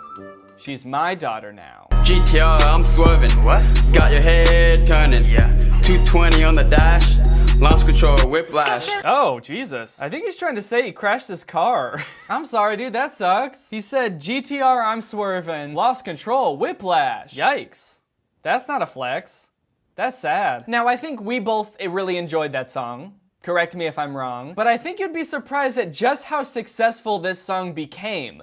This song has 120 million views on YouTube. Isn't that crazy? How does that happen? The next one's got 70 million. They're really out here. I mean, say what you want about the songs not being good and being the same song over and over, but they pull the views. This next one they uploaded in 2018. It's called You Know You Lit Remix featuring 6ix9ine. That's right, the rapper 6ix9ine is supposedly in this. which is kind of crazy that they got 70 million views on a song featuring 6ix9ine and it doesn't even have 6ix9ine in it. That's a wild strategy. Just saying someone's in your song that's not. Buy the red bombs and I'm smacking that A. Call shot calls cause we kill every day. Bachelor degree, master degree. He really wants you to know that he's got a master's degree. Did he say where were you again too? Made it through, where were you? He really wants you to know that he has a master's degree, and he also really wants to know where you were when he was doing that. Why weren't you there? We don't need to cover too much in this song. It's almost identical to the first one. Most of their verses are almost exactly the same. It's the same beat. The only real thing that's different is that 6ix9ine is in this, even though it's not even 6ix9ine. 6ix9ine with the crew, yeah. Don't think I'm a fool, yeah. And the imposter 6ix9ine's verse is loud, and that is all. All right, so there's all your background. Those are the You Know You Lits up until now. Now we have been blessed with the song You Know You Lit, featuring none other than Lil Pump. And this song is admittedly a lot better. The first two were it just seemed like they had no flow, no presence at all. That one dude really wanted you to know that he has a master's degree. And in this one, to be quite frank, it doesn't really seem like he cares if you know that or not, which is an improvement for sure. But you can definitely tell that they worked on their flow a little bit, thought about their lyrics a little bit more. They also actually got Lil Pump in this one. It's not just some guy dressed like him, which was definitely a surprise to me. I really thought it was just gonna be an imposter again. But with all that being said, I'm still gonna clown on him because it's what I do. I am a clown. Let's check it out. We back again, hitting it again. Get up on your feet and bring a friend. Aw, did he just friend zone his girlfriend? That's his girlfriend. He said bring a friend and it panned up to his girlfriend who's just staring blankly at the camera. Do you think she saw this later and was like, what the fuck? What's that supposed to mean? Have we just been friends this whole time and I didn't know? And he comes up and he's like, hey, what'd you think about the music video, pal? If you know you lit, yeah. Man, I know I'm lit. Hit it if you know you lit. That girl, I think it's Lucas's girlfriend. It's Lucas or Marcus's girlfriend. Seems like she does not want to be there at all whatsoever. I feel really bad actually because at first he friend zoned her and now she's just kind of like standing around for the rest of the music video. Kind of like, well, what am I doing here then? Wait, hold on. Is there like a weird subplot going on in this? I think I'm catching on to something here. 1 second. So Lucas calls his girlfriend his friend and then like in the rest of the video she looks kind of sad and then in this shot it looks like they're arguing. Hit it if you know you lit, yeah. Yeah, I know I'm lit. Hit it if you know you lit. Everyone else is like dancing all happy and like rapping at the camera and these two are just like, why did you call me your friend? I'm not your friend. I'm sorry, okay? I didn't realize we were dating. Is that so hard to believe? Yeah, actually, it's been 3 years. You know what? I think I figured out what this song is actually about. The whole hit it if you know you lit. I was unsure before, but I think I've got it now. This song is directed at Cody Ko because they challenged him to a boxing match, right? They want him to hit them if he knows he's lit. This song goes out to Cody Ko. If you really know you're that lit, then hit us. Punch us in the face if you know you lit. Come on, buddy, put him up. Let's go. Punch us if you know you lit. I just love that the whole premise of this song revolves around like saying this phrase over and over, hit it if you know you lit, that I don't even know if they know what it means. Like, I think they're just saying it. It is kind of interesting. They've released this song multiple times, and the first time they released it, the chorus had a lot of words, like lots of different lines, or at least a few. And in this song, it's just, hit it if you know you lit. Yeah, you know you lit. It's just kind of devolved each time. Eventually, they're just gonna get rid of all the other words, and the song is just gonna be like, hit, hit, hit, hit, hit, hit, hit. I'ma hit it like I don't care. Balenciaga got like 10 pairs. Hit it, quit it, no I ain't scared. I'm starting to think he is scared. They keep talking about not being scared. What is there to be afraid of? I don't understand. They're either having sex or dancing. Why does he keep talking about it if he's not scared? No one thinks you're scared. I'ma hit it like I don't care. I'ma hit it like I ain't scared. I'ma hit it, I'm a brave guy. I'ma hit it and I won't cry. And now for the moment we've all been waiting for, Lil Pump's verse. Hit it cause you know I'm lit. Got 2 bust downs on my wrist. Ooh, no I can't wife no chick. No. Lil Pump there spending money on a bitch. I gotta admit, the first time I watched this, I did not think that Lil Pump was really in this. The first couple shots he looks edited in. They like stabilized it weird or something. Like they put some weird filter on it that makes him look like he's not a part of the video. I don't know why they did that. It's like they're trying to make you think he's not really in it. But I'm pretty sure he is. I'm pretty sure that that's Lil Pump and I'm pretty sure that he was there. And one of the ways that I can tell is that when they filmed the rest of the music video, it was daytime, and then when Lil Pump shows up, it's nighttime. Like that was the only time Lil Pump was available, or even funnier, if he showed up like 5 hours late to the shoot because you know, that's what you do when you're a famous musician. You show up late to things. Because I just really love the thought of like the Dobre brothers all turning up to their song and filming it for like 2 hours, being like, yeah, we know we lit. And then like they all finish their verses and then just kind of have to sit around being like, he should be here by now, right? He's not coming, dude. He's not fucking coming. I knew it. He knows he's lit. He knows he's too lit. He's not gonna come. That's a big power move on Lil Pump's part, showing up 5 hours after everyone else is done filming. I'm pretty sure he also brought his own girls because there's way more girls here now than there were before. All right, so there's a big elephant in the room here that I think pretty much everyone who's talked about this song has talked about, and that's that like Lil Pump does not look like he wants to be there at all. And I don't think he does. Like he straight up looks like he's being held hostage. If you told me that they filmed this whole music video and recorded this song without thinking Lil Pump was gonna be in it, but then later that night they happened to see him leaving a club and they kidnapped him and brought him back to their crib and made him film this really quickly before the cops got wise, I would probably believe you. But on the other hand, it also kind of looks like the Dobre brothers don't give a fuck that he's there either. They're just kind of like, yeah, okay, we did it. We got Little Pump in the song. Balenciaga, Louis, you know my life is a movie. Hey, last night was a movie, dude. I kicked it with the Dobre brothers. You should have seen the shit we got into, dude. We did that last to stop using mouth wins challenge. We did that pranking my girlfriend 100 times in 24 hours challenge, which is a brutal title, by the way, dude. This is a 15-minute video where this girl supposedly gets pranked 100 times. That's insane. That's like 7 pranks a minute. Shit, maybe his life is a movie. All right, guys, well, there you have it. There's the history of You Know You Lit. I hope you learned something. I hope you had a good time. If you're new here and you're not subscribed yet, make sure you subscribe and turn on my notifications to join Greg. Greg is what I call my subscribers. So consider subscribing to be Greg. Thank you, Queen Kazzy, for turning on my notifications. You are truly Greg. I'll see you guys next time with a really interesting video where a pumpkin talks for 15 minutes with me on its shirt. Bye. This video is over now. Over now. Go find something else to watch, or just watch this video. I know we had a lot of fun, a lot of fun, but you can't stay on this end screen forever. No. This video is over now, over now. So why are you still watching this? What's up, Greg, and welcome back to another episode of POV, which stands for Pigs on Video. Now, I'm sure a lot of you by now are aware of the POV trend on TikTok, where someone on TikTok will act out a scene and you as the audience are a character in that scene. Some of you may also be aware of the extremely creepy niche within that trend of like daddy POVs. I was originally going to make a video about those, but then I started to realize that they're too creepy to make fun of and it wouldn't even be funny, it would just be weird. And also by the time I went to go look for them, most of them have been deleted.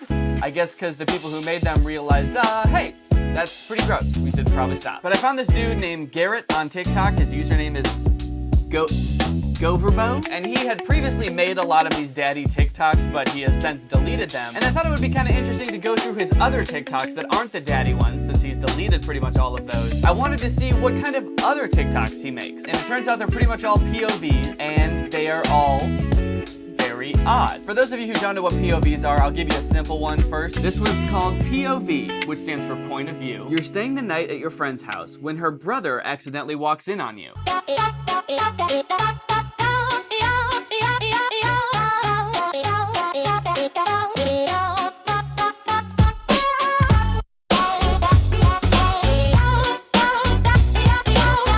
Pretty much everyone's fantasy, I think we can agree. You're staying at a friend's house, there's a knock on the door, and their brother comes in, and he like eyes you up and down. I think deep down we'd all like our friends' brothers to undress us with their eyes. Just sounds kind of fun. But I would say that them being that innocent is pretty rare with old Goverbo. For example, this one is called Your Boyfriend Snuck Into Your House After You Ignored Him All Day. A pretty reasonable response, honestly. Let's check it out.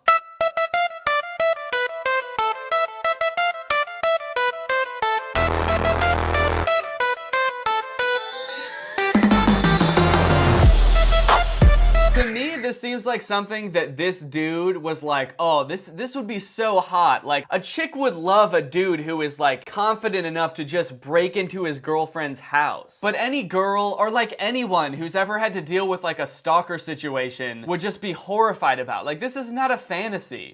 I want me a boyfriend who's not really so much of a boyfriend, but more of a stalker, because I don't really know him, and he keeps texting me. I don't even know how he got my number. But after a day of me not responding, if he could like break into my house, that would be awesome. Preferably while I'm like taking a shower or some shit. Do you think that he would actually do this? If she's not responding to you all day, like, you probably did something wrong, right? Like, she's not just ignoring you for no reason, or maybe she's busy, maybe she just wants some space, but you're just like, nah, fuck that. I'm gonna break into her house. And when she finds me, I'm gonna say, pick up the phone, baby. So yeah, kind of like romanticizing a creepy stalker relationship. Not great. Definitely not good, but it gets worse. So let's check it out. POV, you ran away from your kidnapper, but his men found you.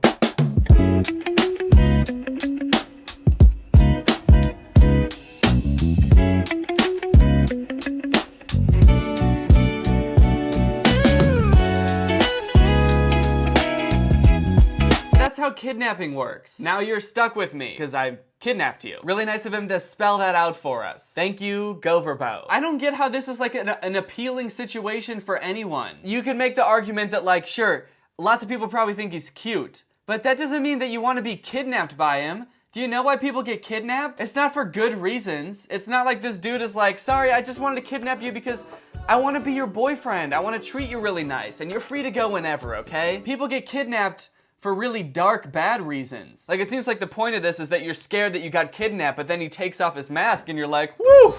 Maybe this won't be so bad after all. But the darkness of this TikTok seems to be lost on most of his fans because they're all children, mostly like little girls, which honestly makes it way more gross. Romanticizing kidnapping for his like little girl audience. That's so fucked up. Wait, he even had us as the audience say, I didn't miss you. Like, we're clearly not okay with being kidnapped. This isn't even like a fantasy where we're like, we kind of want to be kidnapped, like it's some kind of kink or something. So we're not even cool with what's going on. We're just like, I want to go home. Hashtag POV, your serial killer boyfriend followed you home again. Oh, not again. He followed me home again?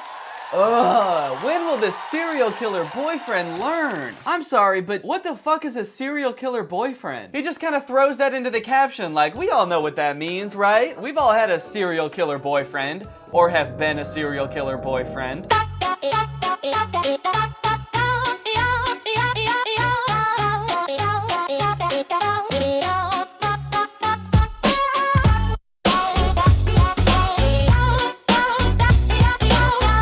I like that he knocked at the beginning. He may be a serial killer boyfriend, but he has manners. He's not just gonna barge into your house, unlike that other boyfriend that will barge into your house. Okay, so like in this TikTok, we're like hiding from our serial killer boyfriend. Is he still our boyfriend? He's obviously done something that has made us want to hide, probably be a serial killer, but he's still our serial killer boyfriend. He's not our serial killer ex-boyfriend. I guess we haven't broken it off yet. We still kind of like can see the good in him, you know? He may have killed 30 people, but I'll be damned if I don't think I can change him. This comment says, when people have literally died because of stuff like this, and that has 24,000 likes. And honestly, I gotta agree with him. It's not even like this. People have died from this. Serial killer boyfriends. Hashtag POV, your boyfriend tries to abuse you in front of the gang leader's son.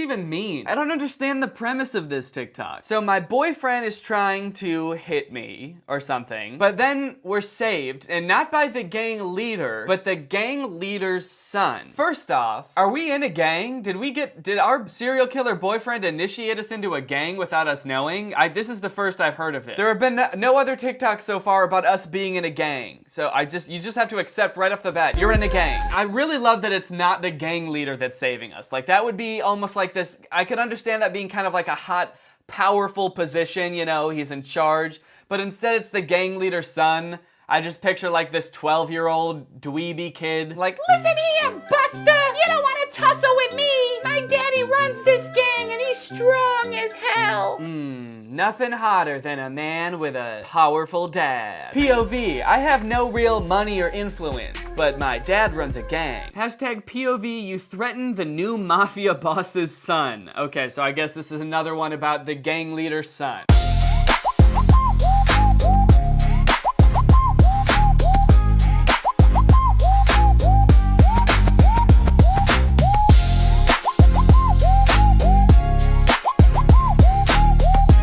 Oh shit, what a badass, dude. He's got a dad. It's just so funny to act like a badass because your dad's in charge. It reminds me of in elementary school, there was a girl in my grade whose dad was the mayor of the town that I lived in, and sometimes she would get into fights with my friend, and every time she would tell him that her dad was gonna kick him out of town. As if like the mayor of our town would really exile a 9-year-old because he got in a fight with his daughter. Just imagine like a 3rd grader packing up his bag sobbing because he's like, I don't want to leave, but the mayor kicked me out. It's just such a weird concept to flex not even your power, but your imaginary dad's imaginary power on TikTok. I want to see more people doing that. That's a cool concept. I want to see more TikToks of people flexing their dad's power. Ha! Stupid fucking dog. Excuse me, sir. You can't just come in here to scare the dogs. Do you know who I am? Yeah, you're Jeff Bezos' son. You said that like 18 times. My daddy owns Amazon. Yeah, and you've said that like 20 times. What does that have to do with being mean to the dog? Oh, I'm sorry. I'm so sorry. You think that just because I haven't spoken to my father in 5 years doesn't mean I can't get old King Amazon on the phone right now and tell him to make your Alexa evil? I didn't think that until just now, but honestly, yeah, it sounds like he wouldn't pick up. I feel sorry for you. My dad's the richest turtle in the world. He'll ruin your life. Turtle? I said man. I'm sure you meant man, but you said turtle. My dad doesn't look like a turtle. This one is one of my favorites. It's called hashtag POV. You tell your vampire dad about the boy who hits you at school. So get ready for vampire dad.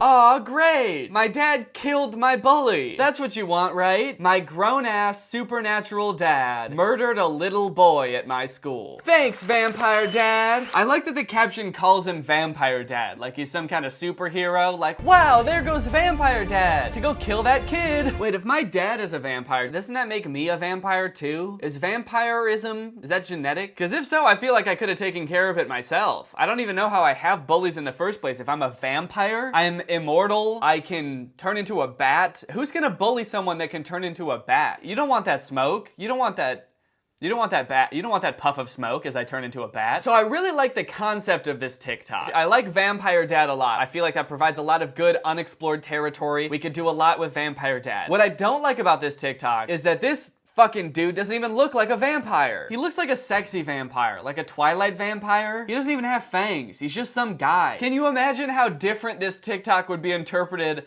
by like all of his little girl fans if it was like a classic looking vampire? Vampire Dad. Oh, Vampire Dad. A kid went missing at our school today. Oh. No, was it the boy who bullies you? Yeah. Wait, how'd you know that? Just a lucky guess. Wait, is that him? Huh? Right there, that's my bully, except he's got like a bite mark on his neck and he looks like a vampire. Oh, yeah. I guess it is, what a coincidence. Dad, did you try to murder my 8-year-old classmate? Uh-oh, looks like he caught me. Oh, Vampire Dad. Whoops. Wait, so you turned him into a vampire. Doesn't that make him immortal? Oh, fuck, you're right. Oh, great, another vampire one. POV, it's your first time kissing a vampire. Oh, gosh, I'm kind of excited. I didn't know that I would be kissing a vampire today. Gosh, okay, well, here it goes. Let the day fall back. Oh, shit, did you bite me? I guess I did. I'm sorry. where the pain lost You're track. bleeding. I guess because I bit you. Why do I seem surprised that he's bleeding if I just bit him? Oh shit, you're why the fuck are you bleeding? Gross. He's like, you bit me. Low back, and the gut still glowing. Low back, but the flow still going. But the flow still going. Yeah. This is my first time kissing a vampire. Alright, let's get that straight. I bit him? I'm not a vampire. I'm kissing a vampire. And I bite him. If I'm just a regular ass dude, why would I bite a vampire? Wouldn't he bite me? And on the neck, not on the mouth? Also, how hard did I bite him that he's already got that much blood all over him? I must have really chomped down hard on him. Just That's still glowing. Low back, but the flow still going. Oh boy, and look how he goes back in for that second kiss. Just like, oh yeah, give me some of that. Alright, hashtag POV, we're dancing at a party and your ex walks in. Uh-oh. Well, judging by kind of like the macho persona that this dude puts on, I'm guessing he's gonna like do something to protect me from my ex. Maybe he's my serial killer ex. So let's see what old Gover Bo does to protect me or hide me from my ex.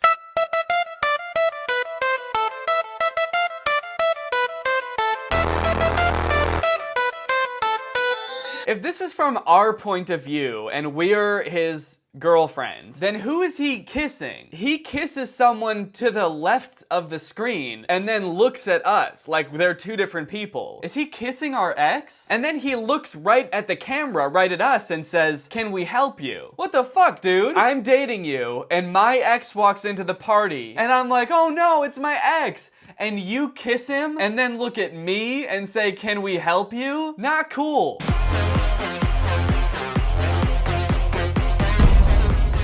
Oh shit. Serial killer babe? My ex is here. Don't worry, sweetheart. I got this. Thanks. Hey, fuckface. Oh, what's up? Babe? Hello? I'm right here. Hey, can you shut up? I'm trying to smooch your ex. Yeah, seriously, you think we give a shit about you? Get out of here. I'm trying to get some serial killer action. Yeah, go home. Oh my god, you're the worst serial killer boyfriend ever. That's not what your serial killer ex thinks. He's right. That's it. That's it. We're serial killer done. Oh, please, you think you're gonna serial killer break up with me? Well, you can't, because I'm serial killer breaking up with you. Wait until my vampire dad hears about this. You're right. All right, well, honestly, that is enough of that. This dude's TikToks creep me out. The moral of the story is, please stop romanticizing abusive relationships, kidnapping, serial killers, and fuck it, vampires. Stop romanticizing those too. They're blood-sucking monsters. They're not hot. But with that being said, now it's time to talk about our sponsor, ExpressVPN. All right, guys, it's time to watch another motivational TikTok account, but I think this one's got a pretty interesting twist. This dude's name is William Knight, and I've seen a few of his TikToks, but most of these I'm gonna be blind reacting to, thanks to Robert. He has curated many of these TikToks. This dude seems to be all about motivation, opening your mind, opening your third eye, so to speak. He's all about making you think. To the point where, I gotta say, it's more than just his words that make you think. Let's take a look. Breathe in. Okay. Today's message comes from an old Chinese proverb. If you want happiness for an hour, take a nap. Okay. If you want happiness for a day, go fishing. Cool. If you want happiness for a year, inherit a fortune. But if you want happiness for a lifetime, then help someone else. Okay. Today I want you to breathe out as much love and kindness as possible. Okay, dude, thank you, but I'm not used to holding my breath that long, damn. Guess it was only 30 seconds, but that kind of hurt. Instead of focusing so much energy on how can I make myself happy, focus on how can I be of service. Okay, very nice message, you know? If you want to be truly happy and live a fulfilling life, dedicate yourself to helping others. Love the sentiment. There's a lot going on in the video besides that. I don't know if you noticed. First of all, he tried to kill me. Then we got the outfit. Now I gotta say, I respect the sort of non sequiturs we got going on here. No single garment in this outfit is related to any other garment. It's actually quite impressive. You've got the 360 Yankees hat, which I've never seen before. And I don't watch a lot of baseball, so I don't know if this is a thing. I have to say, I don't think it is. Maybe there's one special player that wears this hat. You've got the infield, you've got the outfield, and then you've got this guy who is actually on the Yankees, but he's in the outer outfield, which is actually in a forest 300 miles away from the stadium, where these 360-degree brim hats. And the little buckle he added on the hat to make it look kind of like a pilgrim hat, I think is really working in his favor. Then you've got the black leather gloves, the ruffled black shirt, which I'm getting like vampire pirate vibes from, and then his mesmerizing eyes. I can't tell if these are colored contact lenses or if he really just has that beautiful of eyes, but it almost feels like you have to watch this video multiple times to even get the really nice message that he's giving you. No wonder he has such good engagement. This video has almost 300,000 likes. It's because you have to watch this video multiple times to even realize he's saying something. Because for the first half of the video, you're like, what is going on here? Also, what is up with that tree in the background? Is there a face on that tree? Is that a person? Did he manifest somebody into a tree? It's actually a player of the opposing baseball team that the Yankees are playing today. You're allowed to use magic in the outfield, actually, and he was unfortunately not able to defend himself. Okay, another video where the fit is looking redonkulous, and the caption is, "There's no such thing as a coincidence." Breathe in. Oh no, okay, all right. A wise man once said, the only way to do great work is to love what you do. If you haven't found it yet, keep looking. Don't settle. Thank you. Is the human soul on fire? Beautiful. So light her up. Get it. You're just standing there. Tell me to breathe. Please tell me to breathe. Okay, goddamn, dude. He was taunting me at the end there, I think. Are you dead yet? I think that my body trying to conserve oxygen actually prevented me from fully listening to what he was saying there. The only way to do great work is what you love. Be passionate about what you do. That's great. And I can tell that William Knight loves what he does. I do truly get the vibe that he is very inspired doing these, wearing the absolute sickest outfits ever in the middle of the forest. Actually, as I felt my body depleting of oxygen and my eyes were rolling back into my head, I noticed how sparkly his shirt is. That is a very nice sparkly shirt. Okay, I'm glad at least the comments are with me. Bro, just let me breathe, I'm gonna die. He was trying to end me. 360 Yankee brim is diabolical. Yeah, I mean, this has gotta be like the final form of a baseball hat. I can't see it getting any more intense than this, aside from becoming a 3D 360 brim, where the brim is a full sphere around your head. That'd be pretty cool. All right, let's keep on going here. There's no such thing as a coincidence. I wonder if that's his catchphrase. There is no such thing as a coincidence. The fact that you're watching this video means you are energetically aligned with me and this message. Well, I would argue that since Robert actually put these videos together and he found this TikTok, William, you must be energetically aligned with Robert, actually. Robert, maybe you should reach out to this guy. Your thoughts create your reality. But you already knew that. Yet, you still live a life that you dread. Excuse me. That is because Yo! Oh my god. What happened to her? you still live a life that you dread. Excuse me. My guy traumatized her. What did she scream about? At first I was like, oh, he surprised her and that's why she was scared, but she ran up to him from behind. If anything, William should have been scared. What right does she have to run up behind him and then scream at him like he spooked her? And William's not even looking that outlandish today, so you can't blame it on his outfit either. This is pretty tame for him. He's just wearing a turtleneck sweater. Maybe she was so surprised by his hypnotizing eyes, or maybe the energy just radiating off of him like vaporized her or something. My guy actually turned her into a tree with that stare. This actually reminds me, have you guys seen that video of the dude with the curly red hair surprising that woman? And he threw flakes in it. Mommy, Put this the is stuff not down and then hard. you throw this. Sorry. Yeah, this is basically the same video, except the woman who gets scared should actually burst into flames when she sees him, I think. I'm amazed by his composure. The fact that she screams at him, and he just goes back to talking to the camera. Excuse me. That is because he's like, just another day of people seeing me and screaming violently. That's actually super impressive. breathe in, I feel like the breathing thing is supposed to be calming. It is a little bit scary to me and kind of triggers my flight or fright. Did I say flight or fright? You either run away or you get scared. Fight or flight is what it's called. I also kind of feel like I'm being hypnotized. He's getting my body and mind to slow down so he can incept my brain with whatever ideas he wants. Luckily, they seem to be pretty tame ideas. He actually seems to just be a nice guy that is trying to make my life better. But if in the wrong hands, this could be truly evil. Okay, what I want you to do is commit voter fraud. I'm gonna need you to register a fake person at the DMV, then get that person's mail set to your address. breathe in. A wise man once said, Oh no, dude, this video is 1 minute and 8 seconds long. I'm not gonna hold my breath for this whole time. I'm sorry. I'm not gonna hold my breath. Go hypnotize someone else. What do we call this here that he does at the beginning of every video? He just glides towards the camera. It's like kind of a millennial pause, but there's another sort of je ne sais quoi built into it. Sort of this demonic poltergeist-esque glide in towards the camera. The possessed millennial pause. Anyway, I'm pretty awkward, guys. as soon as you wake up every single morning, I want you to relax. Don't grab your phone. Don't move. This simple act is reprogramming your subconscious mind because your mind is still in a theta brainwave. Did you just call me a beta? Your mind is still in a beta brainwave. I was not expecting this dude to be like an alpha male. Oh, he said theta. There's theta males now too? Yeah, you got your alpha males, sigma males, beta males, theta brains. What brainwave is my brain supposed to be in? Every morning, I will guide you to your dream reality, reprogramming your subconscious mind. The link is in the bio.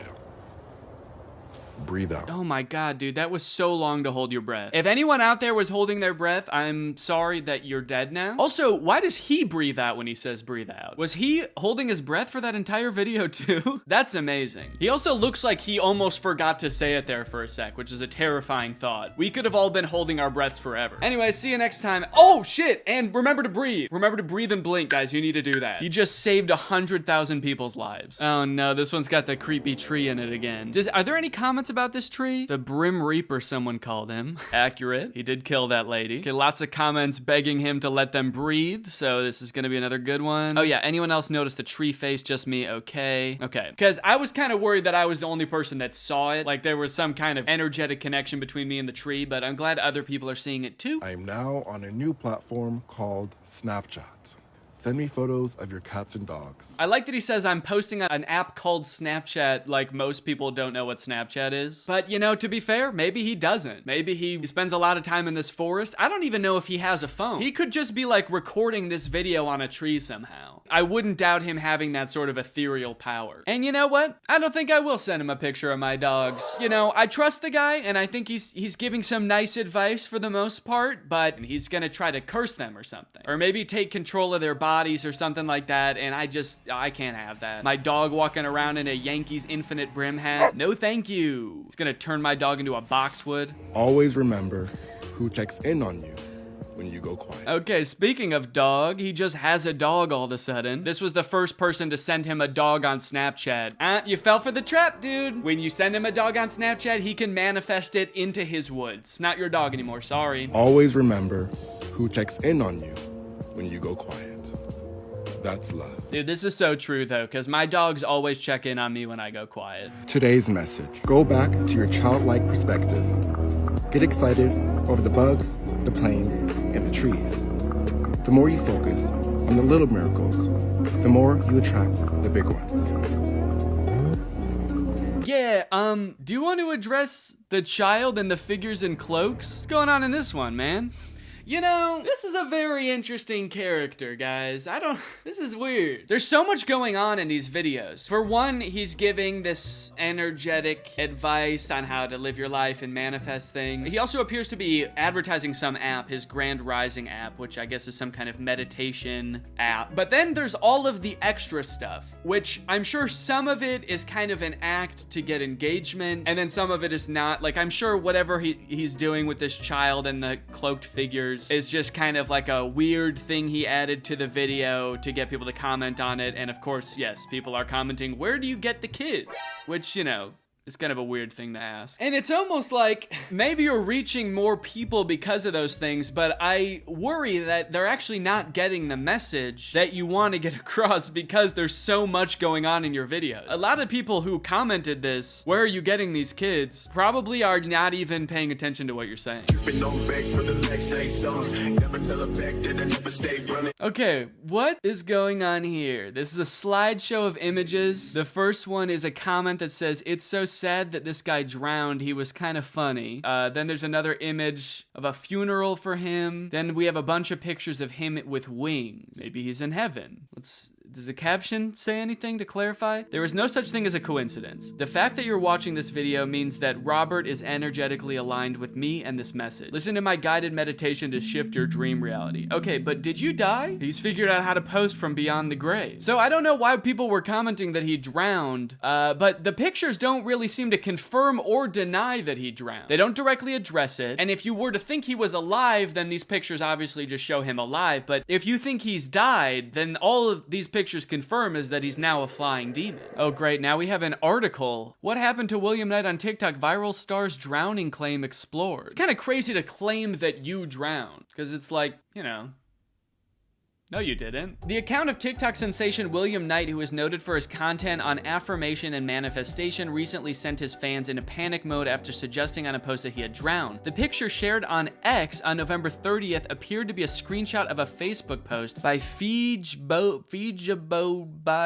1500. Okay, that was the funeral picture. Yeah, this one. Oh, he said it about himself. He reposted it and said, it's so sad that this guy drowned. He was kind of funny. The image, however, is doctored.